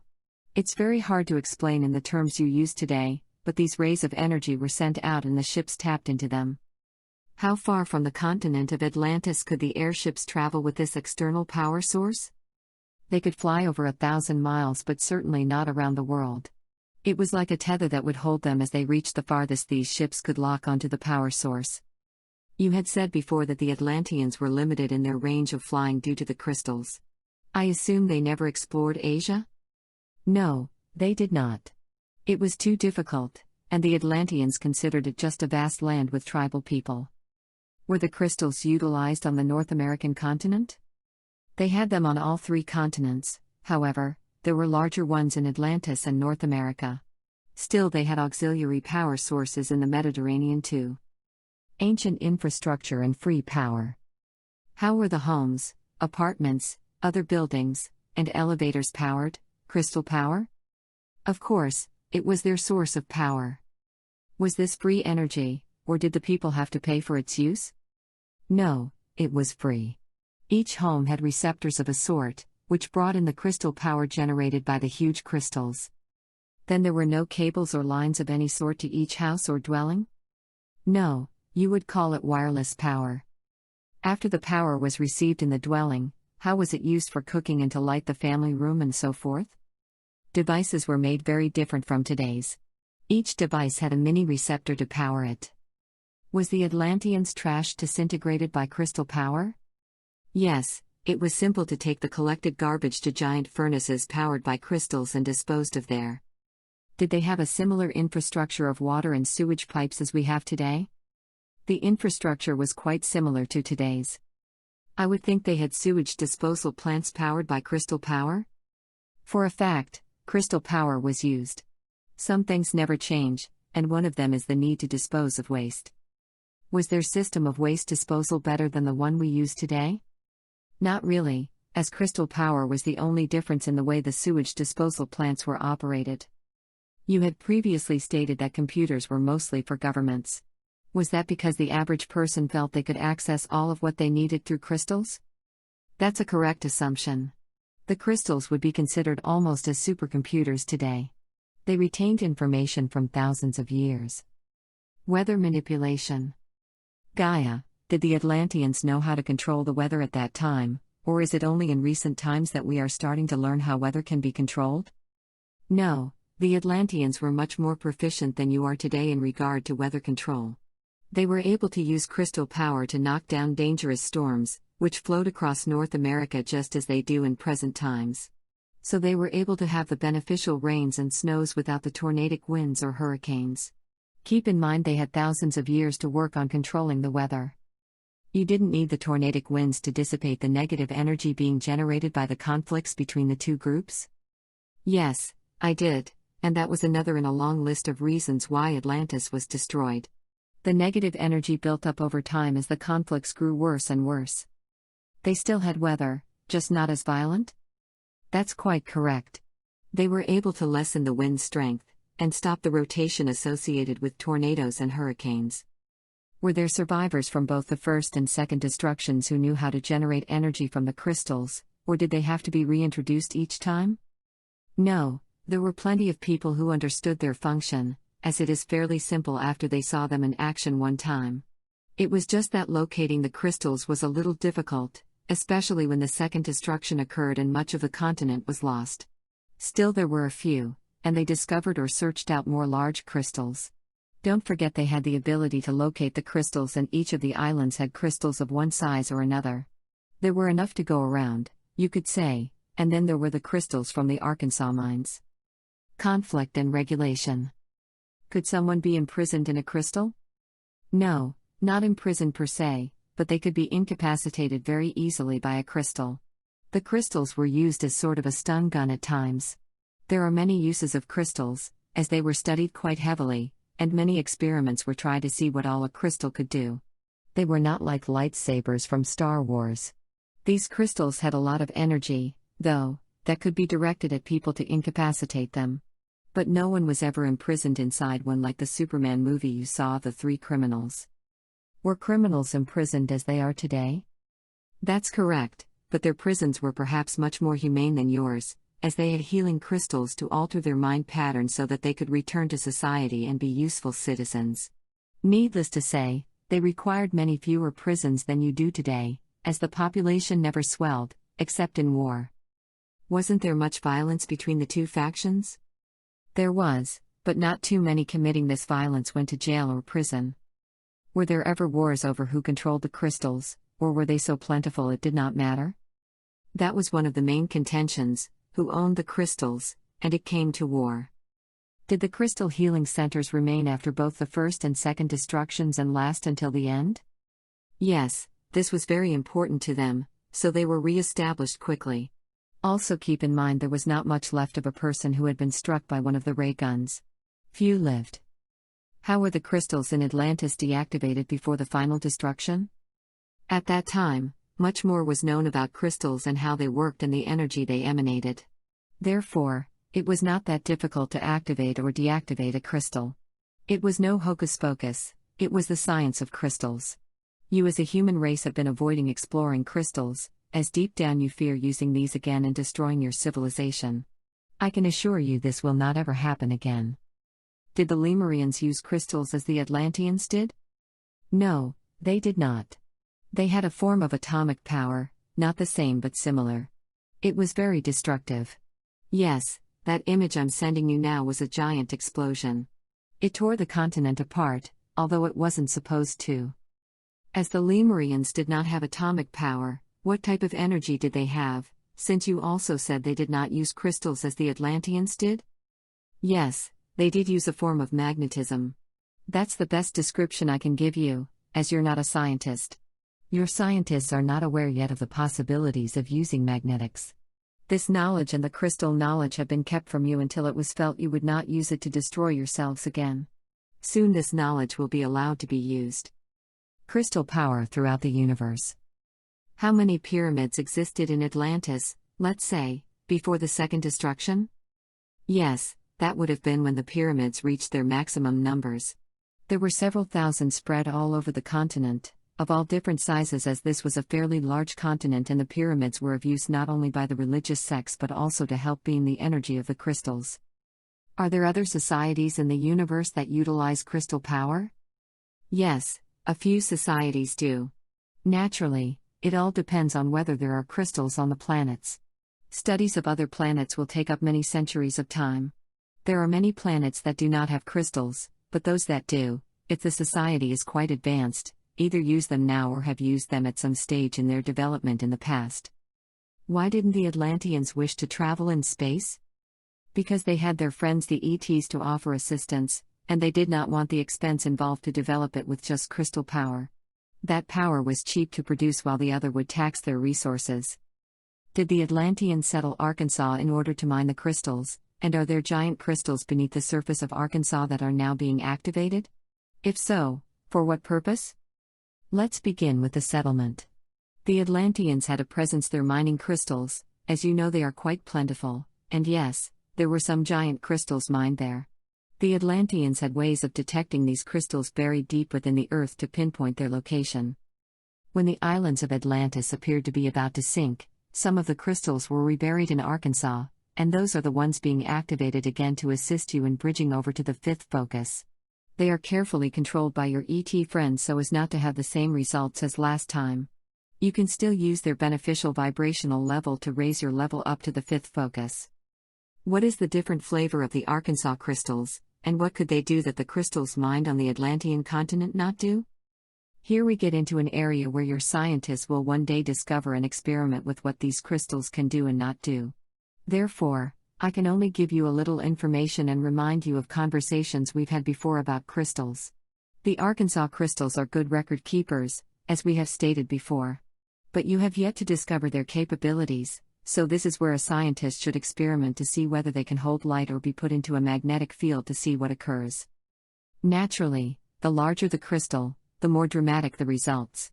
There are scientists on Earth right now who worked with these crystals in Atlantean times, so if they can overcome a deep-seated fear of what occurred before when their power was misused, then you will unlock the secrets of the crystals. Are the Arkansas crystals I presently have in my house large enough or the right type to power anything? No, not really, perhaps a very small device of some sort. The crystals used at that time were monstrous in width and height. The crystals you have are mostly used as record keepers. They will someday be used to look at your work. For what can the average person use these Arkansas crystals? You surely notice the energy they are emanating.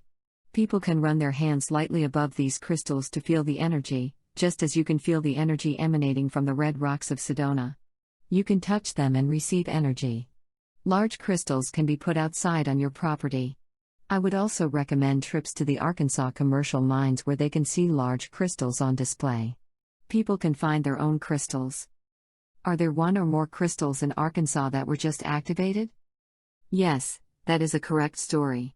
These were giant Atlantean crystals moved there, as was reported at the end of Atlantis.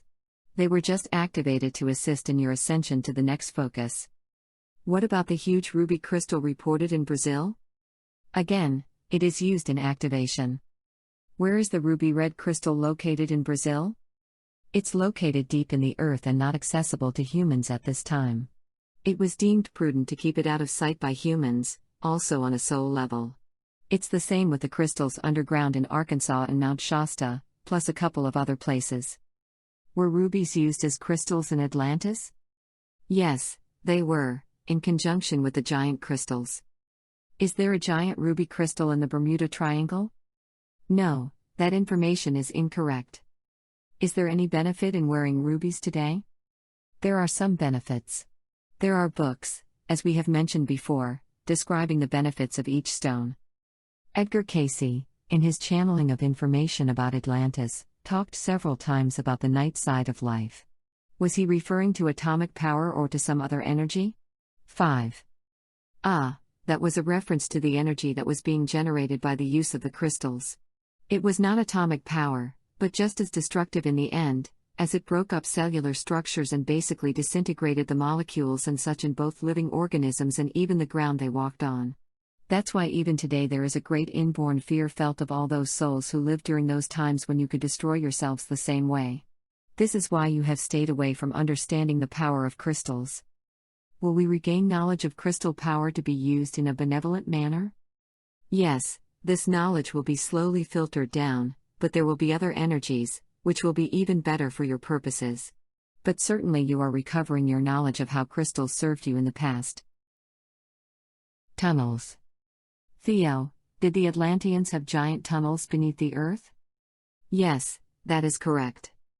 How deep were the tunnels under Atlantis that were used to travel to other continents? Quite deep, about 2 to 3 miles. They had to be below normal Earth movements but not so deep as to make it impractical to get to the starting point of these tunnels. How did the Atlanteans construct the tunnels they used, and what form of transportation was used in the tunnels? Again, crystal power was used in the construction of the tunnels. How many miles did they run? Typically 10 miles or more, the longest connecting to Europe and North America. They were not welcomed in Oz, so any tunnels found there would have been destroyed. So over 1,000 miles? Far and wide, thousands of miles. They used the crystalline energy to power the construction, and they took advantage of the huge chasms beneath the Earth's surface, which made it easier to establish their power sources. Were the tunnels used as much as air travel? Actually, a little bit more, as it was quite easy, and they could go farther than the aircraft, which were tethered to their energy source on the ground. Under the ground, crystals could be moved along the routes and act as energy stations for the continued movement of underground vehicles. Who dug the miles-long tunnels in Central and South America? North America too, as there are tunnels there. Obviously, these are ancient tunnels constructed with the knowledge that they would be used in the future for safe travel between many locations, as it was known they would be needed in the future. That should tell you some things just by my statements. First, they were constructed thousands of years ago.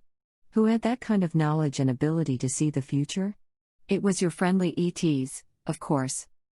We have discussed how quickly tunnels can be constructed by liquefying the earth. You could use the phrase slicing through soft butter. The devices used to make the tunnels were beyond human knowledge at that time. Several miles of tunnels could be constructed in just one day, as there are hundreds of miles of tunnels yet to be found, much less the many tunnels yet to be explored. Are the tunnels over 10,000 years old? Yes, double that figure and even add more to it. These were done early on, knowing they would be needed to protect the people indigenous to the area from such interlopers as the Atlanteans. They were not made by the Atlanteans but rather because of them. Then would they be 30,000 or more years old? No, about 20,000 to 25,000 years in age. Did the Lemurians have tunnels too? Yes, a few. But not nearly to the extent the Atlanteans did. Their source of free energy required much more complex machinery than the Atlanteans with their crystal power in order to create the tunnels. So they were much shorter in length. They did not have tunnels to, for example, what is now Japan or the coast of what is now Asia. Were there tunnels on the other continents, such as Asia, Europe, Australia, and Oz? Were they constructed by ETs? Yes. There are some extensive tunnels still in existence in the interior of all those continents and also in South America. They were constructed so that the ETs could travel long distances without being seen by humans. This certainly became a necessity after the Earth Directive came about.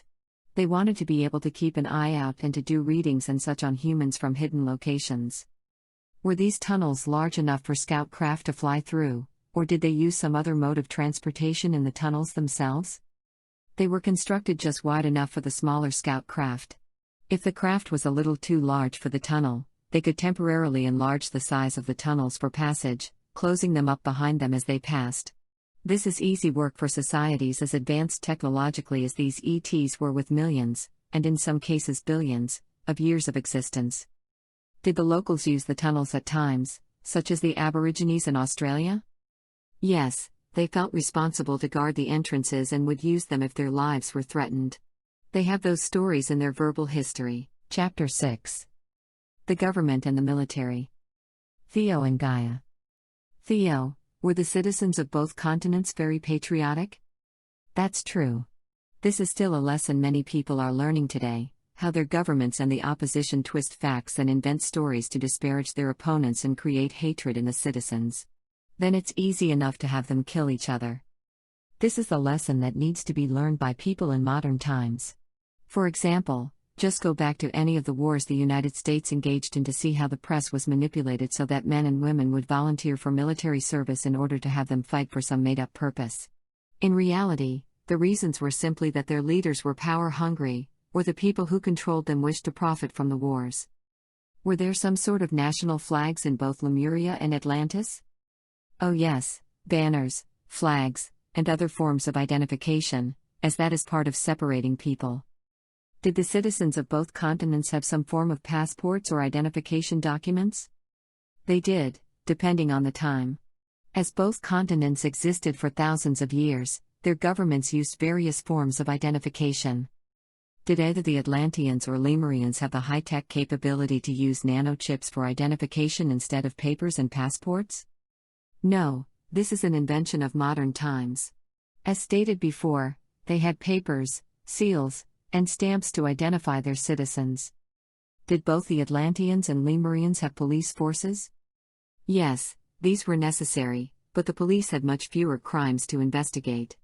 As we mentioned before, there were family fights to break up, just as there are today. Humans are humans, and they had the capacity for violence just as there is today. They were less stressed, so there was much less violence. Did the police carry the equivalent of guns? They did have devices on both continents that could stun someone. These were lower-power devices and were not meant to kill. This changed as each society had more and more conflicts. Did the police have cars, or was it mostly foot patrols and perhaps bicycles? All three were used, but there were many more foot patrols. The more rural districts needed transportation to cover wider areas. What was the crime rate like? Here we return to times that existed for thousands of years. The crime rates naturally increased toward the end. It was much less during many thousands of years. Bear in mind that there were periods when the second destruction occurred that people were simply surviving after all the coastal towns and cities all over the world were wiped out. The people were terrified not knowing what had happened, and many worried when it might occur again. There was migration away from the coast for those who survived. Gradually, over several generations, the memory faded to a simple story, and people returned to the coast for commerce and fishing. Were there courts of law, justice? Yes, there has always been a need to handle disputes between people. As you have seen in your history, sometimes justice was meted out by a king, an appointed governor of some sort, and at other times by people appointed to judge. There were forms of juries ranging all the way from, let's say, 3 people to over a dozen. So many forms of justice appeared during thousands of years. Some were quite good and some were very bad, depending on the time period. Was there a wide difference in court systems between Atlantis and Lemuria? Yes, and there were wide differences between countries or factions. Some were single judges, some were 3 or more judges, some had a jury system, and others were ruled by monarchies. Then there were also courts ruled by the military of the time. Any form of court system in existence today, or in your history, was used at one time or another on both continents. Was the system more male-oriented? Almost exclusively, as women in both societies were expected to do chores at home and not have an active work life, except as the equivalent of secretaries, food servers, and such. For murderers on both continents, what was the punishment? They did not believe in the death penalty until the very end of their conflicts. They could change the DNA to rid the people of any thoughts of doing harm to others. How different were prisons compared to now? The differences were almost night and day. They were much more interested in rehabilitation, including treatments for antisocial behavior, compared to today when humans are caged like animals. They would alter their DNA so that they could be returned to society. You still have a long way to go in this area. As wars became more numerous, spies and other war criminals were sent to prison when they were caught. Were the prisons in the various Lemurian countries similar to the Atlantean prisons? Yes and no. Yes, for a period of time, but there were developments to change the personalities of the criminals, so few prisons were in operation at the time they destroyed themselves. You will learn in the not-too-distant future how to alter the personalities and traits of people who are a menace to society. It is coming and not too far in the future. First there will be drugs and then complete alteration of the DNA. Did the Atlanteans and Lemurians have embassies in each other's countries? No, the Atlanteans were the closest to being able to do that, but the crystal power did not allow them to venture too far without booster stations being built. There was just a little contact by those who would meet as ships sailed, but always keep in mind even the Atlantean ships were limited by their use of crystal power. So to answer the question, no, there was almost no contact. Were there kings and queens in either or both Atlantis and Lemuria? Of course, Atlantis, during its 60,000-year history, went through a time when there were kings and queens, but they slowly disappeared over time. Lemuria had several countries on that continent. So, yes, there were those who were considered royalty at one point. That practice died out and was replaced with antagonistic rulers. Were the officials in government appointed or elected? They used both. There was a wide variety of election processes. Remember, these societies began 60,000 years ago and lasted 50,000 years. Your records today only go back 6,000 to 8,000 years, with the early records being quite inaccurate. So you could say they had in excess of 40,000 more years of history than your modern civilization today. That is one of the most difficult things to wrap your mind around. It's hard for you to imagine a civilization that lasted that long with virtually no records of its existence. Were women allowed to vote during the democratic times? This really varied over thousands of years. Just look at the many changes that have occurred in your modern history, and you will have some idea how difficult it is when you multiply the modern time years by a factor of 5, let's say. So to partially answer your question, they were allowed to vote at times but were subjected to the will of whoever was in charge. There is not a simple answer, as life ebbed and flowed over the ages. Could it be said that, on average, the people of the United States were on one side of the Atlantean conflict and the people of Russia on the other side? An interesting premise, but no. There was a mixture of both sides in each country. Generally, people who had lives on Atlantis had more than one life, which means they would have balanced by having lives on both sides. Did the Atlanteans or Lemurians have death penalties? In the later stages of the conflict between the two sides, there were death penalties for spying, but not for violence caused by a DNA trait. Those were still treated in the healing centers. The Lemurians used other methods. Both had death sentences for spies. Is there any truth to the story of President Obama having been a leader during the days of Atlantis? Yes, there is some truth to that, as those were lives in preparation for this one. Was he a leader for the Law of One, the sons of Belial, or both? He was a leader for both, as he needed to see both sides of a conflict. It gave his soul perspective. The military. Theo, did Atlantis have a military, an army, navy, and air force? If so, how did it vary over 57,000 years? Yes, it had its military, which grew, then contracted, slightly similar to militaries of this day and age according to whether they were expanding their empire. They subjugated much of the Mediterranean area and tried to subjugate Oz, but the attempt proved too costly in lives, as the tribesmen were fierce fighters even though they did not have the weapons the Atlanteans had. You see, this played out in modern times when such nationalities as, say, the Vietnamese waged a guerrilla war that went on for years until first the French and then the United States withdrew. That was the case in Oz. The Mediterranean was different. The Atlanteans were fairly successful in expanding into this area.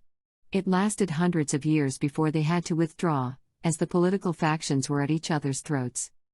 Then there was an army, navy, and air force? Yes, somewhat similar to today's, but with much different weaponry, as they did not use gunpowder as is used in modern times. They naturally had crystal power, which as their history shows, was much more dangerous and destructive than gunpowder. Would you say their military developed and peaked at the first destruction or sometime before the second destruction? More the latter, as the first destruction definitely reduced the number of military due to the tsunamis and the rising ocean levels, which wiped out many coastal towns, villages, and cities. Of course, this was worldwide. It took many years to recover from that, but over several hundreds of years, they did. How many men and women were in the Atlantean military before the second destruction, and how many were in the military before the third destruction? About 10% of the population was in the military before the second destruction, and then before the third destruction, it was over 50%, as they were at each other's throats. The population was much lower in the remaining islands after the second destruction, so the numbers were not greater, just the percentage. After the second destruction, did both the Law of One and Sons of Belial have their own separate army, navy, and air force? That's correct. Many eventually died from these conflicts, culminating with everyone left on the islands going down with the ship. It was as bad as you can possibly imagine, each side at the other's throat. How long did the Law of One and the Sons of Belial war? Was it for the full 18,000 years between the second and third destructions? No, people were in survival mode for quite a long time. Then slowly but surely their beliefs collided. Their warring only became truly destructive after those crystal ray guns were invented. How many years did they war? 1,000, 5,000, or over 10,000 years? It did not become seriously nasty and destructive until the last 1,000 years. Look at the Sunnis and Shiites today. Their hatred goes back several thousand years. It was the same with the two Atlantean warring factions. They despised each other for several thousand years, but the clashes were small compared to the end. Did their soldiers suffer PTSD after returning from wars? Yes, much more toward the end for both conflicts as the fighting ratcheted up and men were on the front lines for months. The Atlanteans handled it with their healing centers, and so did the Lemurians, but differently. One of your accomplishments as a human race in the future will be to learn how to treat mental breakdowns and other diseases associated with great stress. Did the soldiers' wives receive pensions for those who died in war? Yes, but not as much as today. They were forced to quickly remarry or move in with their relatives. Did distinct military units wear differently colored uniforms? Yes, there was a differentiation to make the various services unique in the case of Atlantis. Lemuria had different countries, so they used a variety of colors too. Did both have camouflage to mask themselves? Yes, they did. The armed forces of Atlantis and Lemuria. Did they have a volunteer military, or was it mandatory? Over 57,000 years it varied according to the risk to their nation and whether the military was used to widen their influence or were pulled back. During most of their history, they had sufficient volunteers, but there were times when they made military service mandatory. Did the Atlanteans have the equivalent of military academies? Yes, of course. They had to train their officers just as you do in modern times. How many people were in uniform? Was it over 5 million? No, but close to that number, counting all the services. This was a good percentage of the total population. Were women included in the military? Yes, but not in combat roles. It was similar to what it has been up until recently. What was the percentage of women in uniform? Approximately 15 to 18%. These included the military nurses, drivers, cooks, secretaries, and so on, very similar to today's armed forces. Were the mutant things used in the military? No, they were for simple duties, not complex ones. Don't forget, they were eventually helped and either allowed to die out with no reproduction or received medical treatment to correct their mutations. These acts were performed to balance past lives during which they mistreated the mutants. At the height of their power, how many military aircraft did the Atlanteans have? More than 500,000, which included all types of aircraft, from military transports to the equivalent of your fighter jets today. Did the Atlantean army also use the equivalent of ray guns? In a way, yes they did. They would recharge them. If they were out in the field and there were no normal rechargers available, they would have backup portable crystal generators. Normally, that was not necessary. But as you noted, their weapons were not like the combustible guns of today. They were of a completely different design. I assume their larger weapons were of a similar nature? That's correct. They could destroy what would be the equivalent of a tank today. Did the Atlanteans have shields to protect them against the ray guns? It was almost impossible to protect someone from one of their ray guns. Did the Atlanteans have any sort of bombs or missiles? Yes, quite a few, but they were different from those you have today, as they did not use gunpowder. Still, they were quite lethal. Did they use some sort of magnetics too? That's correct. You might say a reverse charge. What about the Atlantean Air Force? Yes, again their weaponry was crystal-based and required recharging after each mission. It brought terror to those they used it against. Your War of the Worlds 1 movie was based more on those aircraft than the aliens, as those who created the movie had previous lives in which they saw the craft in action. Were the Atlanteans often visited by extraterrestrials? They were visited many times. That was the major reason the Atlanteans adopted the saucer shape for their aircraft. They were copying what they had seen in the skies.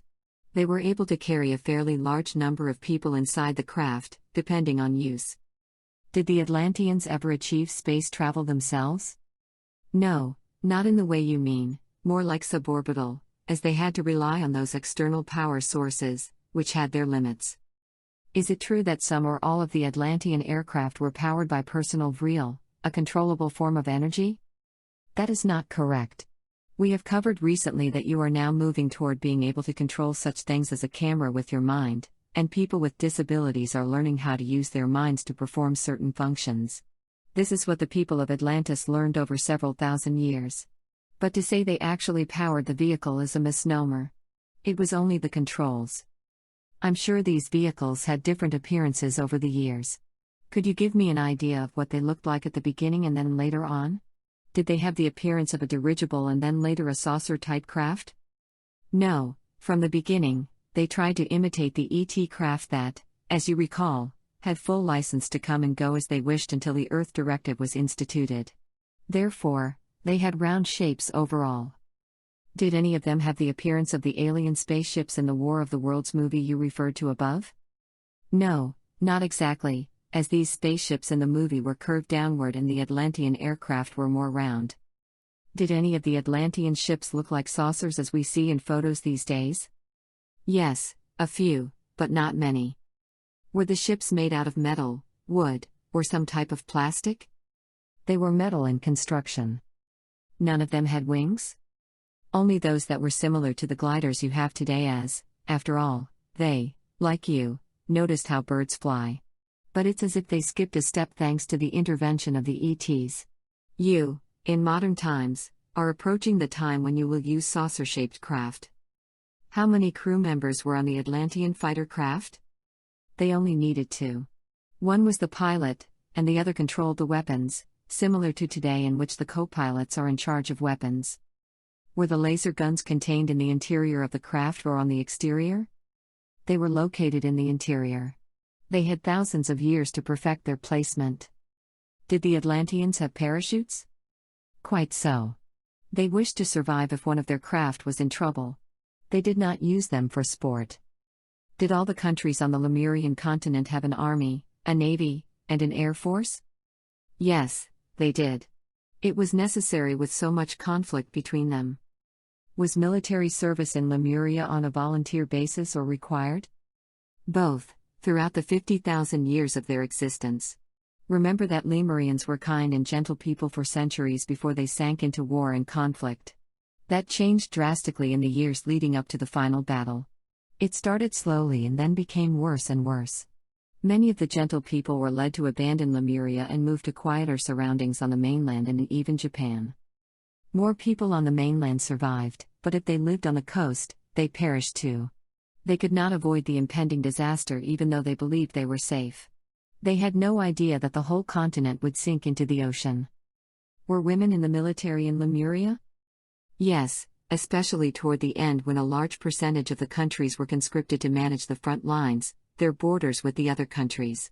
But the percentage of women remained low, no more than 20%. Again, they were almost exclusively in non-combat roles. Weaponry. What sort of weapons did their armies use? There were not ray guns or rifles as there are in modern times. You could almost describe them as bolts of lightning, as they had that appearance. But these weapons used a different energy.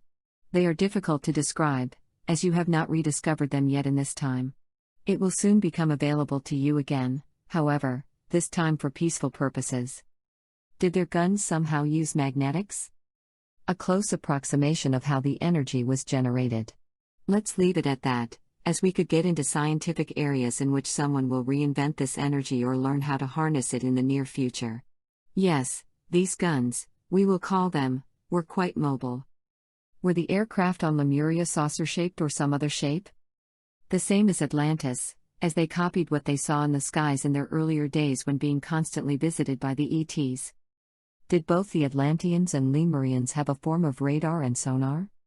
Yes, but differently powered. Did both have tanks and submarines?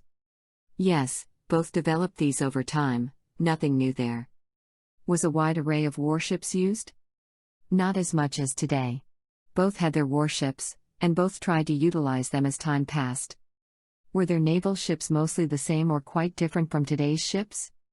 The sizes of the ships ranged from the tiny to as large as today's naval vessels.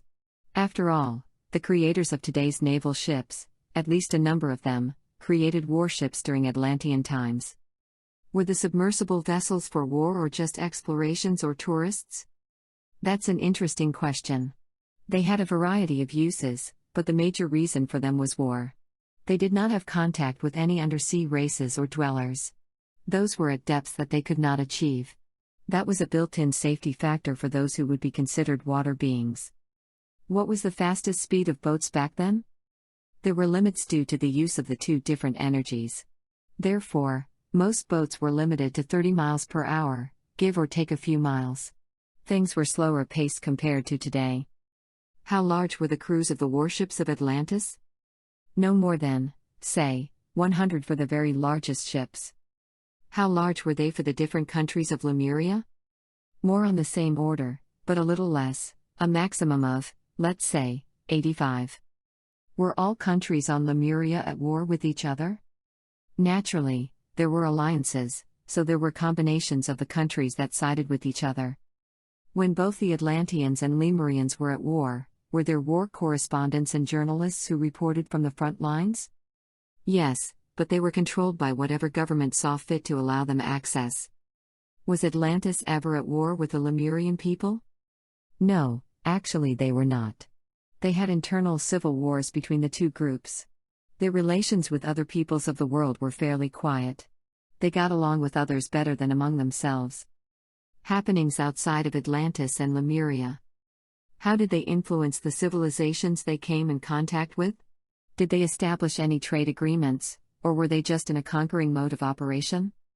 Most of the civilizations they contacted were far behind them in development, so they treated them, or attempted to treat them, like the Europeans did when they started settling North America and encountered the Native Americans.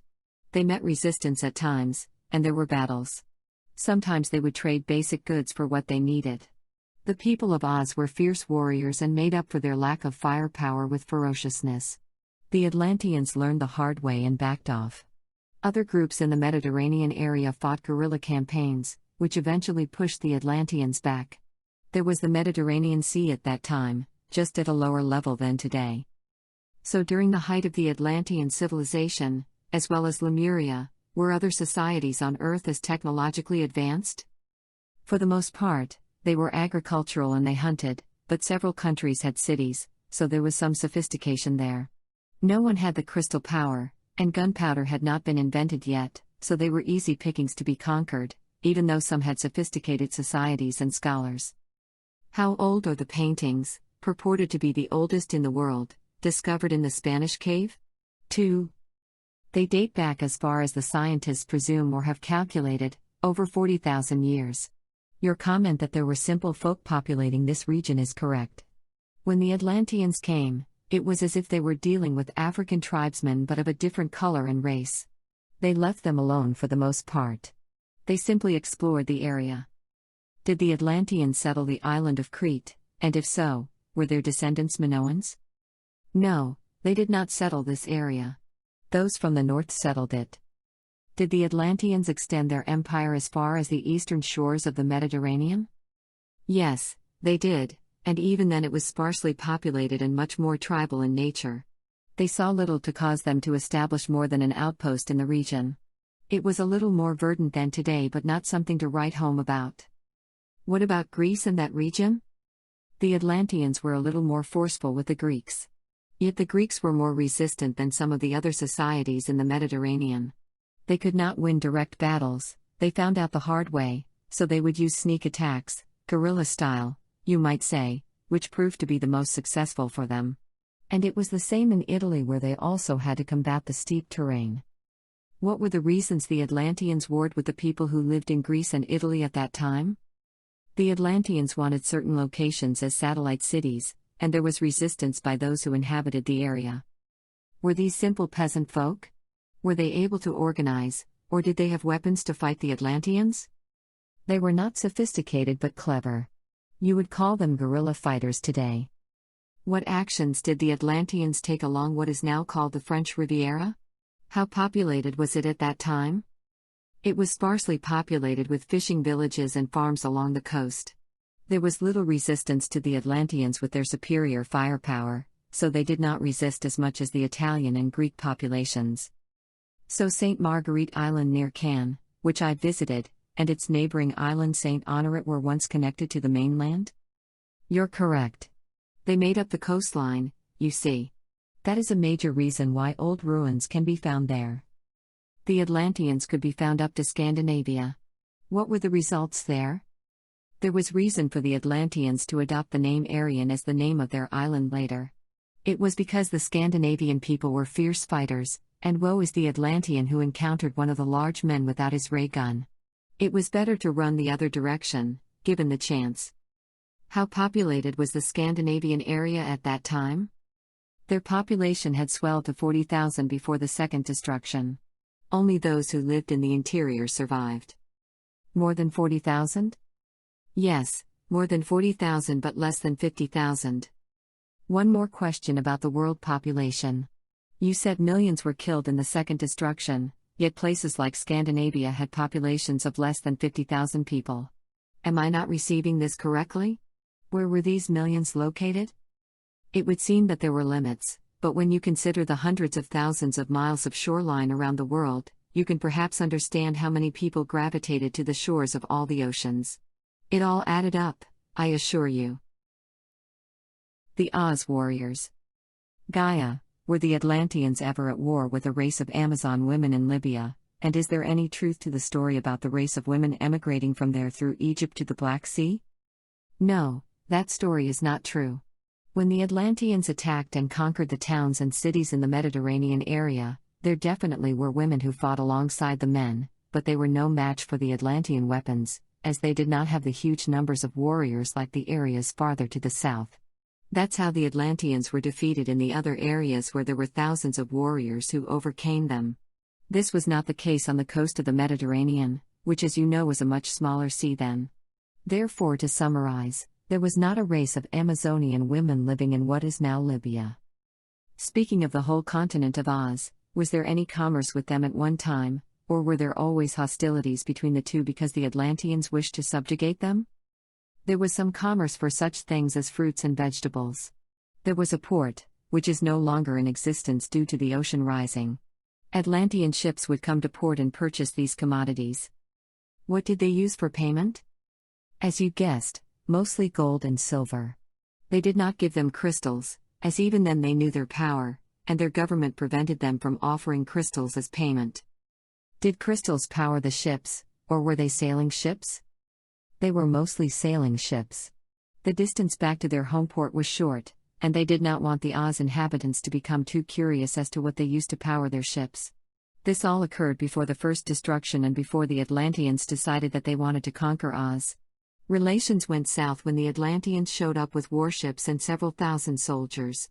They thought they would be pushovers like the Mediterranean towns and villages, but then there was the counterattack by thousands of Oz warriors, wiping out the invading force even though they had ray guns.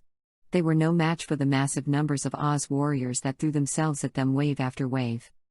Hundreds of thousands of people, as we have discussed before, had lives during those several hundred years, and there were plenty of people who met their ends in fierce fighting with the warriors of Oz.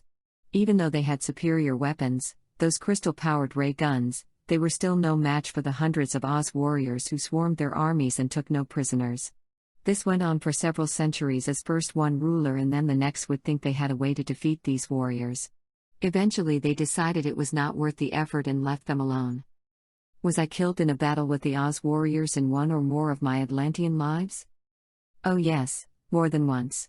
This war or attempt to conquer went on for several hundred years.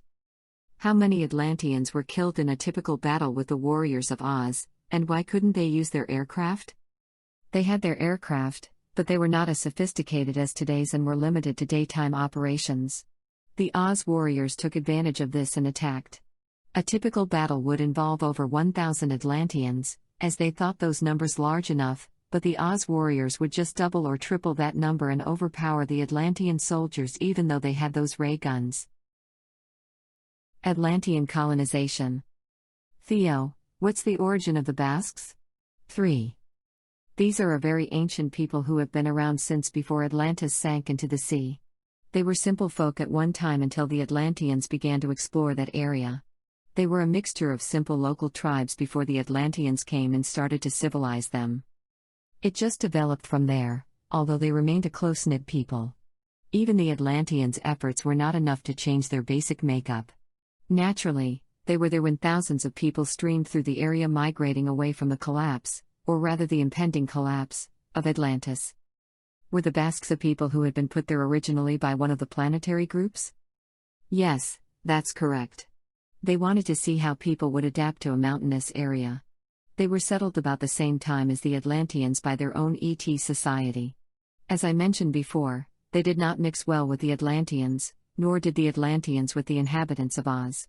They were able to subjugate the Basques for a while, but not very long when you consider how long the Atlanteans were in existence. The Basques were quite resilient and used the mountains to their benefit. This took place over several hundred years. Was this before or after the Second Destruction, or both? After the Second Destruction, as the Atlanteans faced growing turmoil back home and needed their troops there. Did they withdraw all their forces from the Mediterranean, or did they leave some? Just a few smaller, well-guarded settlements until it became obvious they could no longer be sustained. Were they more successful at one point in subjugating the Mediterranean area than they were with the Basques? Only partly, as their conquests lasted a few hundred years, which is not so long when you take into account how long the Atlanteans existed. Did the Atlanteans have any identification papers, or what we call passports these days, to identify themselves as they traveled over the Mediterranean? Certainly they had a form of identification, but it was not as sophisticated as today's. They used a form of seals and such. Did the Atlanteans settle Ireland? Yes, they actually did. They were the first to move to that island as Atlantis was beginning to destroy itself. So you have their influence in Ireland and Scotland, as these people settled there and mixed with a few peoples who preceded them. Is Ireland actually a derivative of the term Aryan and that of Aryans, the people in Northern Europe? Your comments, please. Yes, that is entirely true. The earliest settlers were those of Aryan blood. But they were small in number.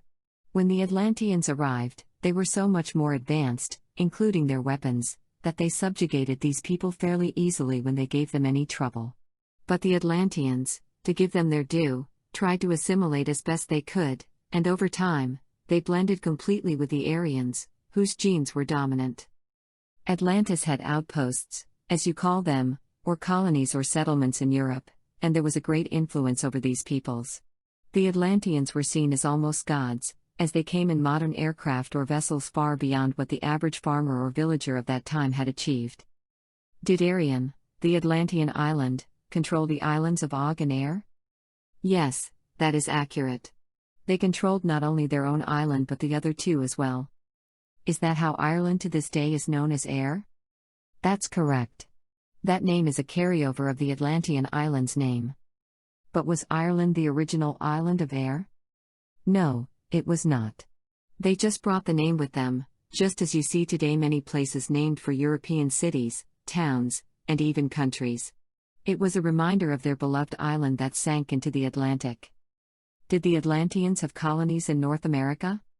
Yes, as we touched on before, their colonies were mostly up and down the east coast. There were a few small ones farther inland, but they had restrictions due to the crystal's power limits. I would assume they would have done the same as they did in the Mediterranean and had some booster stations?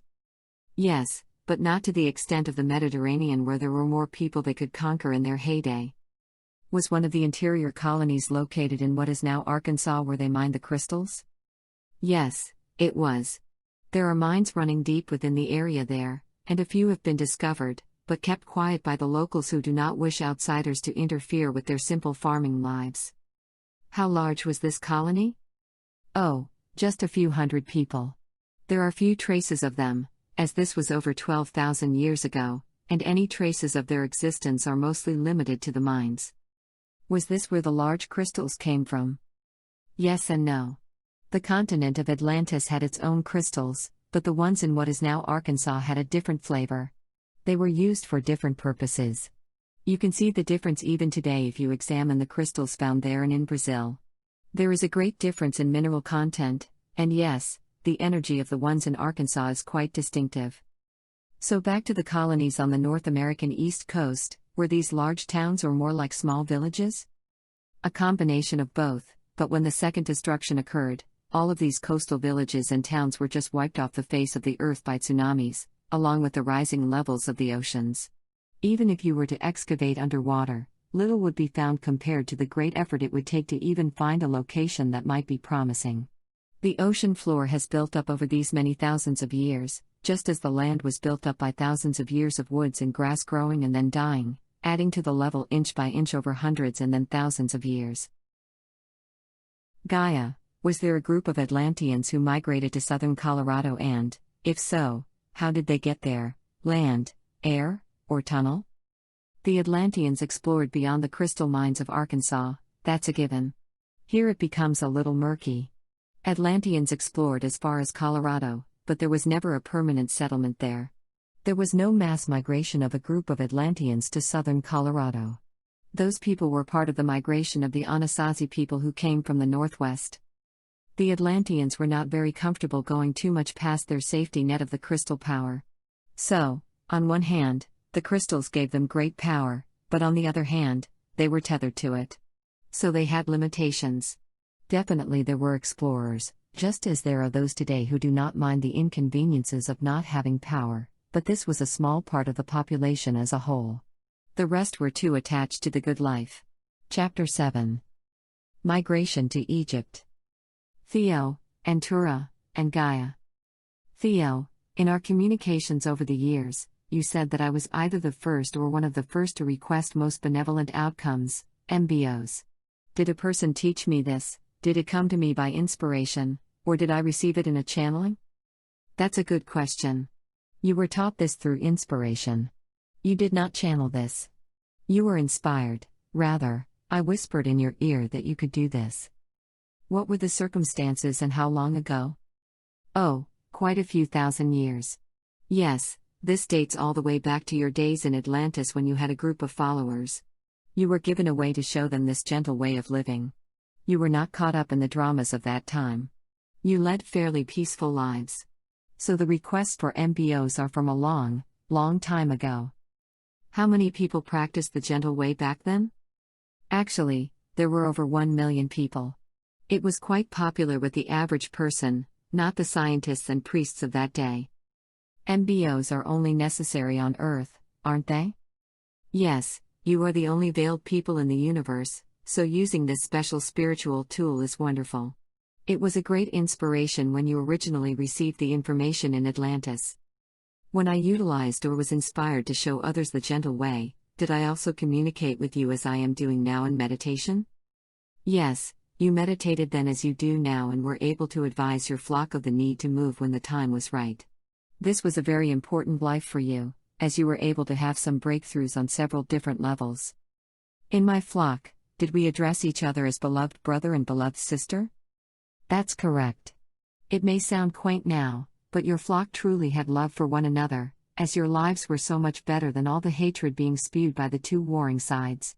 You can see it not only in the writings of the people who send you their stories of simple MBO requests but also those who report amazing results when their lives were in danger or other highly important occurrences in their lives. The Eagles' song lyrics peaceful, easy feeling apply here.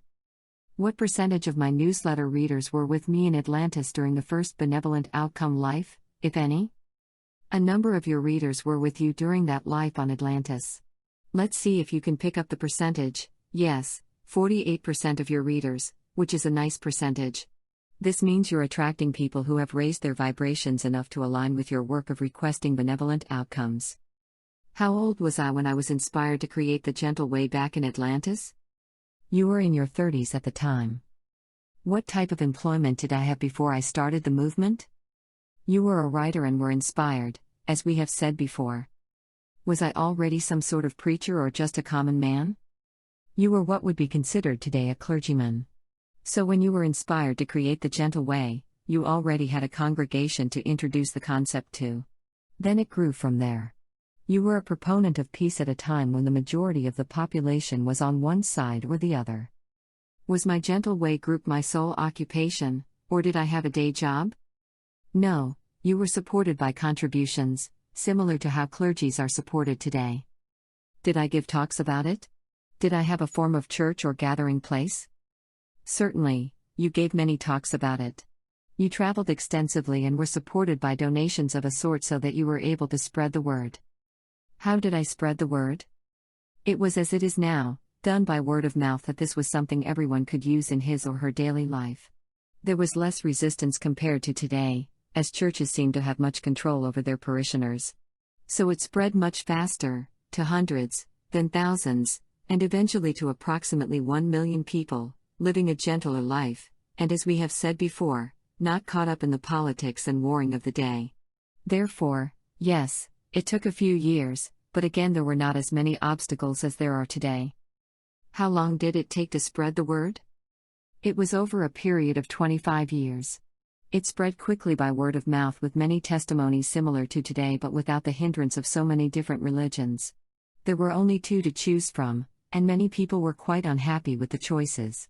Yours was like a breath of fresh air, your peaceful alternative appealed to a large number of people, and they could continue to worship as the law of one or sons of Belial, should they wish. Did the priests of those religious sects take exception to people living the gentle way? Yes, they did, as they saw they were losing control over a portion of the people, but by the time they recognized the threat, they had more urgent problems at hand. So you were looked at as an aberration that would someday go away. You were not looked at as a threat to them, just some people running around requesting benevolent outcomes. You weren't trying to unseat those in power, so they allowed it to continue. Were there people following the gentle way on the Sons of Belial-controlled islands? Yes, a few had learned about it through friends and neighbors. They had to practice it at a lower key so as not to incur the wrath of the radicals. Did the Lemurians on the continent of Mu practice the gentle way? No, they were unaware of you or the gentle way, as there was not a lot of contact between the two. But they were ahead of you Atlanteans in living peaceful lives for a very long time until the leaders got greedy and wanted war. Did I establish a school for meditation? That was one of the developments, you could say. Meditation was already in existence, but you encouraged it. How did Antura and I first meet? Antura was attracted to the gentle way just as others were. He was very passionate about the method, you became good friends, and he became a member of your staff. Keep in mind that you had an instant connection, as both of you were from the same soul cluster. It was natural for him to assist you when it became apparent that the Atlantean days were numbered. He did not just appear and volunteer. He was a trusted member of your flock and staff. Prelude to leaving Atlantis. How old was I when I migrated with my flock to Egypt? You were in your mid-50s. Did I ever return to Atlantis after we migrated? No, you completely cut ties with everything there, but you prayed for them every chance you had. Was there a way for the people who went with me to communicate with their loved ones left behind in Atlantis? Yes, the crystal devices of that time allowed for communication. This helped bring more people to Egypt as conditions continued to worsen. Did I have a family, and did they all go with me? Yes, you had a family, and they all migrated with you, except for a few remote relations. But you had no immediate family, as your work kept you very focused in that life, but you had distant family, cousins and such that accompanied you to Egypt. In the migration life, did we live on Poseidia or Arion or another island? It was Poseidia. That would have been too difficult with everyone whipped up to a war frenzy.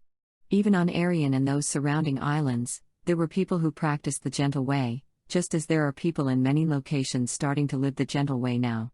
Most were not able to escape before the final battle. Decision to leave Atlantis.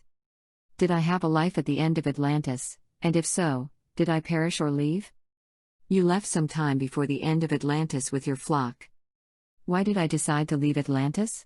Was it quite evident that the destruction was coming, or was I directed to do so? It was quite evident, as plain as the nose on your face, to use your idiom. You were told that time was becoming short and that you should move during your meditations. So you hurried up the process and sent people out ahead of the group to arrange transportation, food, and such for a large number of people. That sounds like the beginning of my travel agent/tour days, Theo. Yes, exactly. Becoming a travel agent and handling large groups of people in this life came natural for you, as you had done this for your flock of followers in that life. That is good recognition as to how one life can be affected by another. The knowledge you gain from one life can carry over into another. A child who begins playing the piano at an early age is another example of this.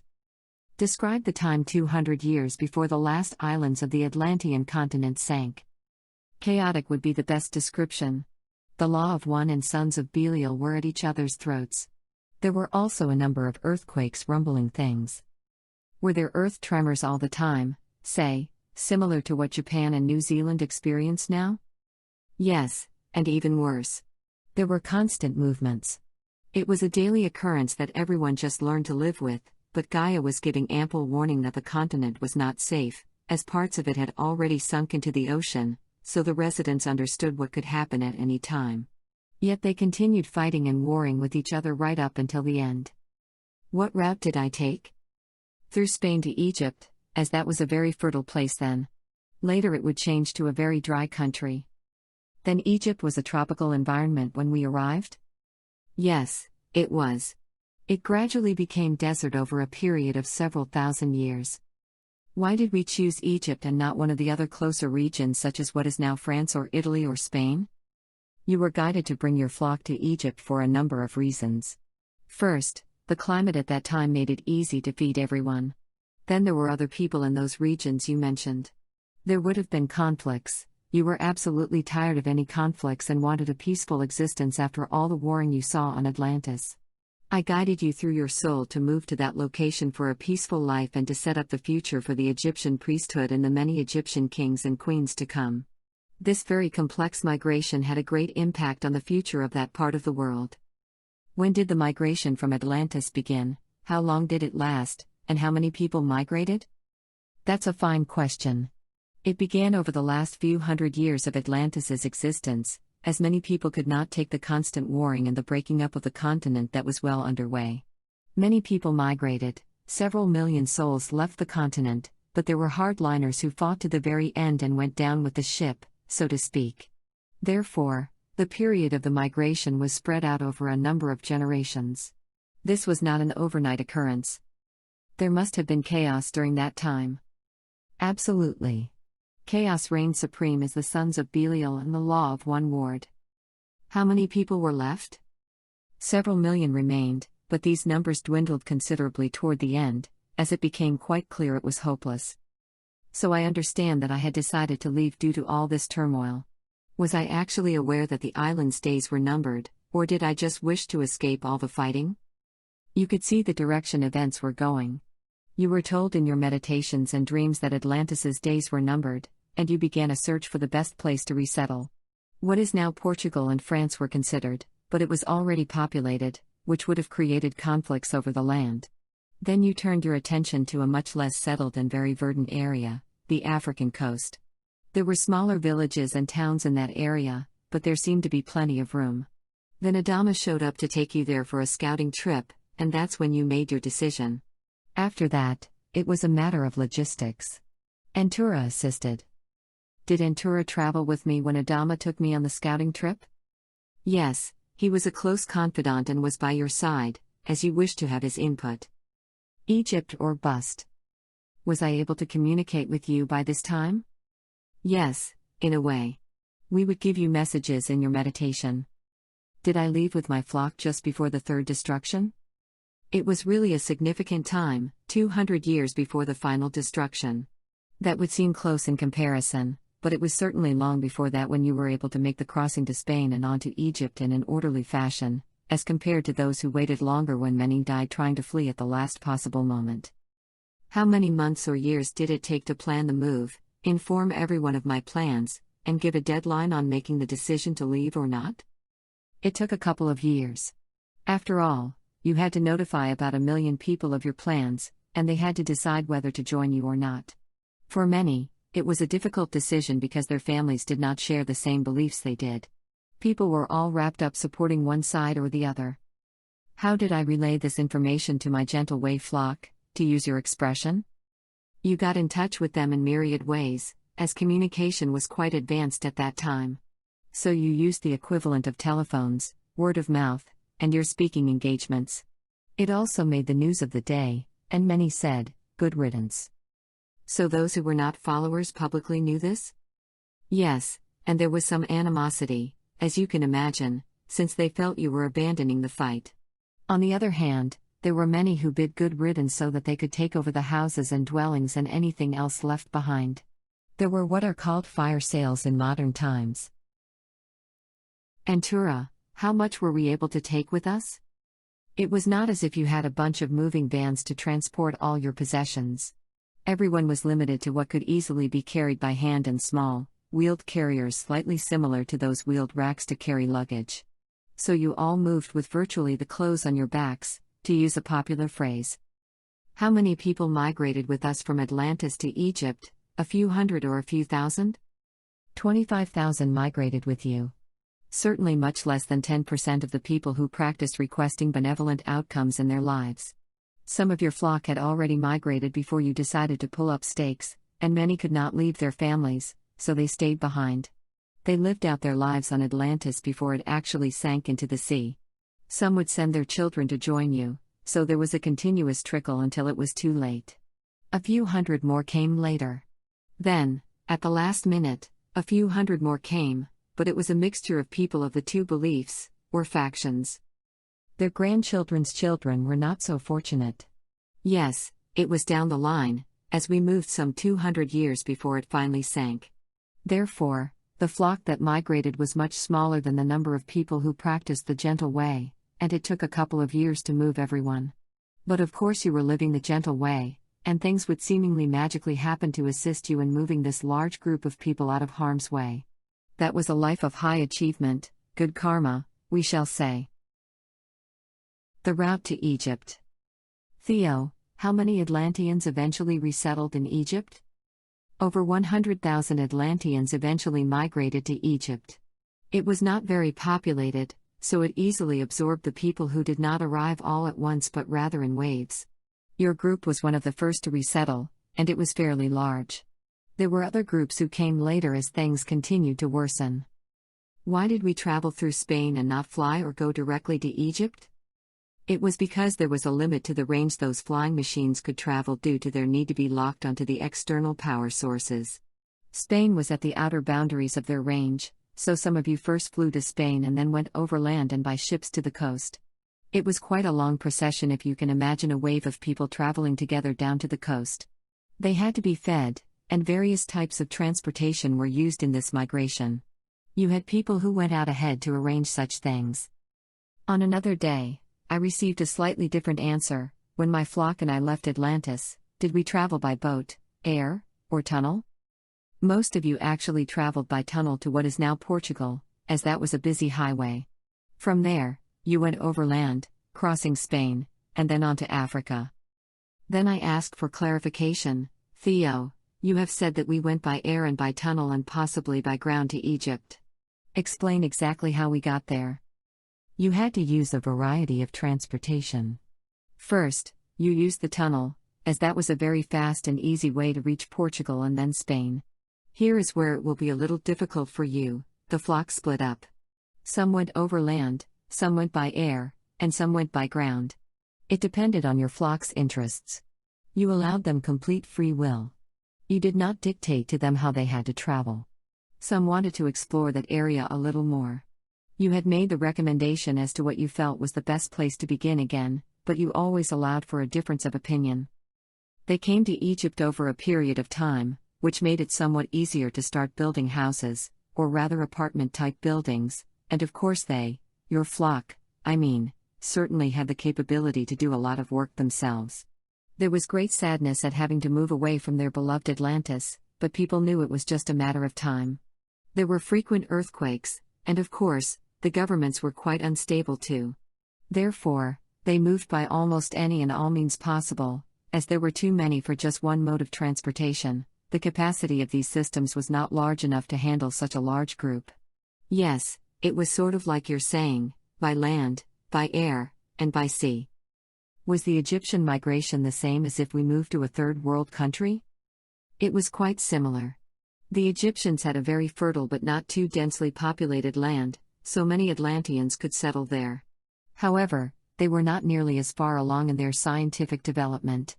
They were a simple people until the Atlanteans arrived. Of course, you must remember that there were many other settlements from what is now Portugal all the way through Spain into France and so on. That whole area was available, for the most part, so someday even more ancient settlements will be found in these areas, some under modern-day cities and towns. The Syrians' assistance. Antura, were the Syrians described in Lois J. Wetzel's book Akashic Records, one as half man from the waist up and half fish from the waist down from your planet or another in your star system? No, they were some of our ancestors. But their appearance was described as looking like men from the waist up and fish from the waist down. Yes, they took on that appearance for various reasons. But I can assure you the description of what my counterparts and I look like is very close to what you have already asked. Note: in my book First Contact, Antura described himself as an amphibian, somewhat similar to the Abe Sapien character in the Hellboy movies. Why were they there at that time? They were there to assist the many refugees from Atlantis, along with the folk who were the original inhabitants of Egypt. Then the Earth Directive came down, and they had to abandon their small colony. They were already causing problems in which people from another country were trying to infiltrate the caretakers so that they could either undermine our efforts or use whatever information was being passed on for their own advantage. When we arrived in Egypt from Atlantis, were the Syrian water people mentioned in Lois J. Wetzel's book there already, or did they not arrive until later? Yes, they had recently arrived, knowing you and I would be arriving too. So there was an immediate connection. Then it was not you and I who returned to Egypt after our Atlantean/Egyptian lives? You're quite correct. These were Syrian beings who were contact people, not too far different from what I do, but they were more a contact people for governments. The Princess Assistants in Egypt. Theo, what significant lives have I had with my wife? There are, of course, other lives more significant, such as back in Egyptian times when she was a princess and you were newly arrived from Atlantis. You were impressed with her authority and how she handled situations. She was able to assist you in some of your endeavors. Through her meditations, she understood who you were and your significance when you brought your flock of people with you to resettle. She was pleased that you were non-violent people and welcomed you to their lands. This was a very significant life together. Can you tell me about other lives we had together, first on a linear basis and then whether any were later in time but before that Egyptian time? Yes, let's take them in linear order first. This dates back quite a large number of years when you had your first lives together. This goes back well over 60,000 years ago, but not millions. Certainly, you were there, having had a few lives already, when she had her first life on Earth. On a soul level, you knew you would have a number of lives together. Therefore, you were there at her beginning. This was a very simple life she lived, and it was not significant for either one of you. You were a simple shaman in that life. Since her first life, you have run into her in quite a number of lives, yes, including a few out of your 180 plus that you lived in Atlantis. You had some similar interests, and she had a number of very different lives, as she needed to gain knowledge that would not only assist you in this life but also would complement your knowledge in future lives. This knowledge will be quite useful to you both when you meet again in AD 3400 and fly off to explore the stars. You could say that you have been friends, lovers, family members, and even enemies in past lives, as you both needed around education, and you acted as an enemy out of love for her growth and understanding. You all must have balancing lives, which we keep stressing. You can't be goody two-shoes in every life. Will Dina's next life in Egypt be part of a priest class or monarchy, and how long after the life she lived when she met me will that life be? It will again be in ancient Egypt and not too many years after the one in which she assisted you in settling in that area. She will be part of the new priest class, which you established. But she will be a man, a very important figure in that priest class. She, or he, will not be part of the monarchy but will be the power behind the throne. This will be a significant life for her, him. He will be a good guide for his people. In Egypt, was I aware of the group that migrated to the Yucatan? Yes, the new refugees told you of their departure, but you had no reason to contact them. After I migrated to Egypt from Pisidia, did I live in what is now Cairo or perhaps Alexandria or some other place in Egypt now covered by the sands of time? You lived not far from the mouth of the Nile River in a very verdant zone, even much more so than today. Because the country was lightly populated, there was space for the several thousand people who migrated there to live simply and peacefully with their neighbors. You needed to be near the seat of power at that time to work with the Egyptian people's leaders as their representative. The healing bowls and other instruments you brought gave you power, and you never abused it. You never denied healing to the Egyptian people who came to you. How many years after we settled in Egypt, after we migrated from Atlantis, did the desert take over the verdant land where we settled? It would be several thousand years, as this process was quite slow. You can see this in modern times as the desert slowly encroaches over villages. But where you settled endured for many generations. Gaia, does the area still exist where my flock and I settled after migrating from Atlantis to Egypt, or is it covered by either sand or water? You settled in a fertile part near the coast, not far from the Nile River, because you needed to be close to the seat of power in order to represent your people. They did not all stay in that area but rather moved miles farther along the coast, claiming fertile, untilled land. The sand eventually gobbled those lands up. The land closest to the coast was covered by water when the islands of Atlantis sank approximately 200 years later. Theo, was Edgar Cayce correct in stating that the Egyptian pyramids dated back from 10,390 to 10,490 BC? 2. Yes, Mr. Cayce was correct in his dating of the pyramids, at least the major ones. Referring to the time when I immigrated with my followers from Atlantis to Egypt 200 years before the final destruction, then these pyramids were built a long time after we migrated from Atlantis to Egypt? Yes, you had been gone for quite a long time when they were built. But of course they were built with assistance from your friendly ETs, who were allowed to be more involved due to the importance of the project. So they were allowed even with the Earth Directive in place? Yes, it was considered of major importance for many reasons, as you will discover in the not-too-distant future. Was the Library of Alexandria in existence before or after we immigrated to Egypt? No, it was created long after you had left the scene.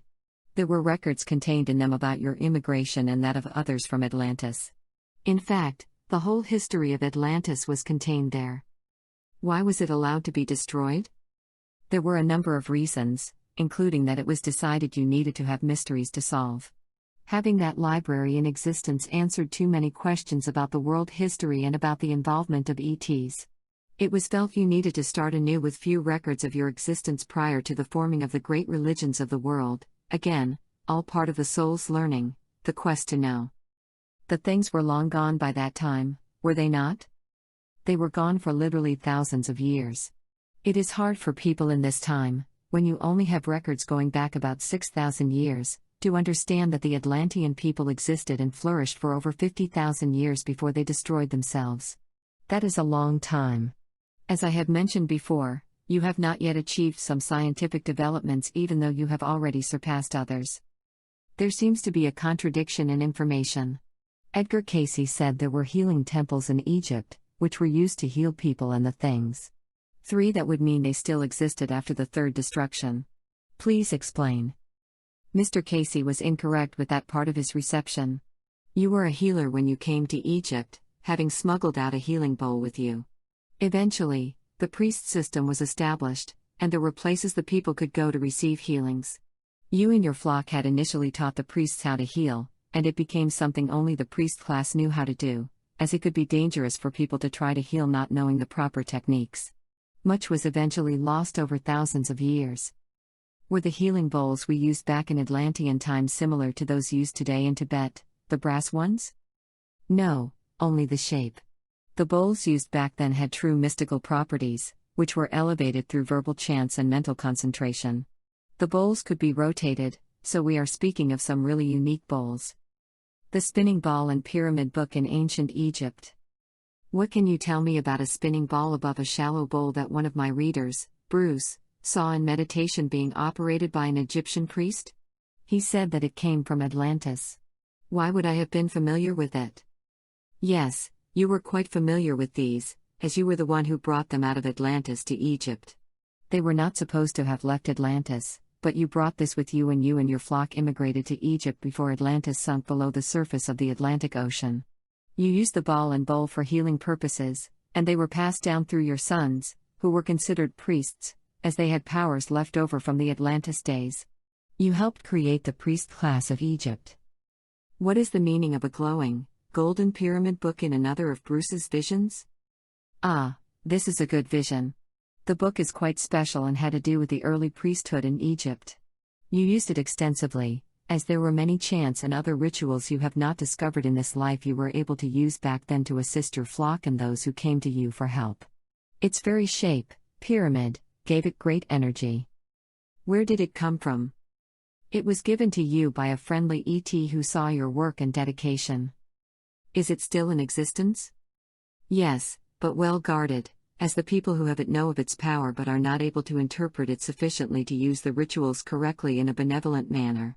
Anyone who touches it can feel its energy, even more so than, say, a large crystal. Where was the friendly ET from who gave me the pyramid book? He was from your Sirius B system. They wanted to assist you as had been decided before your birth. Naturally, in that life, they needed to disguise themselves a little in order not to frighten you, but as you were veiled, you were thrilled to receive such help and assistance. Why was Bruce so involved in this? He was your understudy and worked closely with you throughout your life there in Egypt. You two had a very good relationship, as you both wished the best for your people and the Egyptians as well. You were both gentle people. Is the book in a museum, or is it still guarded by some sort of priest class? It is still guarded by a priest class in Egypt. They just don't know how it works, but they recognize its importance. Will I regain access to any of the chants or rituals in this life? No, your work will be much more like it is now but better, and you will assist people without the need for chants and rituals, as was needed in those lower-level vibrational times. So I take it that it will not be used again? That is correct. Rata and Thoth. Edgar Casey received the information that he had a life as Rata, an Egyptian priest banished but brought back to deal with the Atlanteans. Did the priest Rata live before, during, or after our arrival? As you had previously said, I became the first priest due to the healing objects I brought with me and used to treat many. Yes, this is a little confusing. He was there during the time you lived in Egypt. His position was as a ruling class priest. You had dealings with him, as you needed to assure him you had no plans to take over as a ruler. You simply offered your services to assist your people and the local Egyptian people as well. They were concerned about losing their power, as they saw you as a possible threat. So he lived during that same time? That's correct. He had been banished and then brought back, as he had dealt with Atlanteans before. Keep in mind, Atlanteans were not very trusted since there were memories of times when the Atlanteans were strong and subjugated many of the Mediterranean people. So there was a healthy mistrust and fear of Atlanteans. Atlantis was far advanced compared to Egypt, which was mostly populated by younger souls. Did I have the ability to extend my life? You lived long but had an average life, not 200 or more years. You had completed your work, seeding the Atlanteans with the Egyptians. And you were the first person to be considered a priest, as you helped heal the sick and wounded with your Atlantean tools, we will call them. How long could the priests of the Law of One or Sons of Belial extend their lives? It was longer than the average population, but no longer than, say, a life of 200 years. Thoth learned this as part of the priest class on Poseidia. He was a mid-level priest, and he had gained that knowledge through his studies. Thoth had the ability to extend his life, and he lived for quite a long time. And Rata lived a long life, but not as long as Thoth. And Thoth came after Rada. Edgar Cayce said Rada lived between 10,000 and 10,500 BC. Yes, but that was what Mr. Cayce received. It was a general statement and not the exact years, I can assure you. Can you narrow the number of years Rada was alive? We have already covered that he was alive when you and your flock of Atlanteans arrived 200 years before its final destruction. He was about the same age as you, middle-aged, we can say. You had many discussions with him, as he was eager to learn more about the Atlantean advanced society. You withheld much information, as you did not want another Atlantis, which would eventually destroy itself. You were able to claim that the instruments needed to do many of the advancements were left in Atlantis, which was quite true. And you hid some of the instruments you possessed, as you did not want them to fall into the wrong hands. What years did Thoth live? There is not an easy explanation. It was after you had transitioned in Egypt. He had the knowledge to live longer than the average person. Did he live at the same time as Rada? Not exactly, as he came later. Did Rada live longer than the average person? Yes, they had been learning how to do this, and he did live longer. Was it hundreds of years? No, longer. But that was not the length of time Thoth lived. The lives of Thoth. Was Thoth alive when my flock and I arrived in Egypt? No, he was gone from the scene at the time you arrived. I'm confused on this timing. Did we arrive before or after Thoth? It was before. That is the correct timing. Was Thoth in Egypt before or after we immigrated? He lived both before and then again after you immigrated. He returned to a new life after you passed from the scene. Why did he wish to come there from Atlantis in the first place?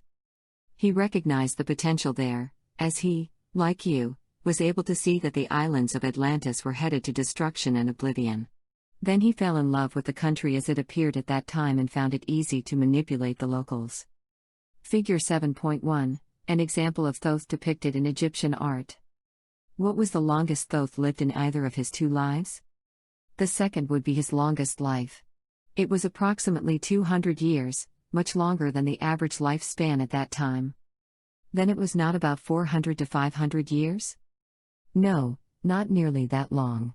Still, he was revered as a god, you see, and can be found in a number of depictions in Egyptian art, as seen in Figure 7.1. How many years before my flock and I arrived in Egypt had Thoth been alive and transitioned? It was not a long time. We shall say, for your purposes, less than 50 years. Then how long after and I assume most if not all the original members of my flock had transitioned, did he arrive again? He arrived less than 50 years after you transitioned. When he returned, was he born there or did he arrive from Atlantis? He needed the training and devices in existence in the Atlantean islands. He had some balancing to do in future lives in order to return a second time with virtually the same personality and memories of the first life. His plan was very different from yours. He was interested in power, and you were not. Your group tried to keep a low profile, as it were, so as not to scare the Egyptians, since there were so many of you who immigrated there within a 2-year period. Thoth came alone with just a few assistants. He had to dazzle them with his knowledge. Was Thoth's name the same in each life or just the second one? He used the same name in each life. He was able to manipulate the second life to remember his first. Even his appearance was quite close in the second life to the first, but by then, everyone who had known him in the first life had all transitioned. Still, the memory was good enough to impress the ruling class at that time, and he had enough tricks up his sleeve to convince them he had returned with full powers. There seems to be a contradiction in what you have told me. Previously you said I originated the priest system in Egypt, but you also said the same of Thoth. Which is correct? You did in a more humble way, as you did not organize it the way Thoth did. Thoth took what you had begun not as a priest system but a process out of your love for humanity and created a technique, a vertical structure with levels of attainment. This is something humans are good at. You need structure, a hierarchy, and Thoth recognized this, creating a hierarchy. But because he came to Egypt before me, wasn't it already in place? Yes, there is some confusion here. Thoth came earlier and was gone by the time you arrived. He set up the priest system as a ruling class. When you came along, you set up a priest's system of healers. Therein lies the difference. Eventually, it appeared that they combined, but not really. The healers would have been viewed more as doctors, you could say. So the confusion comes from both the rulers and the healers being called priests. Language was much more limited in those times, as the Egyptian people were a simple people. Why did he reincarnate to the same place again? What's his story? He tried to manipulate his lives. This can be accomplished, but the act creates some karma along the way, which, I might add, he's balancing today. Thoth was an Atlantean in both lives? Yes, he was. That report is accurate. Was he the high priest of the Law of One, the sons of Belial, or a lower priest in one of the two? He was a mid-level priest in the Law of One. He was in such a position that he was able to know the secrets of the priest class, so when he migrated to Egypt, he seemed like a god to them. Did he introduce writing or hieroglyphics to them? Yes, quite so. He did not use Atlantean letters, as he felt that the average Egyptian would have trouble learning their complicated way of writing. Instead, he invented symbols so that an Egyptian of average intelligence could decipher the meanings. After all, someone had to invent the use of these symbols. So the hieroglyphics that he invented were in use at that time? Indeed, you and the rest of your flock quickly learned the symbols in order to communicate with the Egyptian people. What other things did he accomplish, both good and bad? His main gift to the people was writing. He also set up the priest system in Egypt, as they had none before. He contributed knowledge about the universe and many other things that they kept secret in Egypt from the average Egyptians. Again, this was a control factor, as you like to call it. He also contributed to the health of the Egyptians through his knowledge of remedies. As you can see, he did a lot of good, but creating a priest system, as we know, had its drawbacks. So he arrived in Egypt before the final destruction, correct? Long before the final destruction, that is true.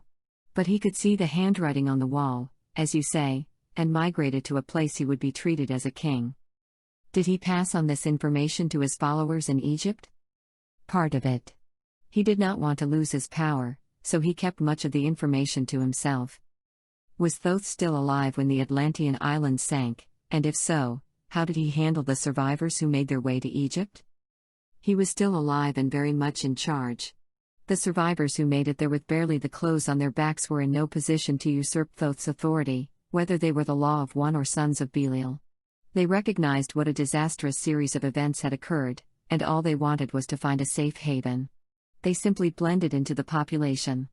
They had no special tools, as you did, to set them apart. By the next generation, they only had the stories that their parents told them of the war and how terrible it was. Were Osiris 5 and Amun-Ra 6 imposters? No, they were not. The question pertains to the lineage, and you would have to read more about this so that we could discuss it more fully. Was Thoth associated with Ma'at, 7, the youngest daughter of Ra and Neti? Yes, eventually he was, as he prolonged his life. Did Thoth have any connection with Amun-8 or Amun-Ra? Yes, in a way he did. He was their consul, you see. They learned from him when he came to Egypt. As I said before, he created the priest class in Egypt, and they were part of that class system. Did the Christian word Amen at the end of a prayer originate with or from the name Amun or Amen or Amun-Ra in Egypt? Yes, of course it did. This very ancient word was said all over Egypt for thousands of years, so it was only natural for the Jews in Egypt to adopt this word when they prayed to their God. It was as if they were saying, okay, I'm praying to one God, but I'm not taking any chances. So they would say, Amen, at the end. These were very basic people back then and were subject to superstitions. Did Thoth have a third life as Hermes? 9. Yes, he returned for one more life. Then was this one more manipulation? In a way, yes. Hermes is thought to be mythical, so when did he live, and how did the story that he was the son of Zeus originate? Yes, he was a real man, a human being. He was born and lived in ancient Greece, as you may have guessed. It was so long ago that legends regarding real people were passed down and embellished until they became mythical. Therefore, this dates back only less than 1,000 years after Atlantis and the island sank into the sea. Hermes was able to tap into his past lives to a certain extent and use this to his advantage. He was more of a rogue in that life, you might say the rebellious teenager who never quite matured, and the son of a king. In some ways, it was a balancing life for him. These mythological stories derived from that time. Many legends began as true stories, and as you can imagine, over thousands of years of being passed down from generation to generation, each time they are embellished just a little more. There are many other instances of this happening when people who cannot write try their best to repeat a story, but it changes just a bit from generation to generation. You said that Thoth is balancing his karma today. Did you mean that literally or figuratively? I meant that literally. He is incarnated now and is leading a life in which he is balancing those times. Is he a politician or a clergyman of some type? He is a clergyman, as you say. He will be the next pope. Am I getting this correctly, Theo? He will be the next pope? Yes, that is correct. He has vowed to have no secrets this time around, and he will be the one to open the Vatican archives. Figure 7.2, Emerald Tablets of Thoth. Is he aware that in a past life he was Thoth? No, he's not. He's failed. He will open up the Vatican archives through inspiration. As he prays, he will receive guidance that he must do this. What are the Emerald Tablets of Thoth? See Figure 7.2? These tablets date back to his time in Egypt. They are now kept by priests under lock and key. More will be learned about them in the near future. How accurate are the translations of the Emerald Tablets? The tablet translations are not very accurate. You found inconsistencies even in the first chapter regarding dates, just as one example. Was there a place under the surface known as the Halls of Amenti-10 as was reported in the translation? No, there were and still are places under the earth where ETs are able to work without those on the surface knowing of their existence but not as described in the verbose fashion as in the tablets. Gaia, why did the Atlantean calendar not go to Egypt? Did it go to the Maya in the Yucatan? Well, it did, at least a version of it. But like any vibrant society, it evolved over thousands of years to the point where it was not recognizable. Keep in mind that although the Egyptians were fairly simple folk at the time you arrived, when Thoth arrived he started shaking things up a bit. There were many advances, including the calendar, which didn't change much in Central and South America. Also, there are findings about which the Egyptian government kept quiet if they did not agree with the official story. More will come out in the future. The Giza Pyramids. What time period were the Giza Pyramids built, as we have already established that the Bosnian pyramids were built some 26,000 years ago and are the oldest of them all, am I correct? Yes, they are the oldest. The Giza Pyramids came much later, thousands of years later. They were built after Atlantis sank, partly to replace the Atlantean pyramids. You might notice they are on a grid line that would have intersected those previously constructed in Atlantis. There were pyramids on Atlantis? That's correct. Pyramids had been used since the early days of Atlantis. Did ETs build any pyramids? No, they simply suggested where the pyramids should be built for maximum energy. Your scientists still have not yet discovered their use, so we will leave it for them to learn through deduction with little hints along the way, such as the beam of energy coming out of the Bosnian Pyramid of the Sun. But I thought the Earth Directive would have been enforced then? Yes, but they were allowed to assist the Egyptians in creating those pyramids for several reasons. Their energy was needed, and it was understood that millions of people would be intrigued by the mystery of their construction. There were a variety of pyramids, including some that were constructed without any assistance. So, to answer the question, it was around 10,000 years ago, earlier than archaeologists have estimated, as they have had no way to carbon date the pyramids as is being done in Bosnia. Was it possible to move the blocks of stone, which were used to build the Giza pyramids, using tones and sounds produced by their throats? No. However, your verbal sounds can be more powerful said in unison than you can imagine at this time. Other devices, we will call them, were used to move and then liquefy the edges so that they fit perfectly together. Although the stonemasons were good, they were not that good. Were the Atlanteans connected to the Bosnian pyramid system since it dates back almost 26,000 years? No, this was another people, and they were assisted by a group of ETs.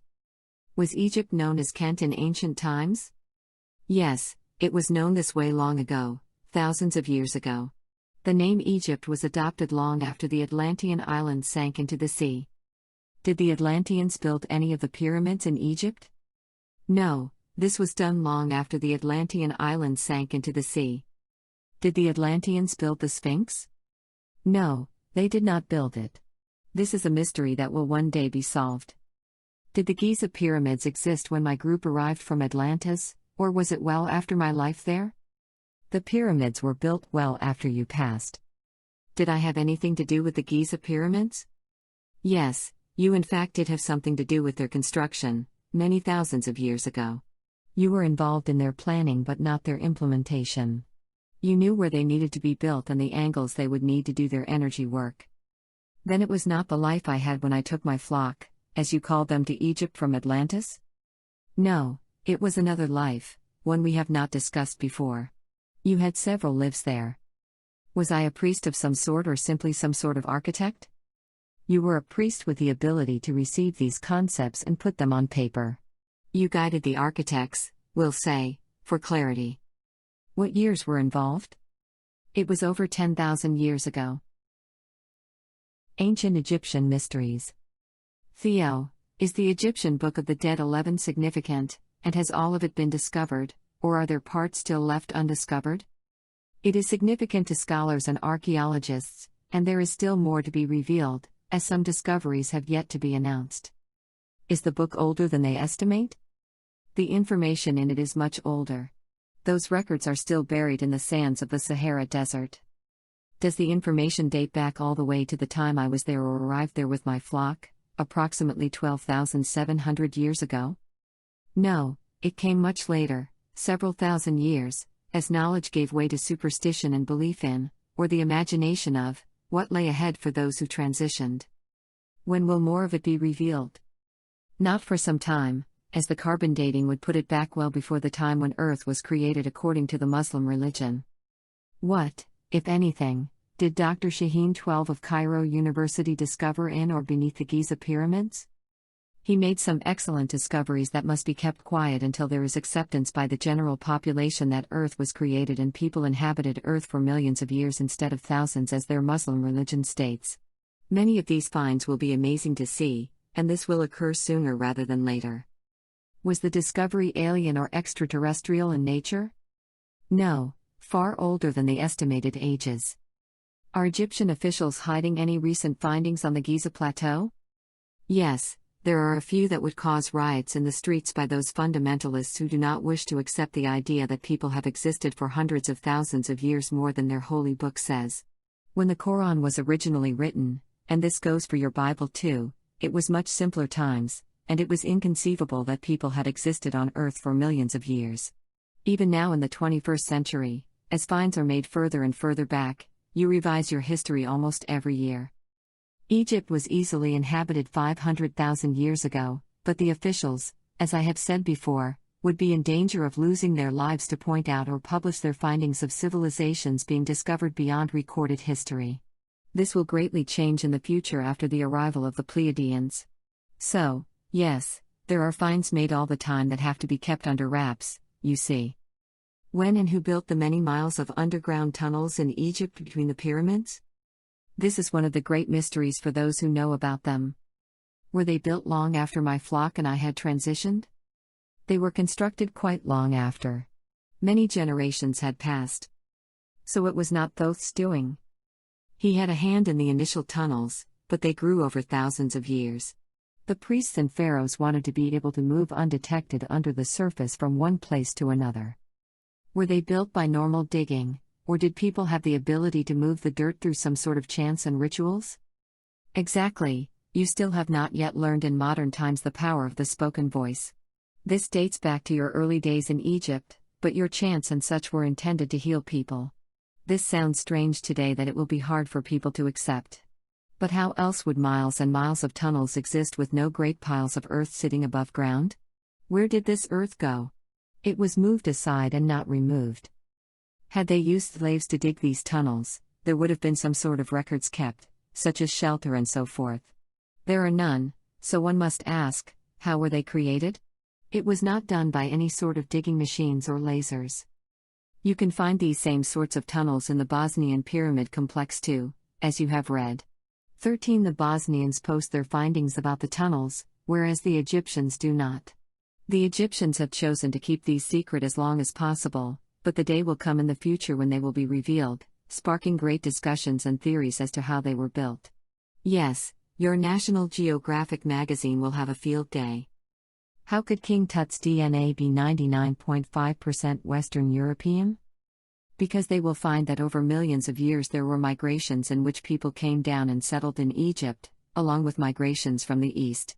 Then there was the commingling with the Atlanteans who also commingled with the Europeans. This all happened before much of their recorded history, so it is very perplexing to them, as their religious texts only cover so far back. It was inconceivable to people living at that time that they could have ancestors from over several million years ago. Even now, you are just slowly discovering your lineage, which goes further and further back as your archaeologists find other settlements.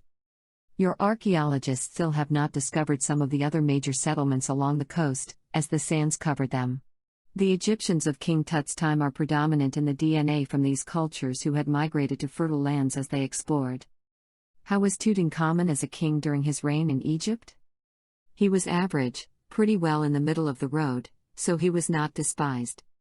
Did he have any contact with ETs? No, this was after the Earth Directive, so he had no contacts. How did he die? It was not a violent death. He had internal problems that the priests were unable to treat. Why did he disappear from history until his tomb was discovered?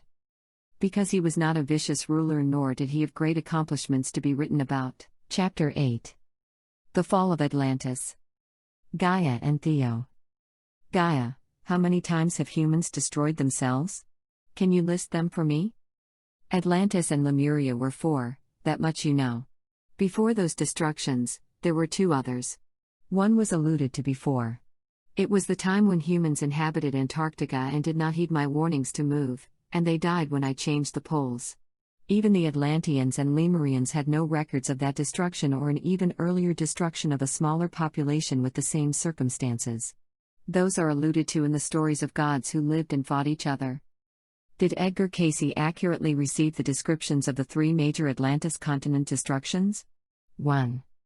Yes, he did. Edgar Cayce was quite accurate. Remember, he was an Egyptian priest in a previous life, so he had access to all the records that were available about the continent of Atlantis before it sank into the ocean and before the library at Alexandria was destroyed. According to the book Edgar Cayce wrote on Atlantis, there were 3 major points, or times, of destruction of the Atlantean continent: 50,000 BC, 28,000 BC, and 10,000 BC. Are those fairly accurate dates? Yes, they are close to the actual dates for the breakup of the continent. The islands, including Poseidia and Arion, were formed after the second destruction? That's correct. Were 2 of the islands named Dytia and Ruda? Yes. But there were no destructions before 52,000 years ago? There were none that affected humans. This continent was uninhabited. That does not mean that humans had not visited it, but they did not stay permanently. Then to return to my question about the second destruction, was it less than or more than 30,000 years ago? That figure is very close for the second destruction. You can use that figure. But not 35,000 years ago. No, it was not that much more. What about the northernmost portion of the Atlantean continent? Did it disappear in the first, second, or third destruction? The second destruction, which was the time I was shifting poles. Humans caused the third destruction. Is it true that the ocean levels are 300 to 400 feet higher than they were in the past, and if so, how much did the second and third destructions of Atlantis and then the sinking of Lemuria contribute to the rise in these levels? Those estimates are fairly correct, about 375 feet, so as you can see, the scientists have done their studies well. Regarding the second and third destructions of Atlantis, the second destruction, as you can imagine, was the largest jump of a little under 160 feet, and the third destruction, of just the islands, was between 40 and 41 feet. Then when the whole continent of Lemuria sank, there was an additional 150 to 175 feet. So it was fairly well split between the 2, as both continents were around the same size, just different shapes. How far did the shoreline of North America extend before the ocean rose? Obviously, this question has a number of different answers depending on what part of the North American shoreline we are discussing, but the farthest it extended was several miles, where the continental shelf was shallow and less so where there was a steep drop-off. Is it any wonder that there are no signs of prior life when the ocean levels were so much higher? Just imagine what a small rise in the ocean levels of just 2 feet will have on the world today, forcing those living in low-lying areas to relocate, and eventually washing away their homes as if no one had lived there. Multiply this by many times, as each settlement was obliterated by first the sinking of most of the Atlantean continent, then by the islands sinking, and then by Lemuria sinking. Between those times, the ocean levels were fairly stable, and they did not rise 1.5 feet per 100 years as scientists have hypothesized.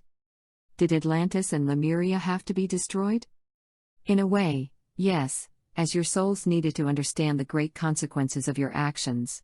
By destroying these continents on a soul level, you never want to have that happen again, and you will do everything in your power to make sure it does not happen in the future. Remember, you reached a vibrational level in 1987 that you term the harmonic convergence, in which you will never destroy yourselves again. Had you not crossed that threshold, you would have continued down a path of utter destruction again, and we would have started over with the remnants of civilizations, as has happened in the past. There was a great celebration on this side of the veil when you crossed that line, I can assure you. Was there a matriarchal society at any time on the Atlantean continent? No, had there been, they would not have destroyed themselves. All the leaders during that time were male. In your future, there will be more and more women leaders, and you will find that wars will become a thing of the past. Did the sinking of Atlantis cause the great biblical flood? Definitely. There were great tidal waves that swept across most of the coastlines more than once as chunks or great portions of Atlantis sank into the sea. There were several tsunamis connected to these events. But the reported 40 days and nights of rain did not occur during the first Atlantean periods, it occurred much later. How many people lost their lives worldwide from the ensuing tsunamis and rapid rise in ocean levels? You can easily say about 60 million, as there were many coastal towns and villages during that time. There is no other time in the history of the explorer race when so many transitioned at one time. Didn't the destruction of the continent of Lemuria several thousand years later result in similar numbers of deaths? No, more people were able to escape compared to the second destruction. Also, the continent of Lemuria was not as heavily populated as Atlantis had been. There were a number of people who migrated away from Lemuria who did not wish to join in the fighting. I would think that it would take a long time for those who survived the sinking and tsunamis and rise in ocean levels to get over this. Yes, people were terribly frightened, and it took several generations to rebuild not only the cities and towns but also their lives. These were great catastrophes, although certainly these were the sole contracts of all those affected. Atlantis, the first destruction. Atlantis became inhabited about 57,000 years ago.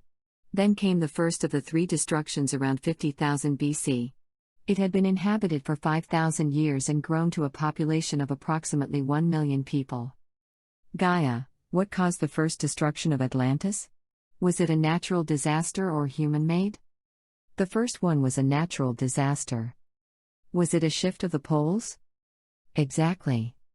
Did Earth experience a shift in poles, a pole reversal, or did the axis shift, causing an enormous wind, perhaps?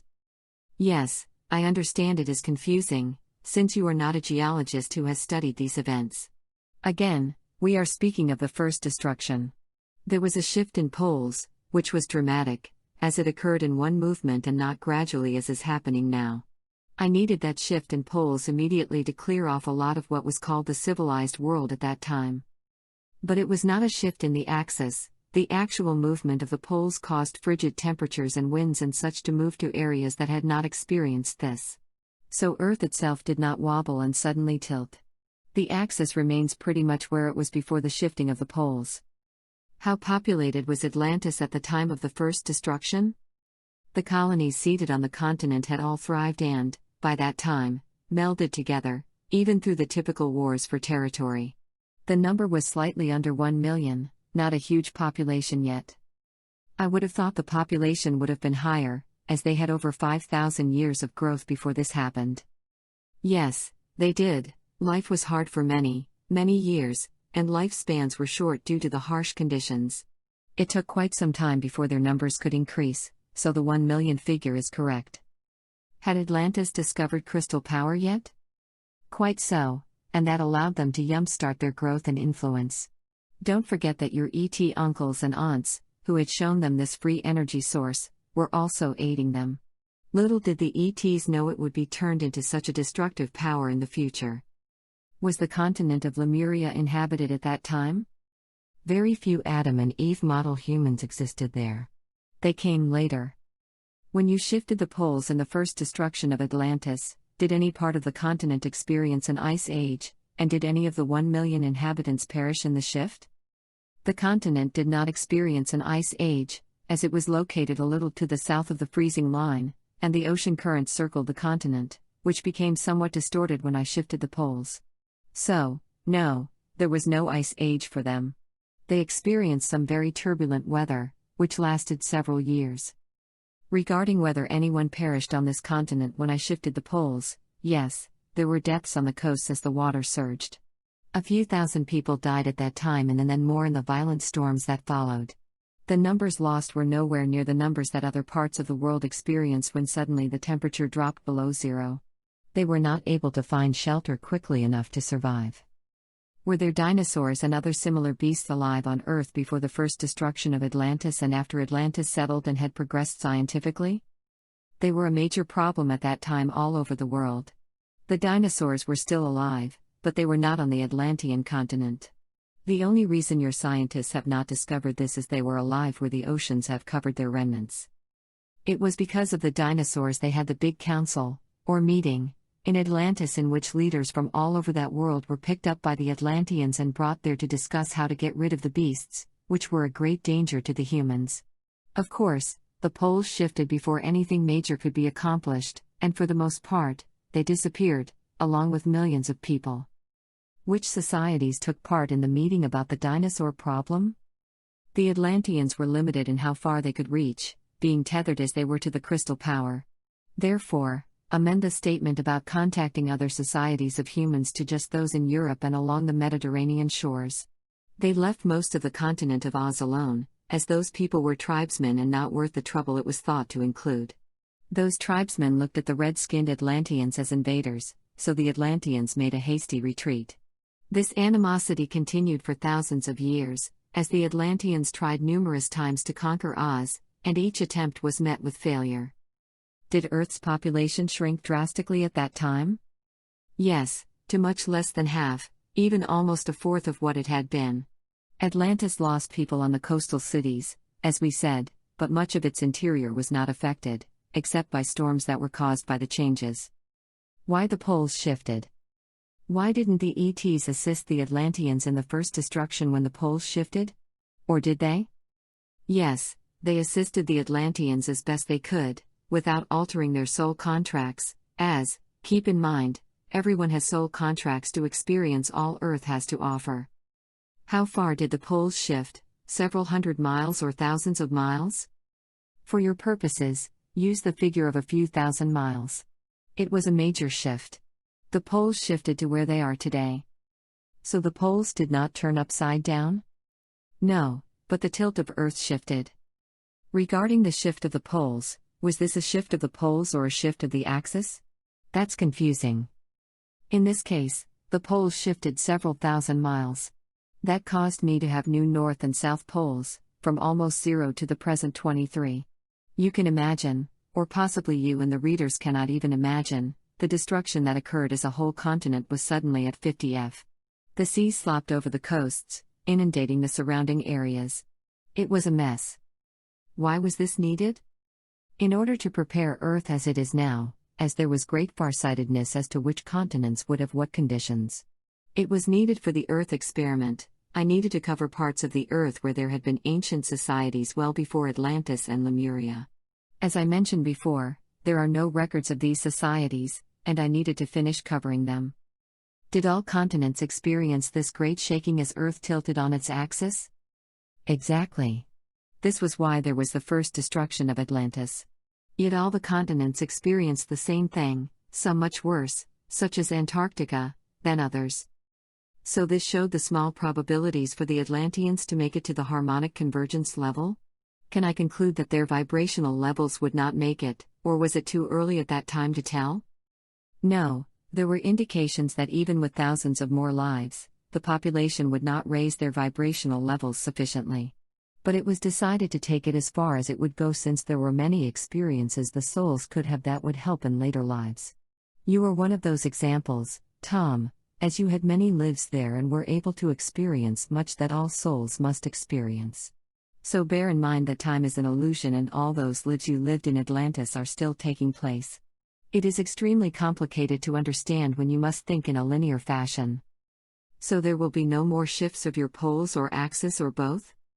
As you already know, my North Pole and, for that matter, the South Pole are both moving but at a slow rate. They will not shift overnight as has happened in the past. It will give you humans plenty of time to shift your activities. Why is there no proof of a climate change 50,000 years ago? Because there was not one. There was severe destruction, and all the coastal towns and cities were wiped out around the world by tsunamis and the rise of ocean levels. Did the original people who settled or migrated to Greenland perish when you shifted the poles during the first destruction? That's correct. That whole area was green and had about the same climate as northern Europe today. When I shifted the poles, all but the coasts froze over, and the people who had migrated there perished. I suggest your readers look at a map to see how close Greenland is to the North Pole, see figure 8.1. The population was not large, but they settled there. Figure 8.1. This view of Earth's northern hemisphere shows just how close Greenland is to the North Pole. One of my readers recalls dying in a past life when cold suddenly came to her land. Their clothing was made from animal hides. Was this Antarctica or somewhere else? No, she was not in Antarctica but another land when I switched the poles. The people in Antarctica were not part of the Earth experiment and actually were well developed past the time for wearing hides, as this lady mentioned. Where she had lived had a climate similar to, say, Europe's today, but then it turned too cold for them to survive. Would this have been closer to the North Pole? Yes, it was. Had they been farther south, they would have adjusted just like other groups did. Atlantis, the second destruction. A little over 30,000 years ago, almost the entire continent of Atlantis sank into the sea, caused by great earthquakes and volcanic eruptions, as the continent sat on the middle of the Atlantic ridge. Millions of people lost their lives not only on the Atlantean continent but also all over the world. Did the second destruction happen 30,000 BC, 28,000 BC, or more? Use the figure of 28,000 BC. That would put the second destruction at about 30,000 years ago. Was the second destruction caused by the continent splitting up where it sat on the mid-Atlantic ridge? Entirely, you could say it was split asunder. Where the mid-Atlantic ridge is today, was there a chain of volcanoes that existed down the center of the Atlantean continent? Precisely. There was great seismic activity and earthquakes along this line, just as there is today along the Ring of Fire, as you term it. Eventually, this pressure became too much and caused the destruction of the continent. Again, this was a natural disaster as you term it today. Did the giant crystals the Atlanteans developed contribute to the breakup of the Atlantean continent? They did not. This continent was very unstable because of its location on the mid-Atlantic ridge. I sank it with the soul's permission. I am a little surprised that the crystals were not involved in making the ground more unstable, Gaia. No, the instability was caused by the two continental shelves colliding. You mentioned before there was a chain of volcanoes running along the fault line too. Were any as tall as, say, Mount Vesuvius, southern Italy, or the volcano on Hawaii, Kilauea? Absolutely, and there were several more of similar size. If you can imagine what happened to Mount St. Helens, 1980, Washington, United States, when it blew apart, then you might be able to partially understand the pressure that was exerted when the volcanoes erupted in unison. The water rushed in, and the continent broke apart. Did the Atlantean scientists have the knowledge to track earthquakes as we do today? They were not quite as far along as you are today, but they had instruments to record earthquakes. Did the southernmost part of Atlantis remain until the third destruction, or did it disappear in the second destruction? It disappeared before the final destruction, Most of it anyway, with some parts remaining until the final destruction. Most of it had disappeared before that final confrontation. Don't forget that this whole area was very unstable for many years. There were many earthquakes. There were constant movements. The islands kept shrinking in size until the end. It was not something that happened overnight in the southernmost portion of the Atlantean continent. You said the oceans rose approximately 160 feet. After the second destruction, was there a mud shoal left, and if so, for how long was it impassable? Yes, there was a massive debris field of mud and buildings. Bodies intertwined in the wreckage, and this lasted for many years. It was impassable for some time. The Atlanteans could only move about by air. Boats and ships were almost impossible to use. It remained impassable for nearly 10 years. Afterward, there remained a flotsam of rubbish. Those traveling by boat from the Mediterranean and northern Europe who either went to investigate or were on business were forced to turn back. Eventually, the flotsam disappeared into the depths of the ocean or washed up on seashores where it slowly disintegrated. The island of Poseidia. After the second destruction, Poseidia was one of the islands that remained. That's correct. It was considered the main island. How large was the island of Poseidia during Atlantean times before it sank into the sea? What could we compare it to today? Was it, say, larger than Jamaica? Yes, considerably larger than Jamaica. It was about the size of Cuba, 42,426 square miles, perhaps a little larger than that. What about the other islands?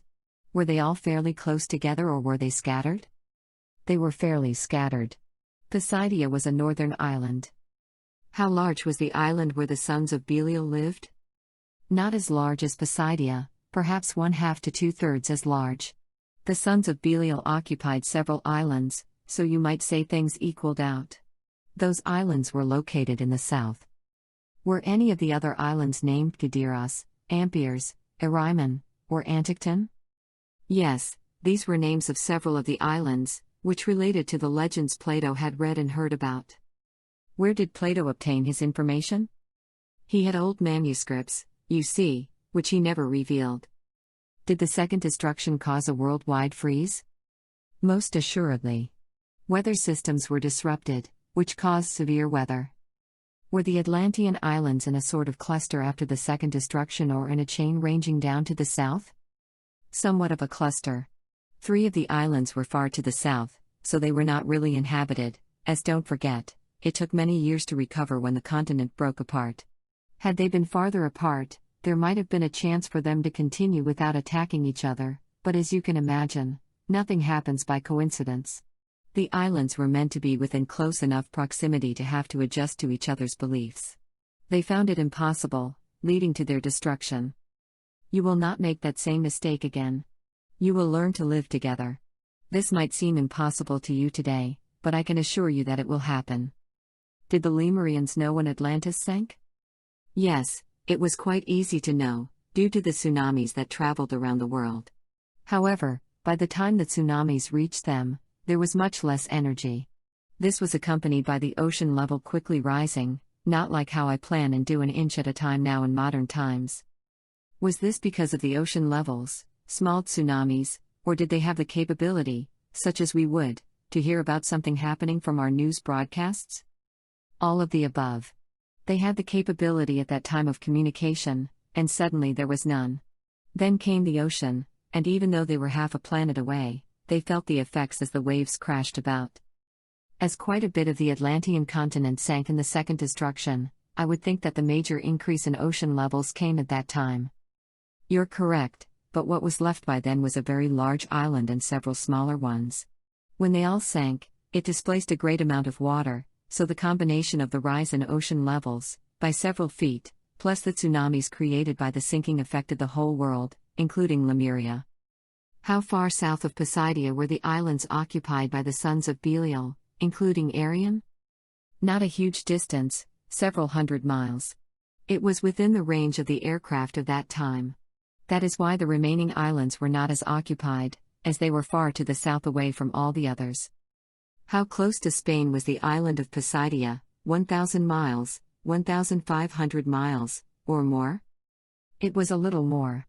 The Atlantic Ocean is fairly wide, and Poseidia was not located in the exact center but slightly to the west. Even though it was a large island, it was diminutive in relation to the ocean.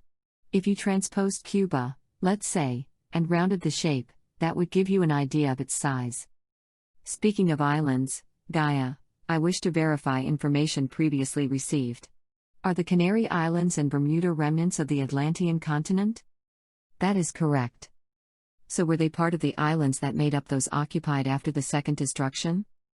Yes and no.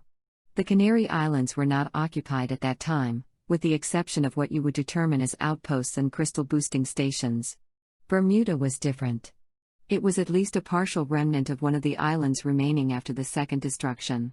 But between the warring and rise in ocean levels, along with the tsunamis, all the people living there perished. Archaeologists would have to dig deep in order to find any remains of civilization there. Were the Azores or the Bahamas considered one of the three? Yes, a portion of the Azores, as don't forget the ocean level was 200 feet lower than it is now, plus one of what were the Bahama Islands today. It is hard to visualize when you see maps today, as between the islands you see ocean and not land. Even England was connected to Europe until Lemuria sank. Are the ruins off the west coast of Cuba part of Atlantis or another society? No, these were part of the Atlantean Empire, we will call it. Did it sink before all the other islands in the third destruction? Yes, before. This can be dated to around the second destruction. Why wouldn't the ruins be on the east side of Cuba instead of the west? Because the Cuba you know was not fully connected to the Atlantean continent, but it was close by. There are many artifacts and ruins yet to be discovered under the sea that were part of the Atlantean Empire. Did the tsunamis created by the destruction of Atlantis submerge the land known as Doggerland 3 off the coast of Britain and Scotland, and if so, was it the first, second, or third destruction? Of course, this land was too close to Atlantis not to have been affected by tsunamis and the increase in ocean levels caused by the land displacement. The ocean simply covered this lower-lying land, making Britain and Ireland islands instead of the original European continent. This happened mostly during the second destruction, but it was also affected by the third destruction and the sinking of Lemuria as well. How many people inhabited this area? Tens of thousands of people inhabited Doggerland, many more people than your scientists have been able to deduce so far. But these cataclysms decimated populations. Atlantis, the third destruction. Theo, was the third destruction caused by the warring factions? Absolutely. They used the crystals to destroy each other. Did Atlantis finish destroying itself by fire or simply the sinking of the islands? The crystal-powered ray guns had great bursts of energy and therefore burned thousands and, yes, millions as it destabilized the very molecular structure of not only the people but also the islands they lived on. Many people saw firsthand the awful power of the ray machines. How many islands were there before the final destruction? Besides Poseidia, there were 8, of which 5 contained the majority of the sons of Belial. The others were small islands at the bottom of the chain by what is now the Bahamas. Did they sink all at once? No, they tried to destroy Poseidia, but they met great resistance and weapons. It was a horrific time, as the rays killed thousands and the islands were structurally disintegrated. You can imagine why it would be ingrained in so many people to never use ray guns again after that experience. The final battle. How many days did the final battle between the two antagonists last? A little less than 2 weeks. By then, the islands completely broke apart. People tried to flee, however, there were few survivors. Most were either killed by the ray guns or fell into the ocean when their part of the island collapsed. Did the sons of Belial attack Poseidia first? The sons of Belial attacked first. Much planning went into the attack, as they wanted to serve a knockout blow and destroy their enemies, thinking they would not be able to retaliate. Was this similar to the Pearl Harbor attack during which a large number of aircraft attacked all at once? Yes, and with even more aircraft than took part in the Pearl Harbor attack. Would that number be over 200 aircraft? Yes, more than 325. That was almost exactly the number of aircraft that attacked Poseidia. I assume they attacked not only the Golden Gate City but also their military installations, including their airfields? Yes, they thought they knew all of them, but some of the bases were hidden from view. How many people were slain in the first attack? Approximately 1.5 million, as Poseidon began counterattacking. Then millions more died in the days that followed. Yes, it had to be millions based on the populations at that time. Quite correct. It was a bloodbath, to use your term. They would have kept on killing, but they needed to regenerate their crystal power on board. Why couldn't they tap into the crystal grid of Poseidon? The Poseidon military was sophisticated enough to shut down the grid, forcing the attacking aircraft to retreat. The planners had not considered that. How many aircraft were lost in the first attack? Well over 100 were lost, as there were batteries of ray guns that shot down many before being disabled. I assume the aircraft attack was planned for the surprise factor and did not include any naval vessels? That's correct. But they also honed in on the warships at port and destroyed most of them. And just like in the Pearl Harbor attack, there were warships not in port, which were ordered to retaliate against the Sons of Belial people. That included aircraft on board the warships, along with aircraft hidden from view on Poseidon. Did the Poseidons respond the first day, or did it take a second day? There was an immediate response, however, it was not as massive as they endured at the hands of the Sons of Belial. How many times did each side attack? Over and over again, as besides Arion, there were the other 4 smaller islands. It was a terrible conflict, as millions of people died in this war. No other war in the history of the explorer race, including modern times, saw so many killed, incinerated, at one time. Then we can safely say that well over 3 million people were incinerated before the islands sank? You can double that number. Then pieces of the islands started collapsing into the sea. Few escaped. So Poseidon did not sink all at once but rather in pieces or chunks of land? That's true. And the same can be said regarding Arion and the 4 other islands in the cluster. Surely the leaders of the Sons of Belial knew they would destroy Poseidon with their attacks? They did not care. They hated their enemies so much that they wanted to literally wipe them off the map. They just had not taken into consideration that they would suffer the same fate too. You previously said that each side's leaders were equally at fault. What had the leaders of Poseidon done that made the Sons of Belial want to wipe them off the face of Earth? They were in conflict before the sneak attack with all the aircraft. They had already had battles at sea and among their aircraft, so this was an active war. However, it had not escalated to a point of attacking each other's homelands. The Sons of Belial were steadily losing men and ships, and they felt there would come a time when they would not be able to respond. They believed that a massive attack would make Poseidon incapable of responding. But just as was demonstrated in your World War II attack of Pearl Harbor, there was an immediate response. Was our Pearl Harbor somehow connected to either the Atlantean or Lemurian wars? Yes, you keep coming back to learn lessons, and World War II was the big lesson. There have been conflicts since that time, but they have not been worldwide in scope. Nuclear weapons have never been used again. Did any of the planners of Pearl Harbor or World War II generals and admirals have prior lives in Atlantis or Lemuria during which they performed similar duties? Yes, some did. These were sole contracts, you understand, as they were quite good at commanding and planning. So they had lives on both sides of the World War II conflict. There are some souls whose main interest is being a soldier, and they live lives from the equivalent of privates all the way up to generals and admirals. Did either side use their armies to invade? No, this war was fought with ray guns from the sky and from naval vessels. Each side tried its best to obliterate the other and in so doing sealed its own fate. But you have said the leaders of Poseidon were no better than those on Arion? That's true. They ordered attacks much smaller in scale before the large attack. There was a steady drain on the military as the attacks by both sides escalated. This was not something that happened to a peaceful society. What was horrific was the scale of the attack and the millions of people who lost their lives. Civilians were caught up, just as occurs today when bombs and armies kill women and children as part of the strategy to thwart the supposed enemies. Were the weapons on aircraft attacking from the sky, or how did they transmit the rays, since I assume it had to be line of sight? The saucer-like aircraft delivered the killer rays. Warships also delivered some, but the majority came from attacks from the air. That's why the movie War of the Worlds was so scary at the time. Many of the people in the audience had memories of that life on a subconscious level.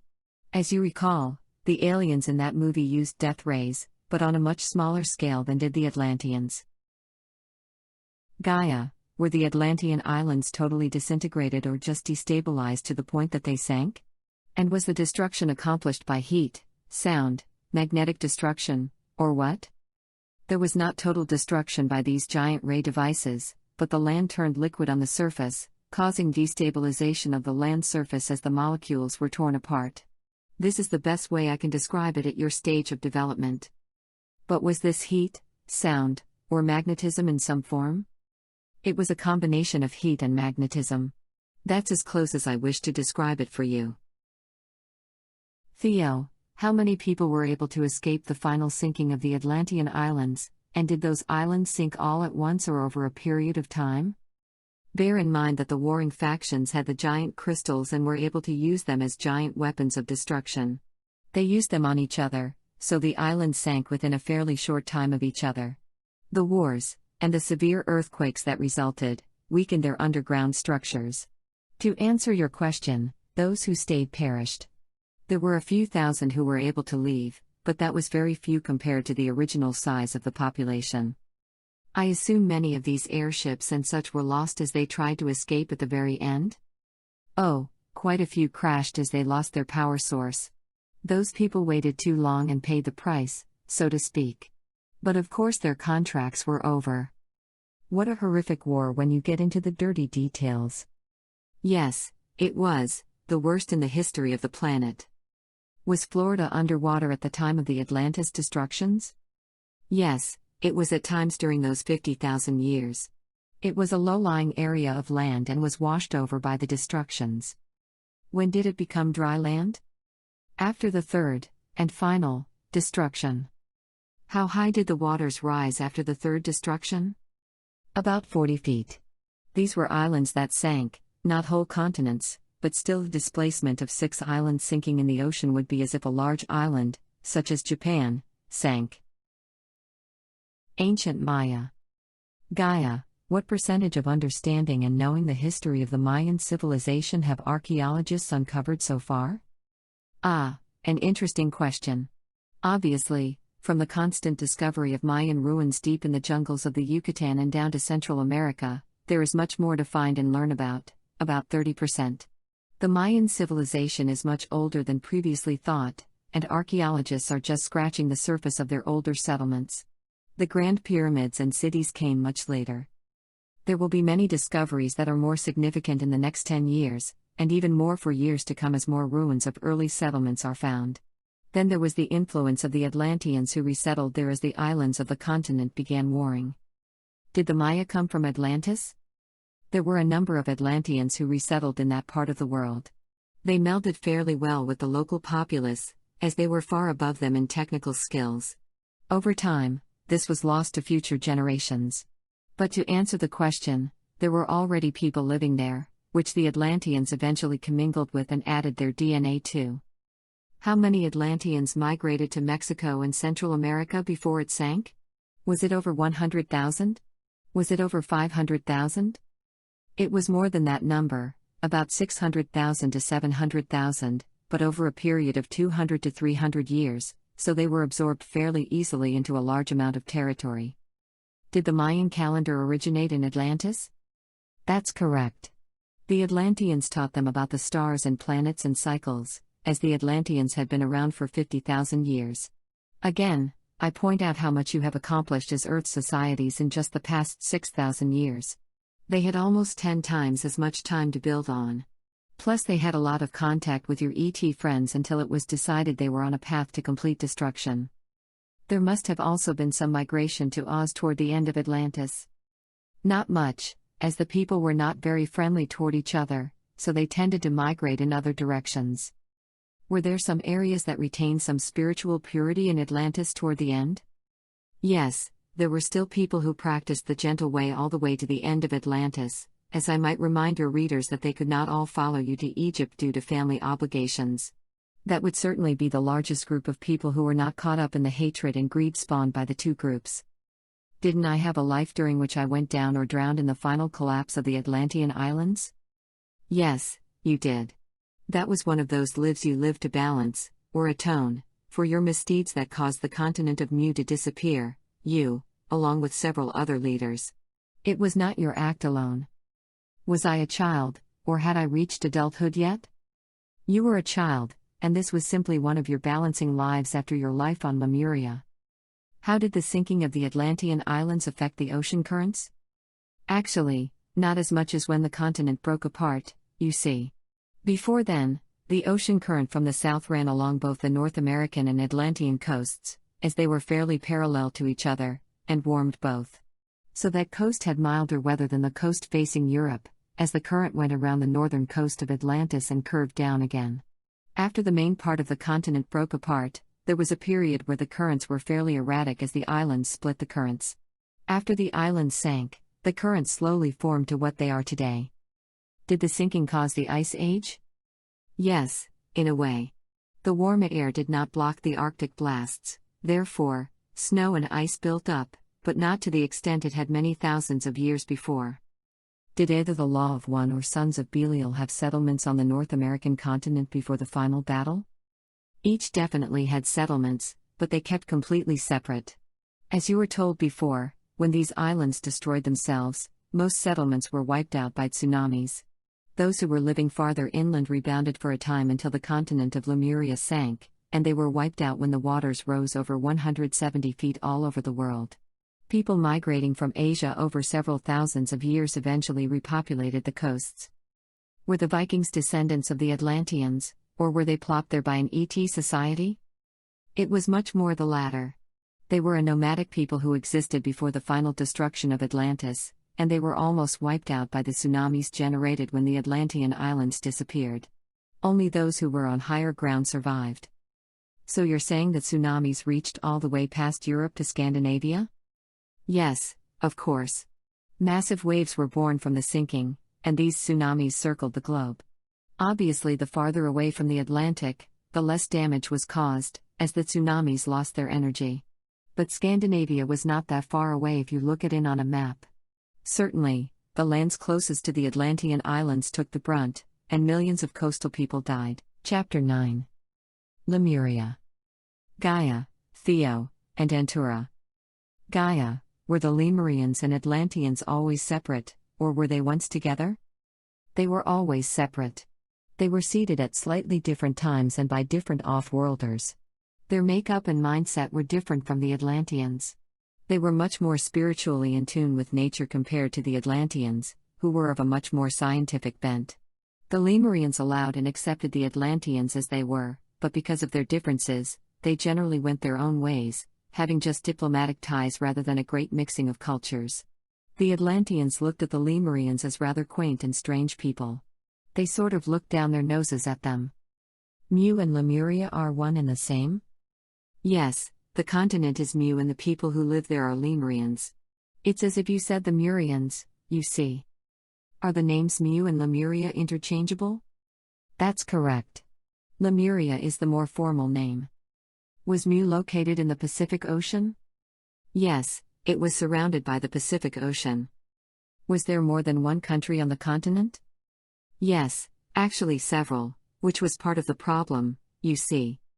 Were there more than 5 countries on the Mu continent? No, that number was just enough to cause conflict and the desire to subjugate and to add on and expand their borders. Were any of the countries on Lemuria landlocked?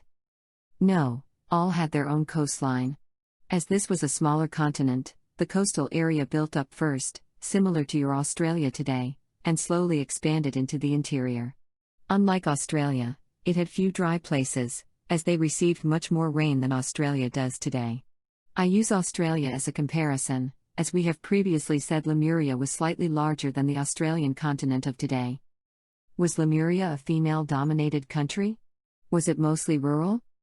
I can answer yes to both questions. However, the rural slowly gave way to cities over an extended time, and the female gave over to the male.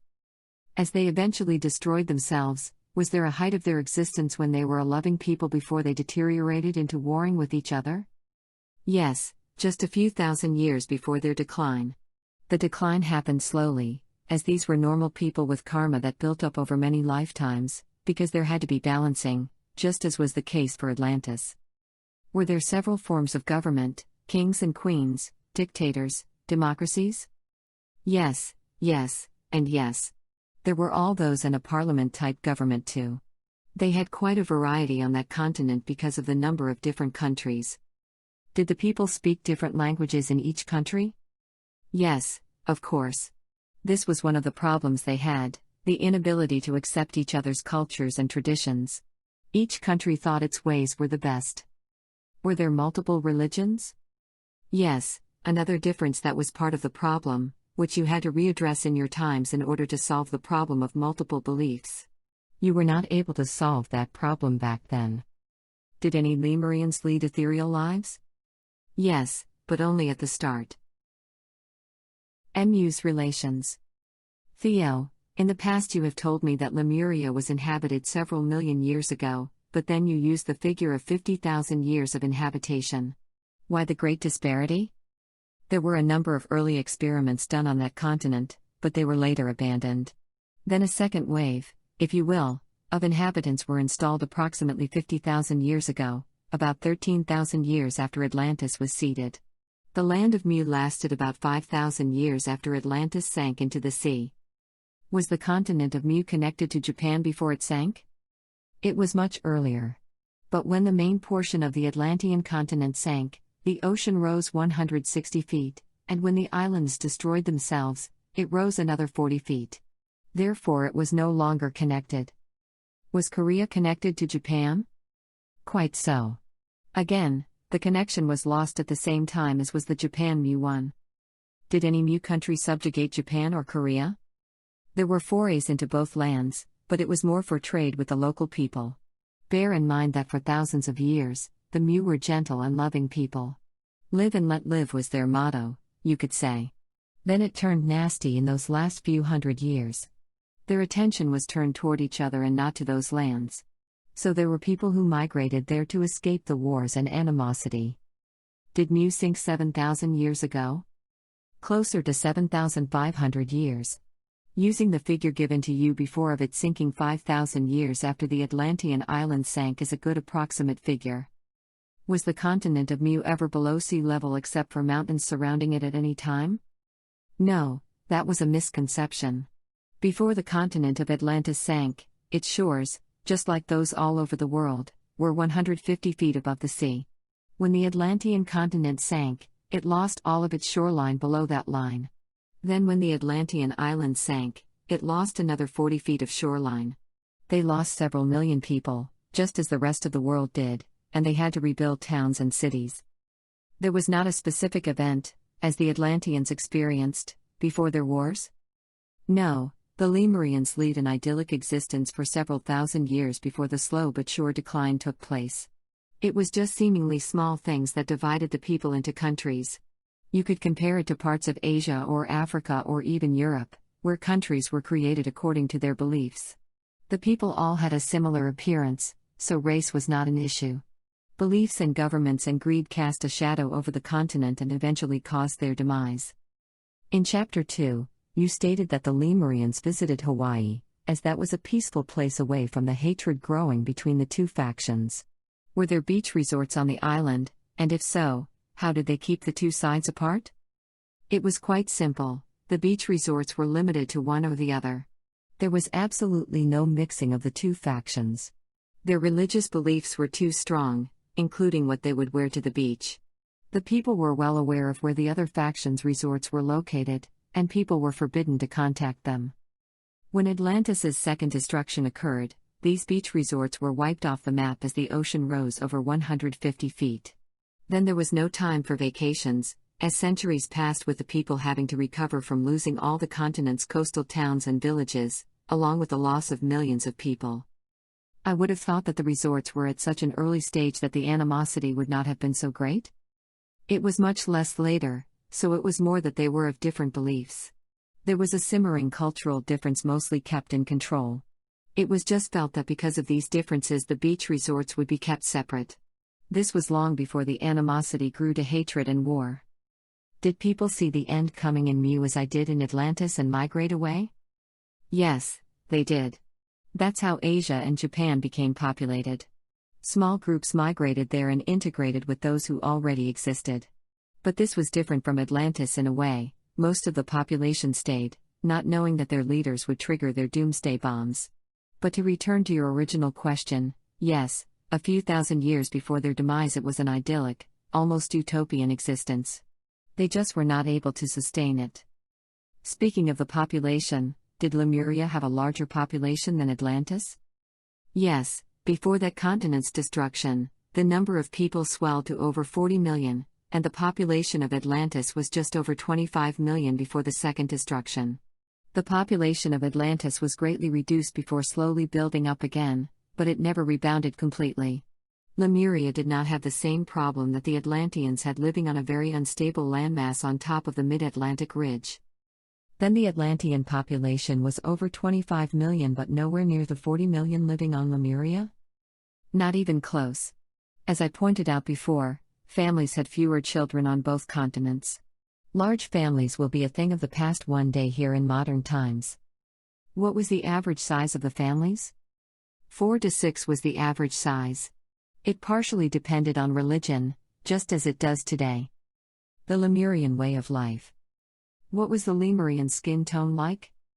They were, for the most part, a lighter skin tone, not red-skinned like the Atlanteans.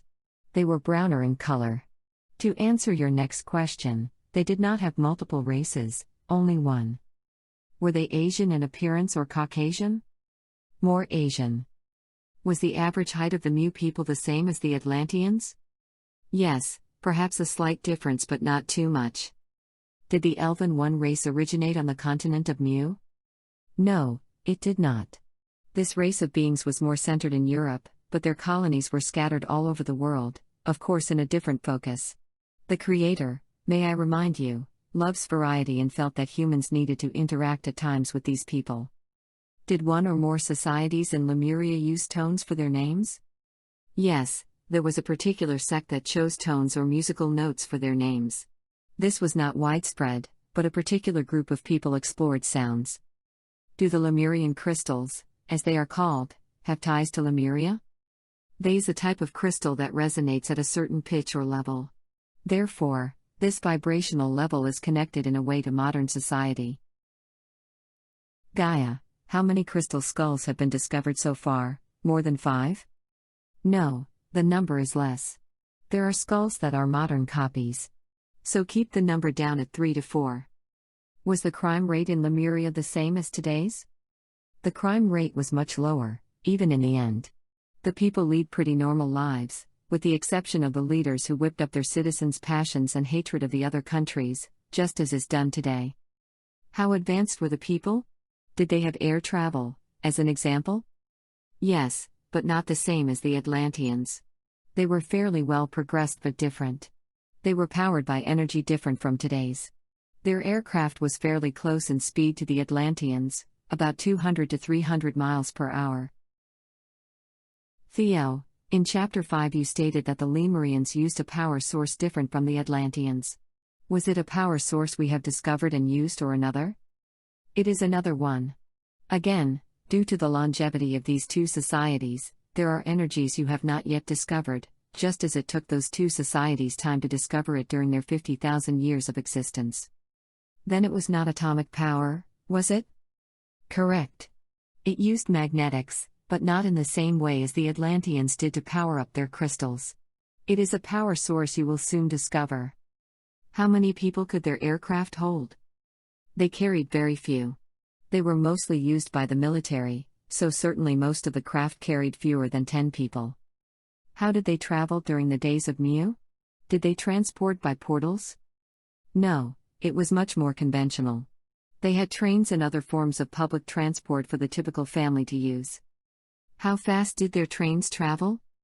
The trains were fairly fast, but not as fast as the Japanese, or French train à grande vitesse, TGV, of today's travel. 60 to 70 miles per hour is about the top end, sufficient for a smaller continent, especially when the countries started closing their borders and people were prevented from traveling to each other's countries. How large were the cities? The largest city had several million people, higher than you might have thought, I believe. How tall were the buildings in the cities? They like the Atlanteans, tended to keep their buildings under 12 stories, as they had space.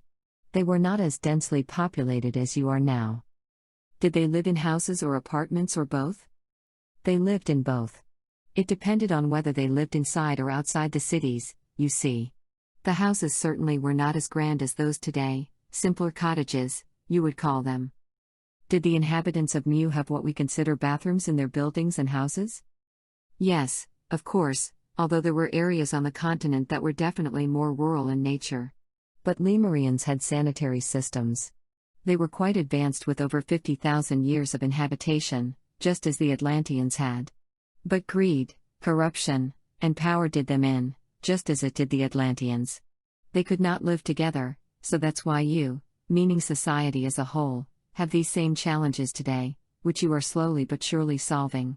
You will not destroy yourselves this time, I can assure you. Did they have public or private baths? They had both, partially depending on their religious persuasions or beliefs, just as you do now. Did they eat meat or were they vegetarians? Religions came into play here too regarding what they ate, just as it is today. Did they have a form of TV? Yes, toward the end they did. The societies become more advanced, but again this was one of the causes of their demise. They developed a form of rocketry, not the same as you have today but slightly similar. Did they have books, newspapers, and magazines? Yes, but not to the extent you have today. Most were state-run newspapers to control the information given to the people. There was much propaganda in these publications. Did the Lemurians have schools similar to today's? Yes and no. They had schools that taught the basics, but some were of a religious nature. So I assume they had math, geography, language, and so on? Precisely. These were more sophisticated people who had been living on this continent for 50,000 years, so they had progressed in most areas. But as we have discussed, they could not live together, and again, that's why you are working on this in modern times, as you did not solve it in either the Lemurian or Atlantean times. Antura, did we ever have a life together on the continent of Lemuria? No, the number of lives we had together had to be quite limited due to the similarity of our energies. The same can be said for the rest of our soul cluster. Keep in mind that our souls wish for us to have as many different experiences as possible in these Earth lives, and living together in any form diminishes the varied experiences. That's the way most clusters operate, shall we say. There are always exceptions, but that's the general rule. The sinking of Mu. Theo, I've never asked you whether I had any lives on the continent of Mu or Lemuria. Yes, certainly you had a number of lives there before it disappeared from the face of the earth.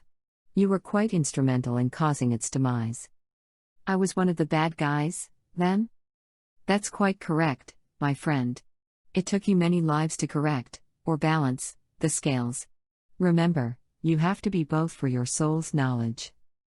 I thought on the continent of Mu everyone was very peaceful and the continent sort of just disappeared into another focus. That's not a true story.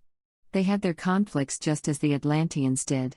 In the Lemurian lives, you were both good and bad. Weren't the people of Lemuria much less oriented toward inventions and such than the Atlanteans? That's true, but they were human. They were not just some blissful people who went around in a state of bliss or ecstasy. They had problems and conflicts too. If I was a bad guy during the days of Lemuria, didn't I incarnate to be a bad guy, and if so, why did I have to spend several lives balancing? Good question. Yes, you incarnated to be a bad guy to balance the good lives, but you went overboard in what you did and therefore contributed to the demise of the land of Mu, as it was called then. Your position of power made you even greedier than you were supposed to be, and you took actions that contributed to the deaths of many people. What was my position back then? Was I a political leader or some sort of religious leader? In this case, you were a corrupt religious leader. Where was my country located? In the southern, northern, eastern, or western part of Mu? Your country was in the western part. How many lives did I live on the continent of Mu? You had several but not as many as on Atlantis, about 65. How many lives did it take for me to balance the bad life on Mu? It was quite a few, about 84. It took you quite some time to balance that life, as you can imagine, with all the destruction you were responsible for causing. What sort of lives did I lead to balance the Mu life? Obviously, there were many tragic lives when you died in wars. You also had to witness others being murdered in war and to be part of their families to feel that heartache. You lived lives as religious leaders during which you accomplished much to bring love to those around you. Those lives of attrition are finished now, and you can look forward and not dwell so much on what you consider your worst life on Earth. Was there a conflict between groups in Lemuria as there was between the two groups in Atlantis? Yes, there was great conflict. Did religious conflict sink Mu? Yes, partially, as well as cultures and most especially the leaders who wanted more territory for themselves and wanted to subjugate their neighbors. Was one of my balancing lives after that the benevolent life in Atlantis? Yes, that was a great balancing life for you, but you had to have others, many others, in order to completely balance. Did the continent exist before, at the same time, or after Atlantis? It existed both before and at the same time. Its demise occurred several thousand years after the demise of Atlantis. Then I had to go back in time for the benevolent life on Atlantis? That's true. Regarding my soul contract, you said I had balanced the life in Mu. Was that true, or am I still trying to balance it? In a way, you are still trying to balance it, as it hung heavy on your soul for quite a long time. But you are balanced. It is just ingrained in your persona to try to assist people. How long ago was Mu populated? Actually, several million years ago was the first time it was populated with humans. Almost as far back as you can imagine. Gaia, on the continent of Mu, how large was the population before its destruction? 60 million? No, not quite that much. It only reached about 40 to 42 million. Then was this just before the continent exploded or imploded or sank? Yes, that was one of the reasons. Density of the population and, as we discussed before, greed. There was a period when things were quite idyllic, but that disintegrated over time as the population grew and the countries started warring with each other. All the souls learned valuable lessons and many were able to cross off events they had to have on their bucket lists, as you like to call them. Did many people leave Lemuria before it sank? Not as many as did Atlantis. Don't forget, Atlantis broke up into islands first, many people perished. Some people started to migrate away after the first catastrophe. But Lemuria had a slower migration, therefore, many more people perished when the warring countries blew themselves up. Are the underwater ruins near Yonaguni-jima, Japan, too part of what was Mu? Yes, they are. Researchers should do further studies in that area. Were the ruins at Yonaguni part of a city, or were they some sort of religious structure? No, they were part of a city, fortifications, if you will. Again, I will say that much work should be done on these ruins, as many ancient artifacts will be discovered beneath the sands. It is a treasure trove of findings for archaeologists. You will see some of that come to light in the next few years, as more scientists will be attracted to these ruins to either prove or disprove when they were constructed. When was it constructed? It was constructed during the last few hundred years of the continent's existence. These were massive fortifications, and they were not constructed overnight. It took much work. How far below the sand does it go? Not too much further, but surely well over 100 to 200 feet more. Did the author of The Art of War, Sun Tzu, have any lives on Mu or Atlantis? Yes, that was his sole interest. He was a great tactician who needed lives in both continents before writing his well-known book. Did Mu have siege battles for the coastal cities? Is that the reason for the fortifications? Yes, there were threats and they most certainly made the necessary preparations. There were some attacks on coastal cities during that time period as well. How long before the end did the wars heat up? 1,000, 500, or closer to the end? It was a little over 500 years. Before that, there were conflicts but not to the extent of those fought during its last 500 years. You can see this even in today's times when wars will suddenly break out between different countries and different belief systems. It was the same then, a growing animosity between the people living in those 5 countries. Were the wars on Mu between the countries mostly on the ground up until the end battle? Largely.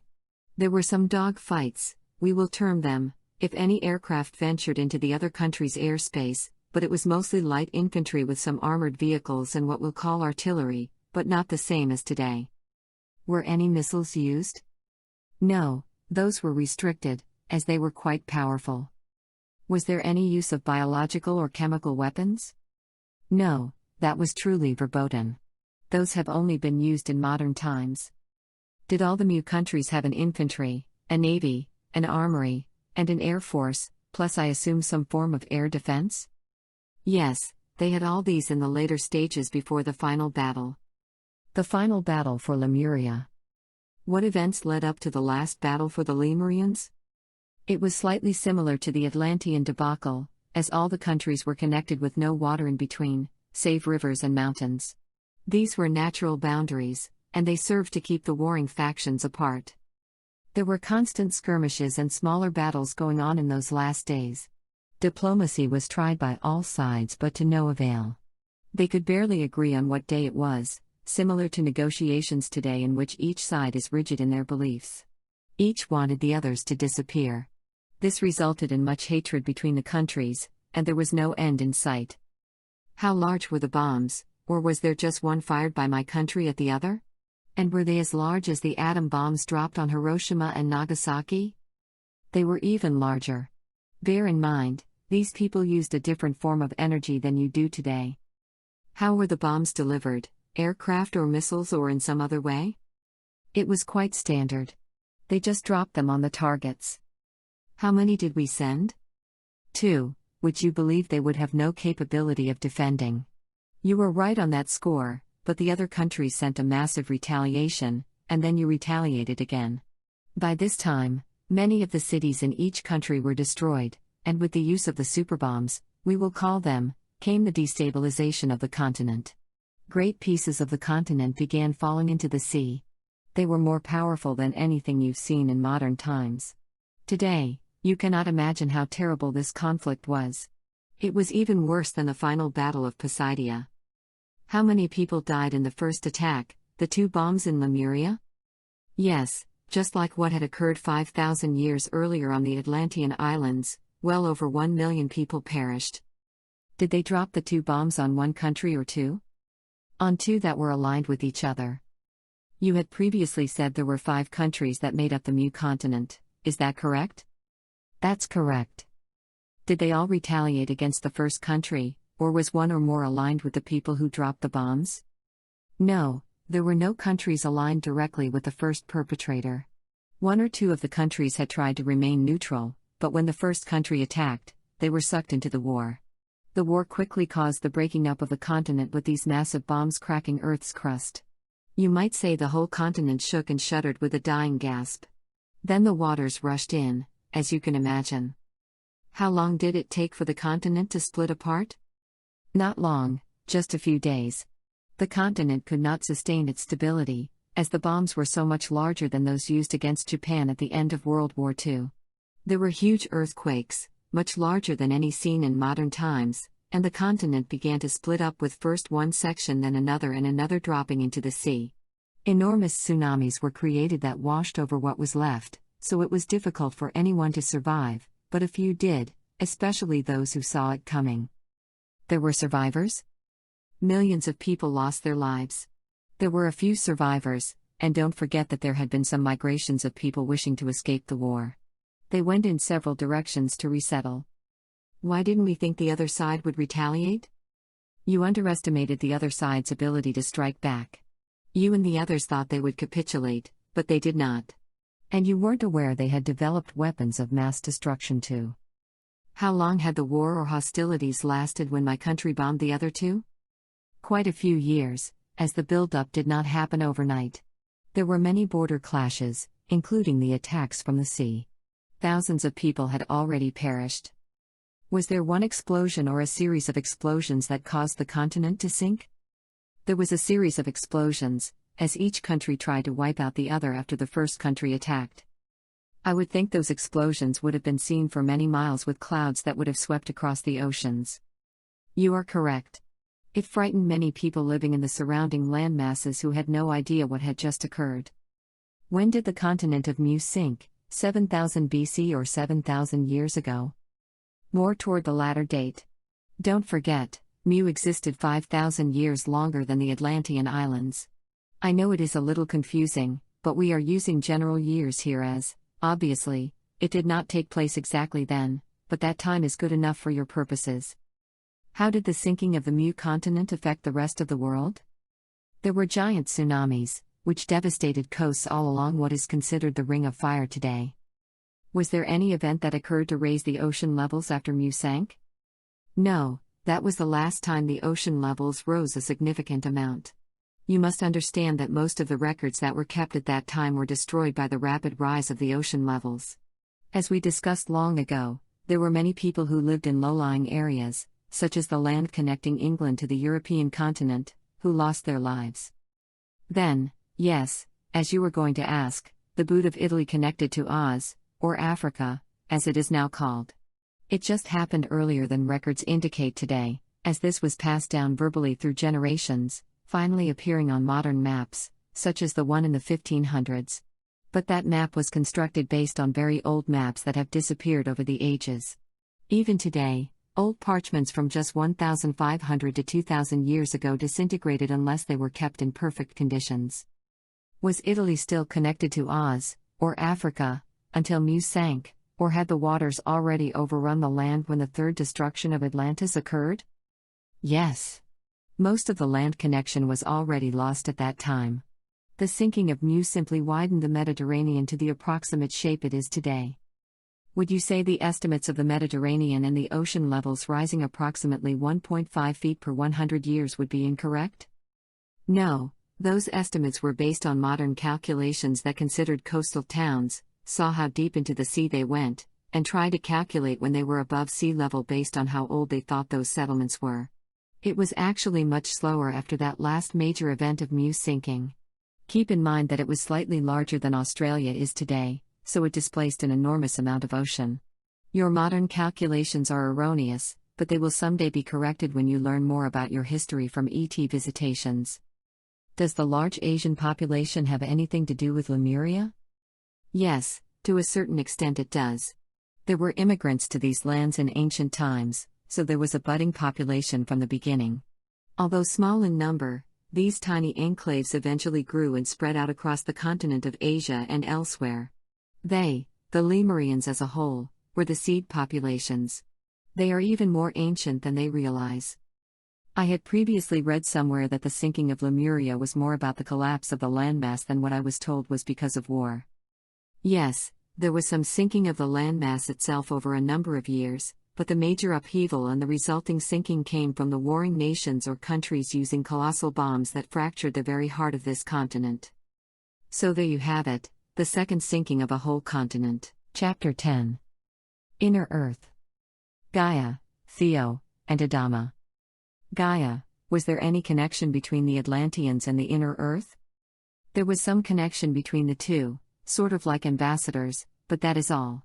The people who inhabit the planet underground really wish to be left alone, for the most part, with the exception of the Lemurian colony at Mount Shasta. They are assisting with your people's growth and will make an appearance after the shift to a higher dimension. Are there Lemurians living underground in western Arkansas? There were, but few if any exist today. They have the ability to travel vast distances through tunnels constructed eons ago, but their stay in that part of the country was brief. The ancient mines are there, of course. How far down are the caverns where people live?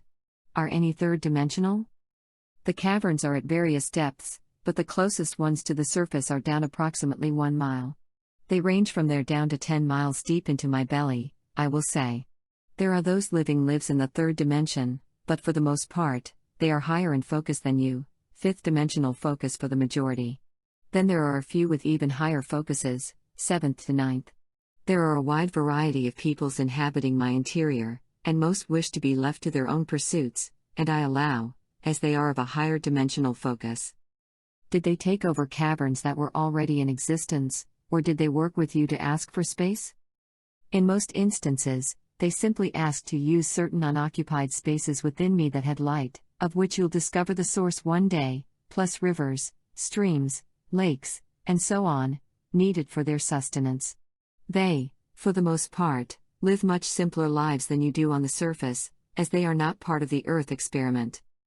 Figure 10.1, Carlsbad Caverns National Park located in southeastern New Mexico. Are there any beings living in the Carlsbad Caverns? See Figure 10.1, and if so, at what focus? Yes, much farther down in the yet-to-be-explored regions of this maze of caverns are several sets of beings who make use of the space. But they are at higher focuses, not just 5 but 7 to 9 as well. They live their lives and wish to be left alone. You will not discover them anytime soon. At the higher focuses, do they build towns or cities? Yes, at the 5 focus they do, but none are really needed above that, as they can create anything they wish. Why did Diane Robbins, author of Telos, 1 receive the information that Atlantis destroyed Lemuria, compared to what you told me? It was given to her that way so that she would not have to delve into the reasons for Lemuria's destruction. That was not her purpose, you see. It was to give the public information about Telos. Had she been given the actual information about them destroying themselves, she would have naturally wanted to explore that in more detail, and that was not what her soul contract called for her to do. What advice can you give us for progressing at this time? That's an easy one: love and respect one another, and accept and allow others to be different from you. If you are able to accomplish that even on an individual basis, you will assist all on earth to raise their vibrations and become more loving. Inner worlds. Theo, is there a tribe of inner earth people living under Mount Shasta, Mount St. Helens, and the Atlas Mountains called Agartha or Agardi? There are inner earth people living under all 3 of these areas but at a slightly different focus or dimension than you, as we have discussed before. The Lemurians live under Mount Shasta, and there are the Agartis who live under the mountains but at a slightly different focus, slightly higher, so that they can live their lives peacefully.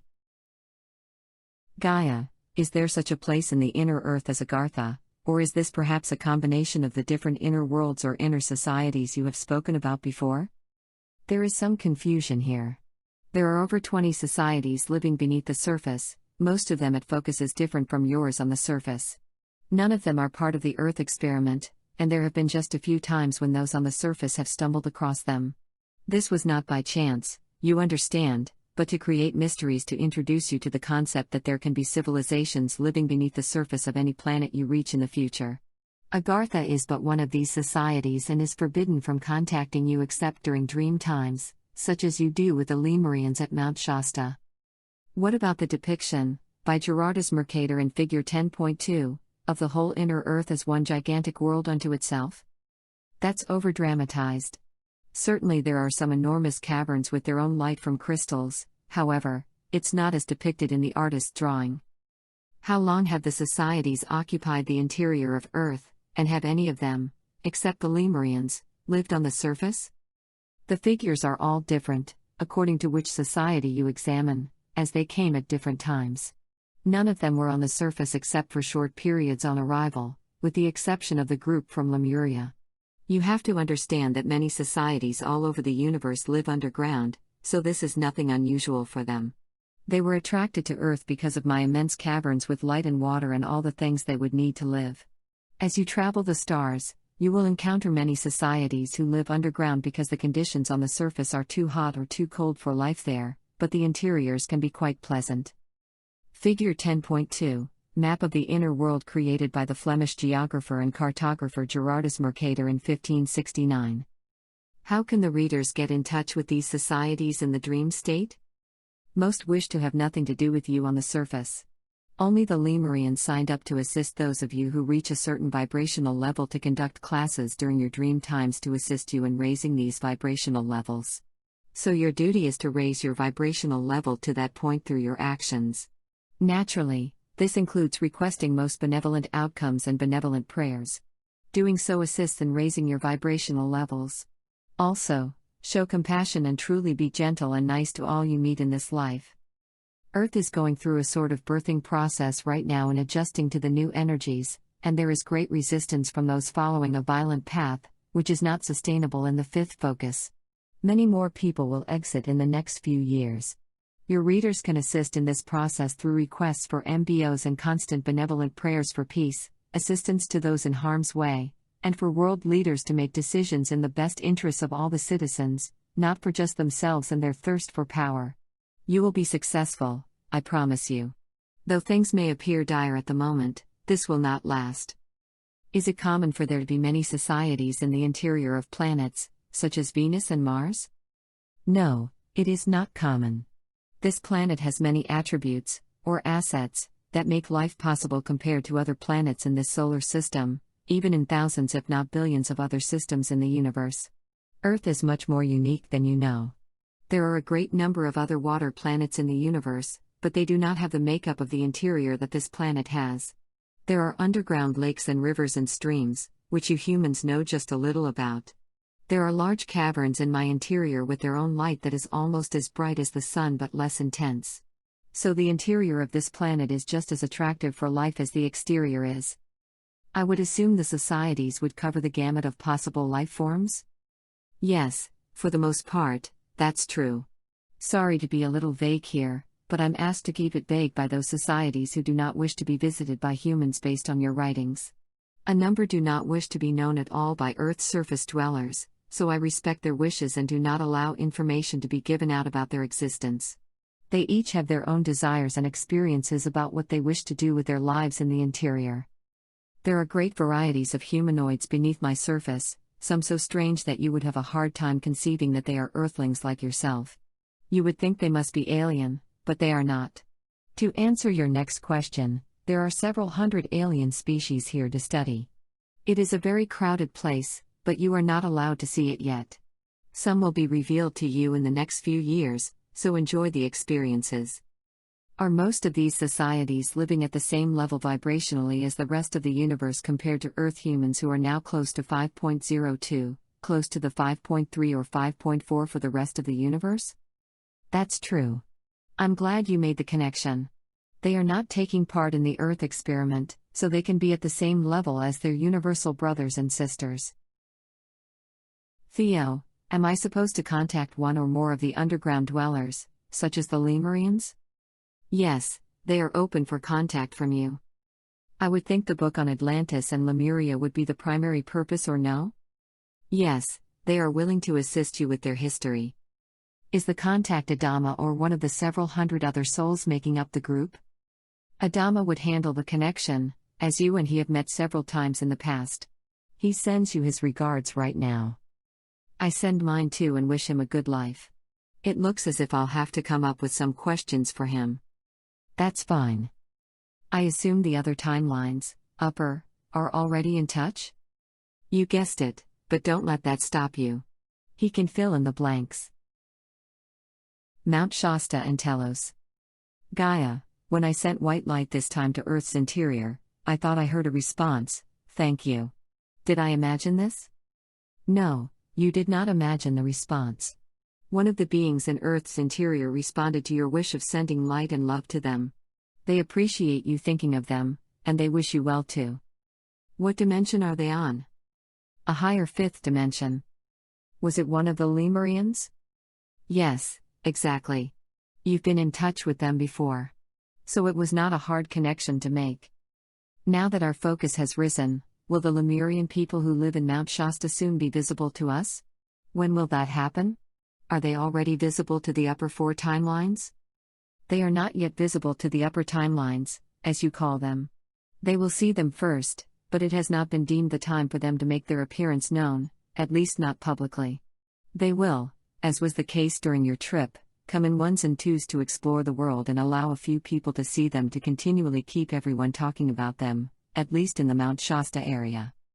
Did Lemurians live at Castle Crags, California, 3 south of Mount Shasta, and what is its history? Nice question. Yes, the children of Mu have lived in that region before and even currently reside there in a higher focus. They put out a vibration that extends to the third focus.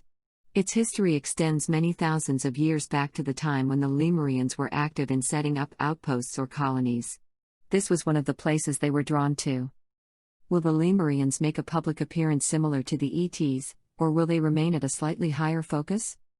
They will remain inside the mountain for some time to come. There will be a time in the not-too-distant future when they will wish to show themselves, but society is not ready for this to occur yet. They will begin to make more appearances and will tell their story to you. But don't expect them to come running out en masse to greet you. It will be after the ETs make their public appearance, and it will not be such a big deal as it would be to happen now. So let's say within the next 50 years or less, depending on how people accept the idea of ETs, and certainly after they give you your history of Atlantis and Lemuria. They're not veiled as we are and are not part of the Earth experiment?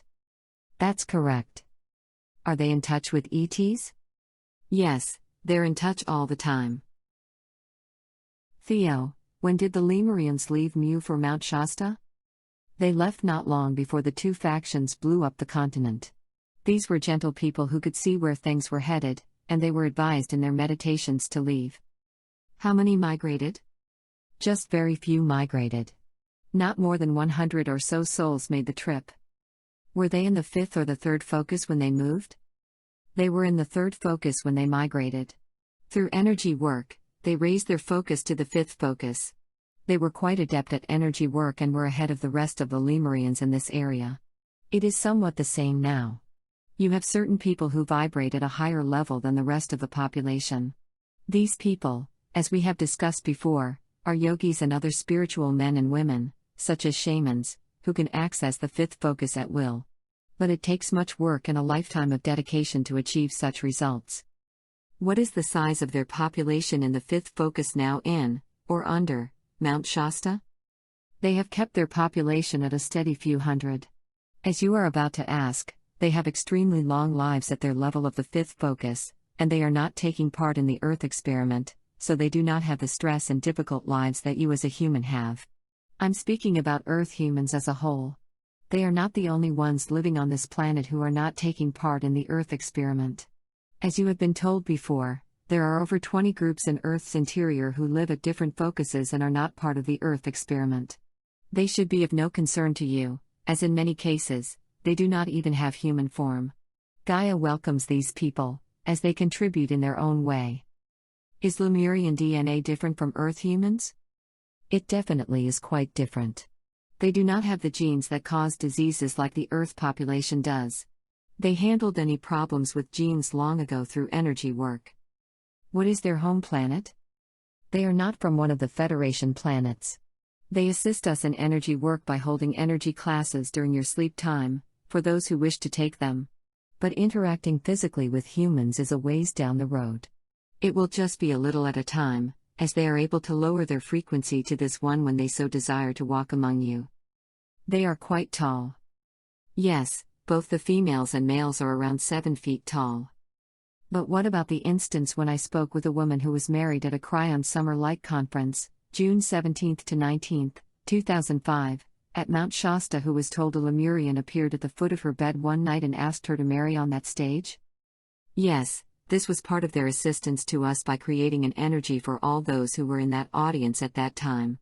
If you could have seen that ceremony from our perspective, it bathed the audience in a higher level of energy, plus you and your wife were in the audience to meet those two. We naturally knew you two would sit near them at the conference. What planet are they from, as you say they are not from a Federation planet? No, but one we have energetic contact with. They were never part of the Earth experiment? No. This may be hard to understand, but they were allowed to be there during the time the Earth experiment was taking place and to have lives during that time.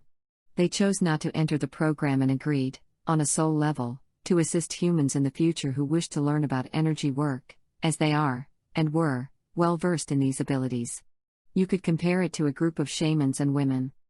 Did the 100 or so Lemurians have a leader when they migrated to Mount Shasta? Yes, of course they did, Adama. He transitioned and returned more than once to continue, a sort of Dalai Lama as you have today. Did they all leave at one time, or did a few prepare and the others followed? They all left at one time. And to answer your next question, they went by boat. Had they already chosen their landing place before departure? Yes, they did this through their meditations. What about the local people, or were there none? There were a few, but they did not interfere with them. The tribes in the area considered them holy men and women with their tall statures. Of the group of 100 that migrated to Mount Shasta, how many were adults, as I assume there were children too? There were children of different ages when they departed Mu. It was almost evenly split between adults and children. How old was Adama when they migrated? He was already over 200 years old at that time. This was quite unusual, as the residents of Mu did not have such long lives. But all the Mount Shasta Lemurians did. How long did he live after arriving at Mount Shasta? He lived another 200 years. How long did it take them, after arriving at Mount Shasta, to raise their energy levels to the fifth focus? Not as long as you might think, as they concentrated and had many meditative sessions, we will call them, to achieve that level, so less than 100 Earth years. Do they have their own schools and hospitals? Yes, of a type. Healing is done through colors. Schooling is elective. Do they have planned birth control? Not as you know it. Keep in mind that life is much easier there, so they conceive when they want to conceive. Since they are a small community, what do they do for food and nourishment? They have their own farms, and water is plentiful where they are.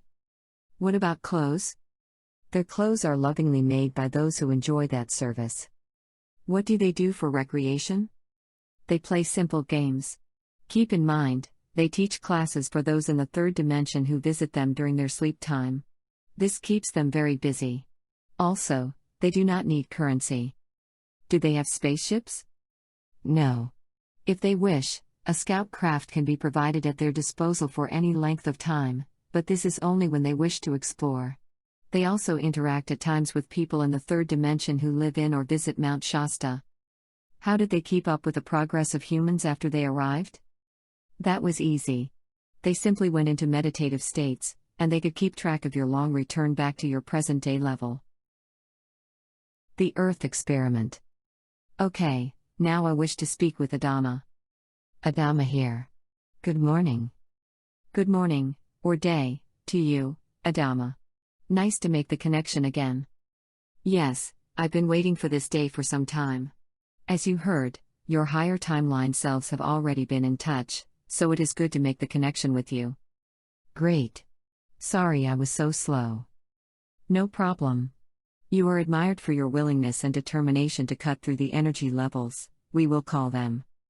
Where have we met before? Was it all non-physical, or did we actually meet in person in times past? Actually, it was both.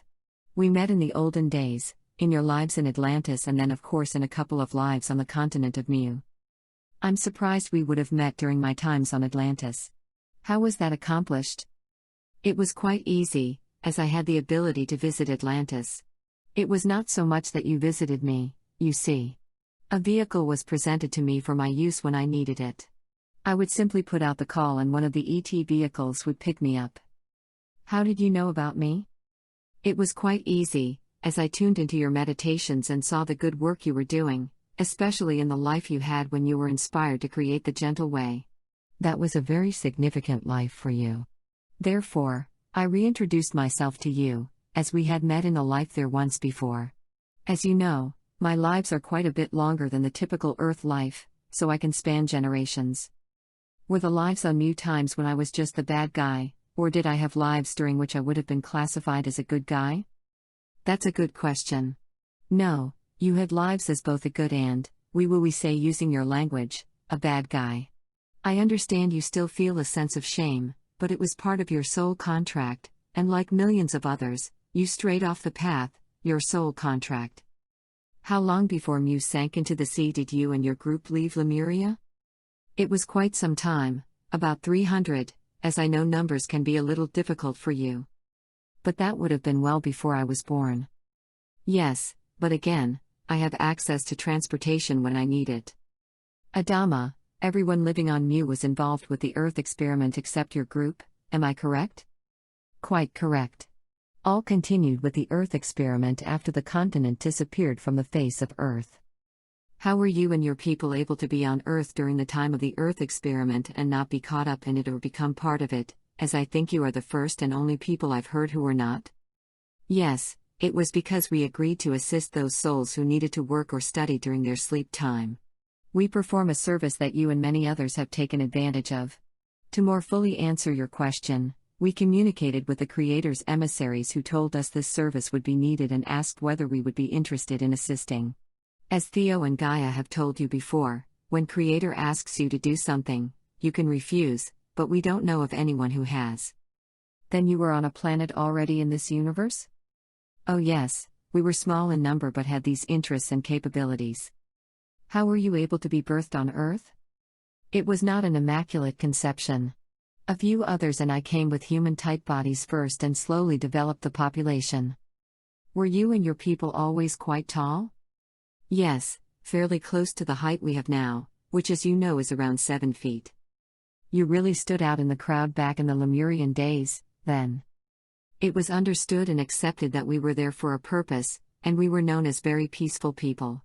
Most of the population did not understand that we were not some offshoot, as there were a number of different-looking people during those times. Have you and I met physically since you migrated to Mount Shasta? No, it was only during your sleep time when you came for our classes. I understand you traveled by boat to the West Coast and not by spacecraft? It was easier by boat and was not very noticeable to the general population. I had already scouted out the area, you could say, using one of the spacecraft, so I knew where to go and that there were few people in the area on the route we would take to Mount Shasta. We were considered holy men and women when we encountered anyone who allowed us to pass peacefully. Did you immediately enter the caves, or did you live above ground for some time? No, it was immediate. We did not want to have to cut trees or take stones to make houses, so we immediately went into the cavern system. How long did it take you to raise your vibrational levels to the point they are today? It was less than 100 Earth years. We were quite adept at doing that, dating all the way back in time to before we arrived on Earth. How many countries were there on the continent when you were there? There were 3 primary countries with a couple of smaller ones. Those 3 were the most powerful, dangerous, and greedy. How many languages were there? There were 5. Not as many as you might have imagined. How do you generate light in your caverns for your life there? The light is generated by certain crystal formations. It is not the rocks but the crystals that generate light, as heat in the deep interior is translated into light for the caverns. The heat is transferred to light, and the caverns remain at a steady temperature. Are there crystals that automatically generate light on their own? No, there are no crystals that automatically generate light. The light has to come from somewhere, and here the heat of the earth generates light and also gives the caverns a mild, steady temperature. There are no fluctuations as there are on the surface. Adama, back in 2010 I received that you did not reach your 7-foot height until you had been at Mount Shasta for a long time. Which is correct, your people were tall during your many years living in Lemuria, or you developed this height when you settled in your new home in Mount Shasta? Yes, the former is correct. We were tall for those times in Lemuria, around 6 feet, but did not allow ourselves to stand out too much from the population. We did anyway, you see, but after we settled in Mount Shasta, we had no need to be shorter. Again, you were having a little problem with reception that day, but you are able to correct it today. That is part of the receiving process, Tom, and why you remind your readers that your reception can waver at times, not only due to fatigue, but also due to circumstances beyond your control, such as planetary alignments. It was decided long ago for you to receive all the time and not worry about whether there was a full moon or heavy alignments such as squares and oppositions of planets, as they have energy largely dismissed by your scientists. This will change in time. You said you were taller than the average Lemurians, around 6 feet in height? That would be closer to average today. That's correct. The average male Lemurian was between 5 feet and 5 feet 5 inches in height, so even our females, who were just slightly shorter than our males, were taller than the Lemurian men, and they were much taller than the Lemurian women who were typically less than 5 feet tall. This was very common back in those days and even extended to your modern times. Adama, how do people enroll in your dream classes, and what is taught there? Not the easiest question to answer, but I'll try. These are energy classes, and although that sounds like a general statement, and of course it is, pupils are taught how to be more open to reception and how to raise their vibrational level. You would consider this very esoteric information, but it is needed for those who wish to progress. Therefore, this is done on a soul level according to the vibrational level you have reached. Those who are consistently requesting MBOs are raising their vibrational levels so that they become eligible for advanced studies, which our clan agreed to conduct millions of years ago. All souls have different interests, but our souls have this interest, and we are quite happy assisting others. They can request MBOs to take part in our classes, and we will work with their GAs to make the classes available to them when they are ready. Would you say you have had millions of souls take your classes over the years? That's quite true, but we have been doing this for thousands of years, and the number can vary according to how the individual souls are progressing. Life in Telos. Did Mu sink all at once, or was there a series of destructions? There was a series of destructions very close together. Did you observe this happening from the air on board a scout craft?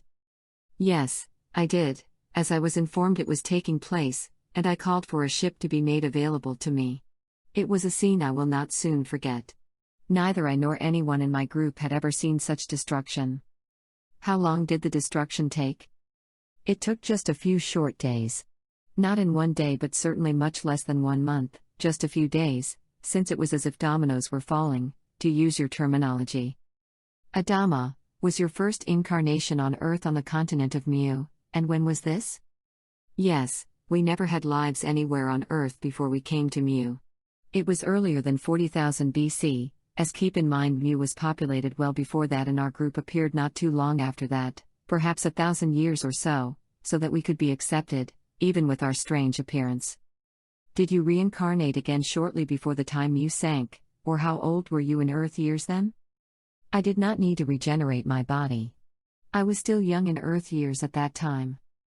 How many lives did you live before migrating to Mount Shasta? Less than 100 as, even with the long lives I lived, it adds up to more than 50,000 years. Have you had any incarnations elsewhere on Earth, other than in Telos?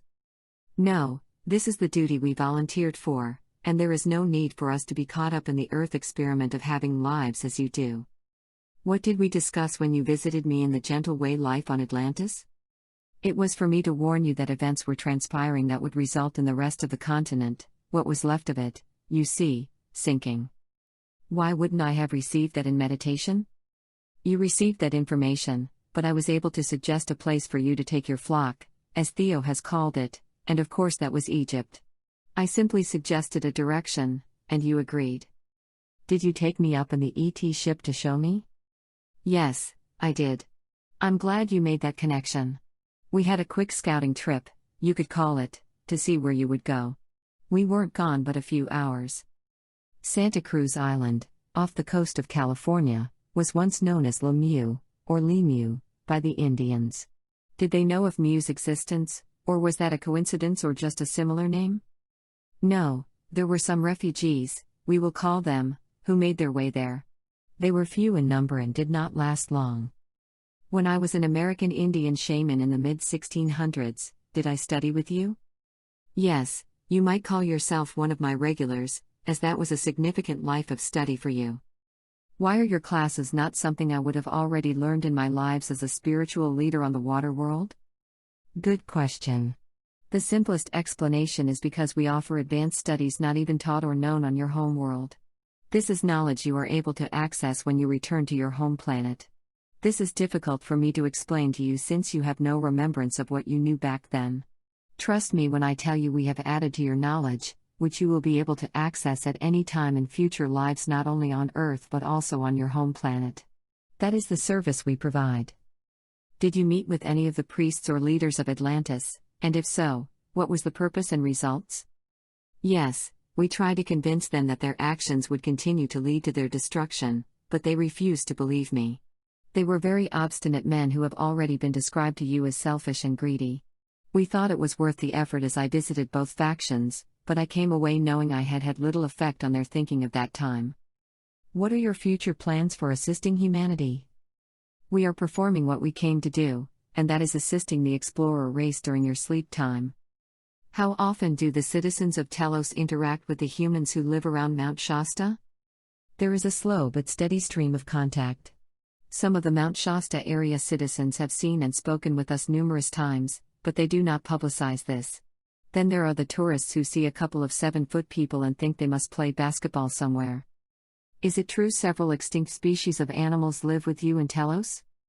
Just a few, very few. Here you would have to know more about extinct species for me to discuss this with you, but for the most part, this was quite limited. There will be no surface people visiting you in the near future in Telos? No, our city is at a different vibrational level than you, so that will not be happening in the next few hundred years. Adama, when your people interact with those on the surface, how are they able to lower their frequency, I'll call it, and for how long are they able to do this? That's an excellent question. This is something they are trained to do. We do not use any props or devices. This can be accomplished internally. It just takes great concentration, which they have learned over many years. Don't forget that we lead much longer lives than those of you on the surface, so what appears to be young people to you might be people who have already lived 100 or more years here, Earth years. Regarding how long? Just as long as we need for a short foray on the surface in order to perhaps mingle with the local population. We are able to judge the overall vibrational level of the population when we do these appearances. And this constant contact solidifies our existence with the local population and, at times, tourists whom we feel will not be any danger to us. We have the ability to read auras, so we can steer away from anyone who might pose a danger to us. Are you able to cloak yourselves in some way so that you can't be seen? Yes, in a way. We simply raise our frequency just a little and poof. We cannot be seen. But it's as if we are looking through a transparent screen and are still able to see you. This is something taught to our children at an early age. It ensures we remain safe when we venture out for these contacts. Did you have the same appearance on your home planet as you do now? No, we adapted this appearance when we first came to Earth. We look very different. In a way, it is the same for the majority of people alive today. Almost all of you, with the exception of the people who came from one section of the Pleiades, have quite different appearances on their home planets like you do on your home planet. The Earth experiment would not have worked if everyone had a completely different appearance. Will you return to your home planet at the end of the Earth experiment? Most likely, we will, unless the Creator wishes for us to take on some other task. We are quite happy here in Telos. We have very gentle lives and are able to work with all of those who are raising their vibrational levels in dream time. We have the capability to handle almost unlimited numbers of people in these classes. There is no magic or set number that would be beyond our capacity and ability to do this work. How are you able to work on the quantum level with people in a dream state? It is second nature to us to achieve that level when we desire to. It is obviously done in a meditative state. There is someone always on duty, to use that expression, to greet those who are able to take these classes. It would not help you to describe them to those who read this, as it is very esoteric in nature and would leave them scratching their heads. It is sufficient to say that on that level they absorb what they need to from the classes. Even you have attended these in the recent past. You have just progressed over time to graduate studies, we will call it. When you awaken, your mind simply translates it into attending a university. Did your people chisel the petroglyphs at Castle Crags, or was it people indigenous to the area, or perhaps some survivors from you? We instructed the local people how to do so. We wanted there to be mysteries as to what the petroglyphs mean. The symbols, part of the pictographs, are a sort of calling card. If it attracts tourists, that is good, as people will be exposed to a lot of energy in this area. They return home energized in more ways than they know or understand. Did Lemurians live at Castle Crags, and if so, was it your group, as you had previously stated that you went in immediately to the cavern system of Mount Shasta? You're correct. We did not linger on the surface. Castle Crags became home for a short time to other Lemurian migrants before it sank. They eventually moved on, as the people indigenous to that area did not welcome them. Are there any general subjects about which I should be asking specific questions? No. I think for your purposes, this is sufficient for us. We want to introduce ourselves to a new group of people while encouraging them to begin following your gentle way and begin raising their vibrational levels. If they do, they may possibly be at a level to take our classes one day. It could be a few months for some people and several years for others, but it's all part of their journey of learning on Earth. Adama, I thank you for our conversation, and I look forward to more in the future. I know we will meet again. Keep up your work, as you will find what you are doing will contribute to world peace, and it will happen much faster with you involved. Chapter 11. Evidence of the Lost Continents. Gaia and Theo. Gaia, did the Mayan temples connect to the Akashic Hall of Records? Not really in the way it is asked. Certainly there were Mayan priests who had the ability to tap into the Akashic records, but the majority of the Mayan priests could not. This was considered forbidden territory for them. So the temples acted as their form of worship for the most part. The small group of Atlanteans took with them records of the Atlantean civilization dating back as far as their records went. They are still in Guatemala waiting to be discovered, yet it will be quite some time before they are located. The Akashic records exist as crystals in a cave, but they are not accessible in the third or fifth focus. Your souls pass by them on their way to birth and then as they depart Earth. Was I aware of the group from Atlantis that traveled to the Yucatan during that time, 200 years before the islands sank? No, they left soon afterward. They too could see what was coming. Their GAs warned them, and they left. Can the Akashic records be accessed for benevolent purposes? Yes, they are available for all those who have reached a certain vibrational level to access them. That typically prevents anyone of a lower vibration from accessing them. Therefore, we cannot say the Akashic records are in Egypt, can we? No, not really. There are records of the Atlanteans and their history that have not been discovered. Signs.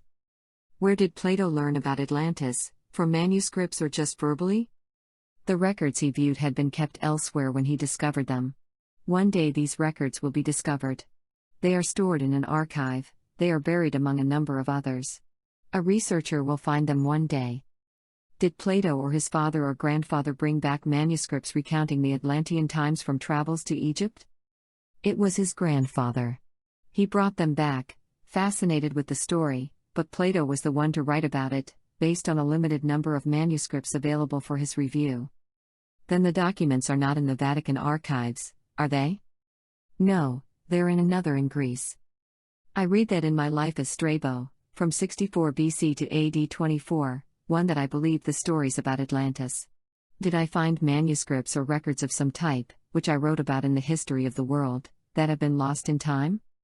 Yes, you, read manuscripts. That was another reason for them to be lost. We did not want that information out quite yet. Now sufficient time has passed for you to write about those times again. Is the city recently discovered by archaeologists in a marsh in Spain to the fabled Poseidia central city, or is it one that perhaps was modeled after the original city and constructed in an outlying area?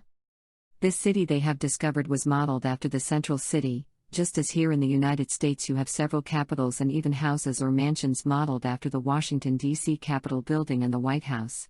Naturally, there was a reason for this alignment, we will call it, in energetic terms. Let them have their fun in their discovery. This was not the main city but a smaller duplicate of it. Did it sink as the result of the tsunami, or was it flooded due to a rise of sea level?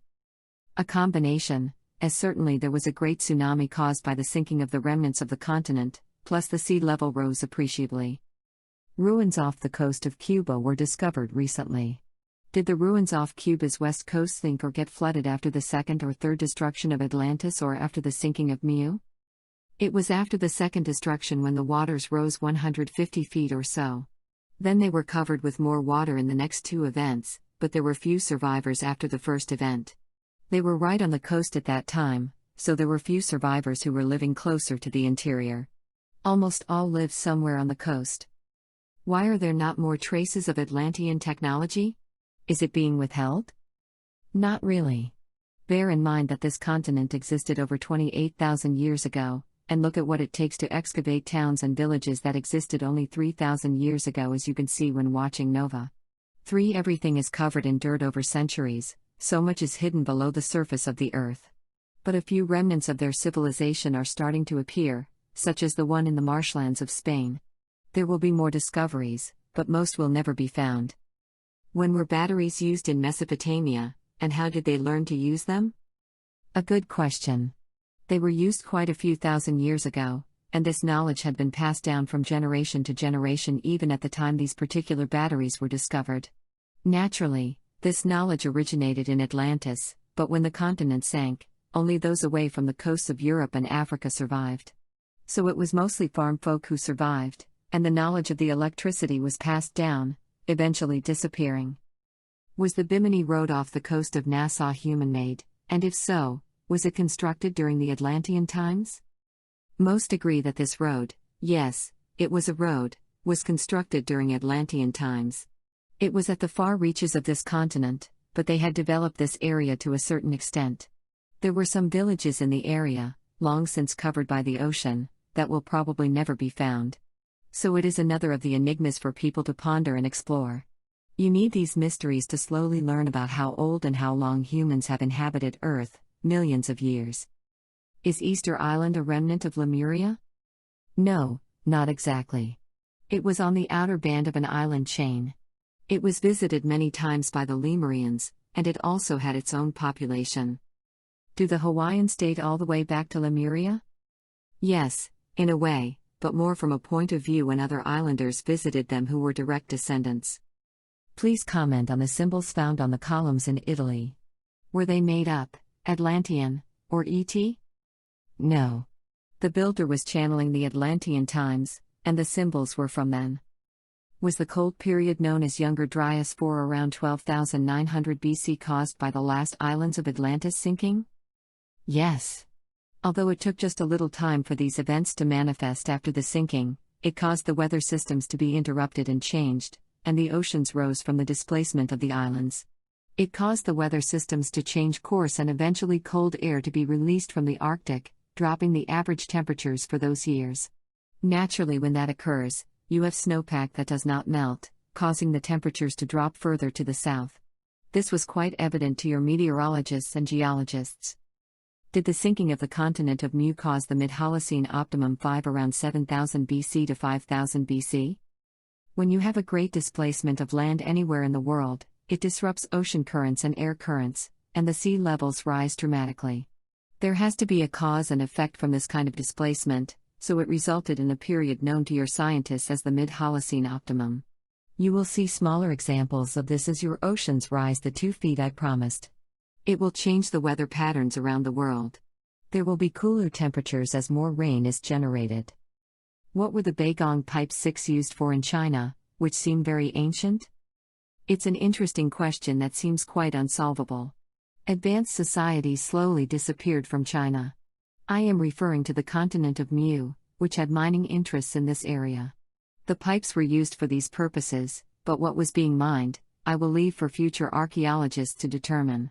Needless to say, these pipes dated back over thousands of years to that period when Mu was an active society with broad needs and interests. Much more will be discovered in China in the coming years, some by accident and some by studying satellite images. Theo, who constructed the money pit on Oak Island? 7 Was it Atlanteans? Good guess. Yes, its location made it ideal for a small group to hide treasure due to the instability and warring among the islands that remained of the Atlantean continent. Alas, they went down with the ship when the island sank. So the treasure to be found in the future will provide some solid evidence. How long before the mystery will be solved? It will be solved in a few years, no more than, let's say, 10 to 15 years. The Therans and the island of Delos.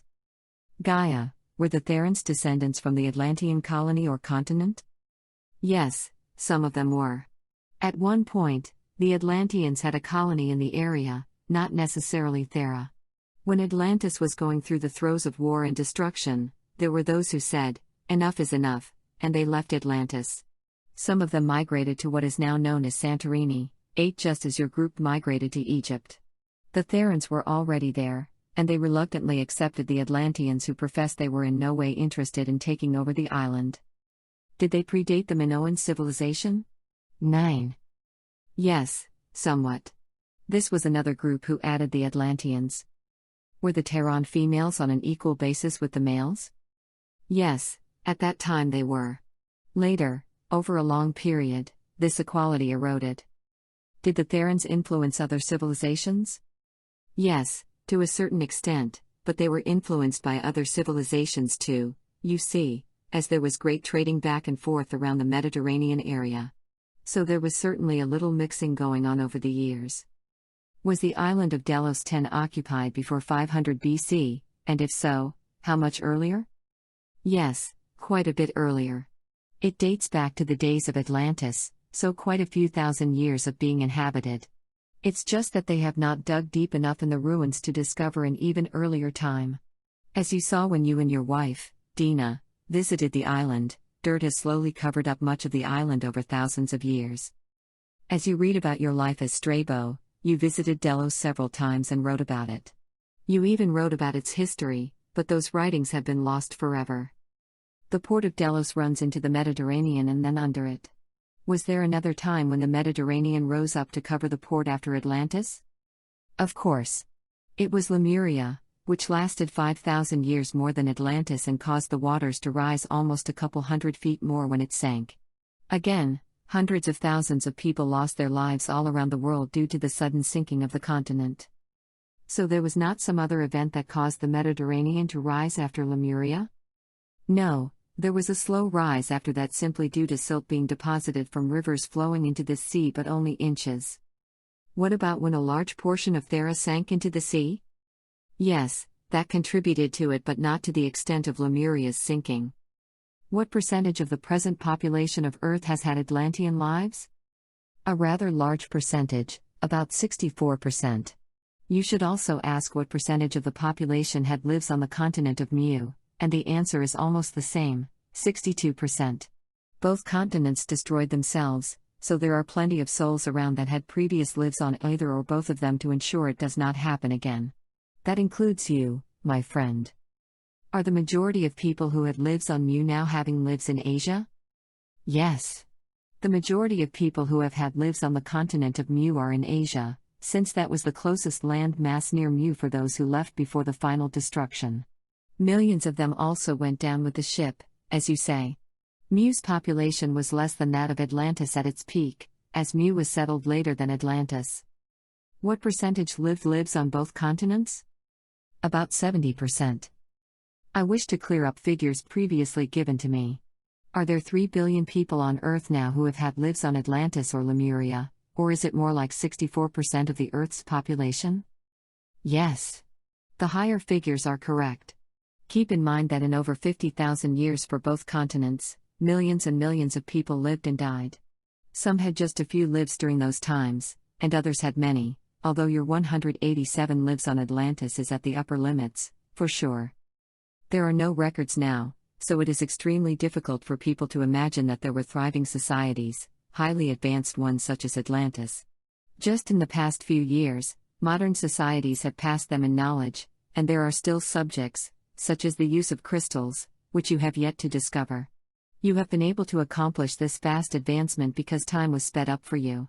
Time was much slower back in those days. Are there descendants of Lemuria living on Earth today, as I would suppose there are many descendants of the Atlanteans? Yes, in both cases. The Lemurians tended to migrate to the west, populating parts of Asia.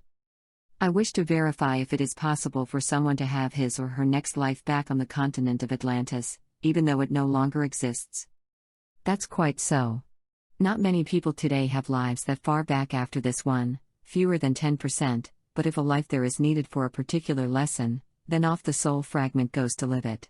It does not matter that the continent does not exist today. Keep in mind there were many ancient cities and towns that were on the shores of such bodies of water as the Mediterranean that are now covered by water. They are all in existence during their time and exist right now in the loop of time. Therefore, it makes it easy for you to have your next life far in the past or even far in the future. Yes, and those future lives are all taking place right now, Gaia? Yes, but certainly with a very fluid future with many probabilities. Each day of your life affects those future lives, sometimes in very tiny ways and at other times in major ways. So is it less than 5% of the population that will have a future life in Atlantis? About 3 to 4%. What type of lives would they need or decide to have during that time? The possibilities are endless, as even 3 to 4% of the population is quite huge. It encompasses every possible scenario. I can't just narrow the possibilities. What were the stone spheres used for that were found in Puerto Rico? They were used as part of religious practices in the past, again, another mystery to be solved. They give little hints as to the level of expertise needed to form them. How could they be so precise? What decimated the American Indians before the white man appeared? Over thousands of years, they had their own cataclysmic events to contend with, several of which have been reported, such as the flooding when tsunamis struck the coastline. People have lived near the oceans for millions of years. Are the underwater images shown by the far side 11 people actually remnants of Atlantis? Yes, in this case, they actually found some remnants of this ancient civilization. Then they were not just natural lines crisscrossing each other on the floor of the ocean? No, people with underwater equipment should investigate these, and they will find remnants of structures. How much of our DNA dates back to the Atlanteans? Some, but not very much. The races have blended so much during the past 10,000 years that their DNA makes up only a small portion of your DNA today. Ancient lore. What was Edgar Cayce referring to when he said, "Entry of the ram into India"? 12, and how far back would that be? He was referring to a person and, of course, a period of time. Certainly this was over 100,000 years ago. Theo, what truth is there to the story of King Rana and the army of the monkey men and also the bear king? These are ancient stories from India's past when there were such creatures. They later died out, as they were part of an experiment, just as there were many others around the world. There were many experiments with different kinds of bodies, including the things, which abounded on the continent of Atlantis. So there is truth in this legend, which has been embellished quite a bit over the centuries, as it was handed down verbally over many centuries before there was writing. There was a bridge that existed long ago when the oceans were lower, many thousands of years ago. But there were many creatures on Earth in those early days that were allowed to live out their lives but were not allowed to reproduce. It was decided that the Adam man and woman were best suited, therefore, the other possibilities died out. Was Angkor Wat 13 built by Indian people and then moved to Cambodia by boat and reassembled there using elephants? No, that is but one story passed down regarding its origin. It was built long ago, longer than previously estimated by people who lived in that area, and they had assistance. It is a colorful story about using elephants for the heavy work, but they used other advanced methods lost over thousands of years. Still, if people wish to believe this story, allow them to, as they are attempting to understand how this huge complex could have been built using ancient tools. Who were the Anunnaki 14? Simply gods for the people who lived at that time? Or were they actually ETs, such as the Nibiruans? Yes, that is exactly who they were. As scholars and scientists have no proof that they existed, they would rather assign the Anunnaki to some mythical beings made up by those who lived at that time. But as you have been told before, myths and legends are passed down from generation to generation by word of mouth until they are so embellished as to take on the qualities of gods and goddesses. Mr. Sechin 15 wrote about them, but his translations were incorrect in many instances, leading people to believe that all his translations were suspect, but that was not the case. You and everyone else will learn much more about the Anunnaki in the future. Was there a nuclear war fought any time on Earth in the past involving ETs? Yes, there was, a very, very long time ago. Was it part of the Star Wars or perhaps a war between those on Nibiru? Yes, it was the latter. It is another reason, and I might add, a major one, why they are on a sort of probation. Are there remnants of this in what is termed Death Valley in Siberia? Yes, that is the location. That was the only one. Gaia, was Siberia the only place that suffered a nuclear-type device and explosion? No, India was hard hit too, but the events happened at different times. It was not the Nibiruans? No, it was a different war, one fought in ancient times by two warring factions. Theo, was the nuclear war in India well before Atlantis and Lemuria existed, or did it occur during the time Atlantis and Lemuria were flourishing? It occurred well before. This goes back much, much further than even those two ancient societies. How far back did this occur? About 500,000 years. Am I correct about the Nibiruan War not being fought when the Adam man and woman were in existence? Not exactly. But let's say the model was getting close to what became standardized. And you still had the Cro-Magnon and Neanderthal models. Was there a nuclear-type war 500,000 years ago in India or Pakistan? Yes, there was, but not between humans. The people who existed then were simply casualties. Gaia, what happened to Mohenjo-Daro 8,000 to 12,000 years ago, and who caused the explosion? This was a violent explosion brought on by an ancient war. This conflict occurred much earlier than their instruments and other possible evidence suggests. It occurred in a very ancient time. Was it part of the Nibiruan conflict? That's true. This ranged all over the world, as you can imagine, as their spaceships did not limit them to just one area. What about the crater near Bombay, India? It was all part of the remnants of a great war. It took thousands of years for the land to be habitable again. Were the explosions at Mohenjo-Daro and Bombay 17 caused by the same war or two different wars? This is confusing.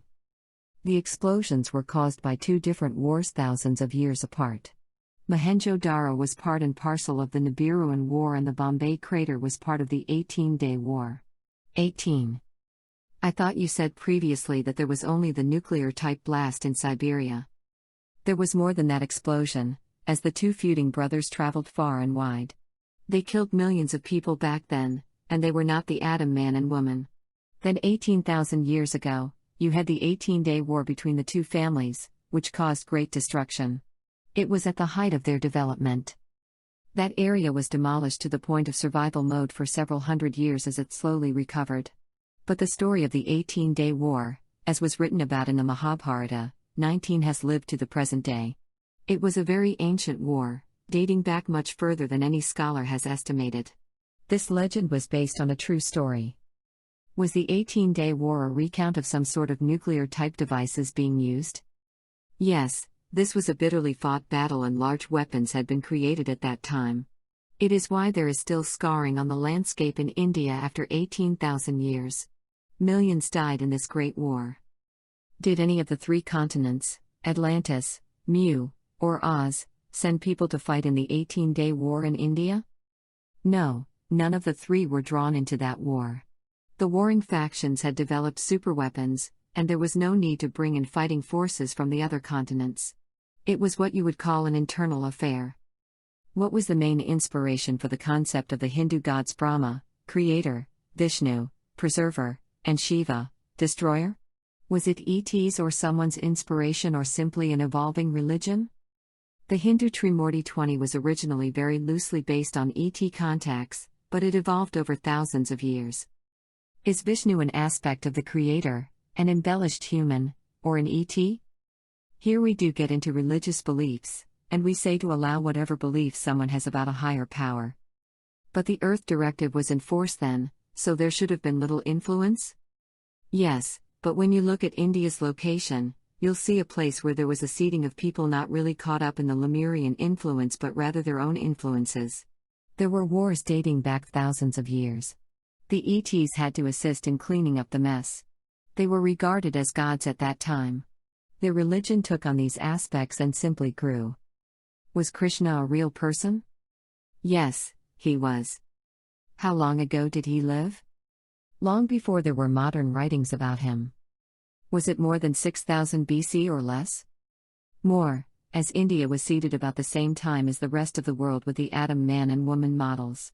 The stories about him were passed down from one generation to the next and were embellished to the point he would be unrecognizable to his followers today. Was it before 10,000 BC? Now you are getting close to when he lived. You can use that number. How many years did he live? They had longer lives during those times, but not as long as they were after seeding. For your purposes, go with 125. Did Krishna have the ability to view past and future lives during his life on Earth? Yes, he developed that ability, as he had worked on it in previous lives. It was not his first rodeo. Did Krishna have an effect on the politics or economics of Atlantis, Mu, or Oz? It was more so those who traded with villages and cities established on the coast before the waters rose and inundated those towns. Krishna was much more involved in the politics and economy of India, at least his portion of it. When Krishna died, it was reported that the oceans rose. Was that connected to one of the destructions? That's correct. His death was timed so that he would be connected to the Atlantean destruction. Did Vyasa 21 actually exist? Yes, he was a great scholar of his time. Then was the Mahabharata written by just Vyasa or by multiple people? No, he was the scribe for this. Has he written other stories and other lives that are known today? Yes, he has, but they are on a wide range of topics. He was and still is a great writer. Is he incarnated today? Yes, but I will not name him, as it would cause undue attention by followers of the Hindu religion. Was Mahavatar Babaji 22 immortal, or was he the reincarnation of Krishna? He was not immortal, but yes, he was the reincarnation of Krishna. He was a very advanced soul, but he was not in the class of Jesus. The oldest religion. Theo, there are varying reports of Mahavatar Babaji living from 200 BC all the way up to the 1930s. How long did he actually live? Mahavatar Babaji extended his life, just not as much as people think. He also had the desire to reincarnate, similar to the Dalai Lama, so that he could continue his work. Therefore, those reports were somewhat accurate in their description. He was a great avatar, a guide for his people. Did I have any lives during which I knew him or had some sort of daily contact? You had lives both as a friend of Krishna's and then again of Babaji, as you were a close confidant of each. You were not a relative but an observer, a friend, and a confidant. Is Hinduism the world's oldest religion? Yes, it is, as the religion is based on people who lived much earlier in human existence. This religion evolved over thousands of years.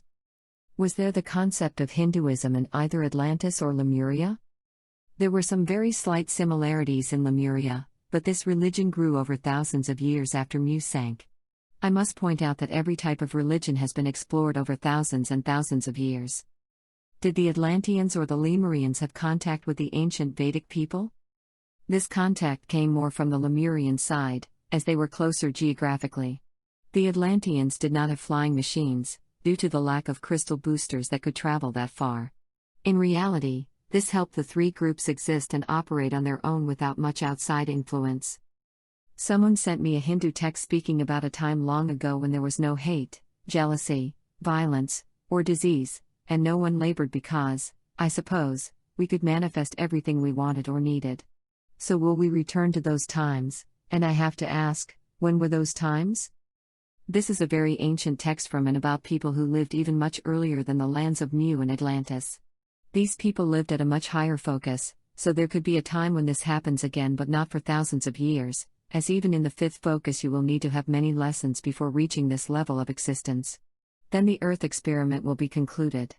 It certainly is a time to strive for, but again far in your future. Clues and physical attributes. Gaia. Do people who had previous lives on Atlantis or Lemuria have lines on their hands? No, that's an old wives' tale. That said, there are still many things to learn about your hands for those who enjoy studying them. Theo, is there any truth to the idea that if the toe next to your big toe is longer that you have had a life on Atlantis? No, it is not true. There are many people alive today with longer toes than their big toes. This is just a genetic condition, not a reminder of days past. Yet there are, at times, reminders of the past, such as a birthmark I have that I understand was from being shot in a past life. True, but toes are a different matter. There are people alive today who had lives on Atlantis and their second toes are shorter than their big toes. Were later civilizations patterned after Atlantis? Yes, of course there were. Stories were passed down first in writing and then, as the centuries passed, in stories so that there was always the desire to become a great nation again. This came from those who reincarnated too. Time took its toll, and although most were able to stay at civilized levels, there were those who chose the European continent and became farmers and hunters and settled into simpler lives. That's why there was little to find there. Is there a reason why Atlantis is popping up with those who channel at this time? Oh yes, you and the other channels are supposed to help people remember Atlantis for a variety of reasons. The most important is to remember that it was a place of great accomplishments before greed set in and brought down the house of cards, you might say. The revelations about things they were able to do that you haven't will encourage those who invent to set their sights on creating what is described. Regarding Atlantis, keep in mind there's been over 12,000 years to cover up remaining artifacts.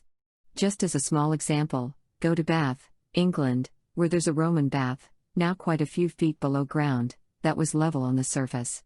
That much dirt has slowly covered it over the past 2,000 years or so. How close did the Atlanteans get to the energy level of the harmonic convergence we experienced in 1987? Not too close. Their demise occurred over hundreds of years, and it could have been reversed except for the greedy factions who wanted everything. They eventually destroyed each other, so, no, they never even came close. This is why you are so lauded across the universe for attaining such a high vibrational level in such a short time. None of you on the planet can appreciate what a significant achievement that was, as others had tried and failed. Tom's closing statement. There you have it, 3 major catastrophes, destructions, and only one of them was a natural disaster. The other 2 were brought about by the greed and desire for power. But as you read numerous times in the preceding chapters, this will never happen again. We will never destroy ourselves, however, conflicts will continue for a number of years. We will eventually learn how to live with each other and respect the differences in our beliefs. Theo told me, even when you do not fully receive an answer, it will inspire others to try to seek the correct answer. Please do not forget that you are a catalyst, Tom. You will cause many people to begin meditating, and some excellent people will be encouraged by your work. If I'm to be a catalyst, one of my main goals is to encourage you to try the gentle way modality in your daily life. It is a simple and powerful way to lessen the fear factor and stress level to help you be more successful, all the while raising your vibrational level, helping you ascend, as some people call it. It works perfectly. In my 3 Gentle Way books, hundreds of people have contributed their inspiring stories from all over the world about how they use the gentle way in their own daily lives. Please read the appendix to learn more. In the meantime, have a good life, everyone, and expect great things.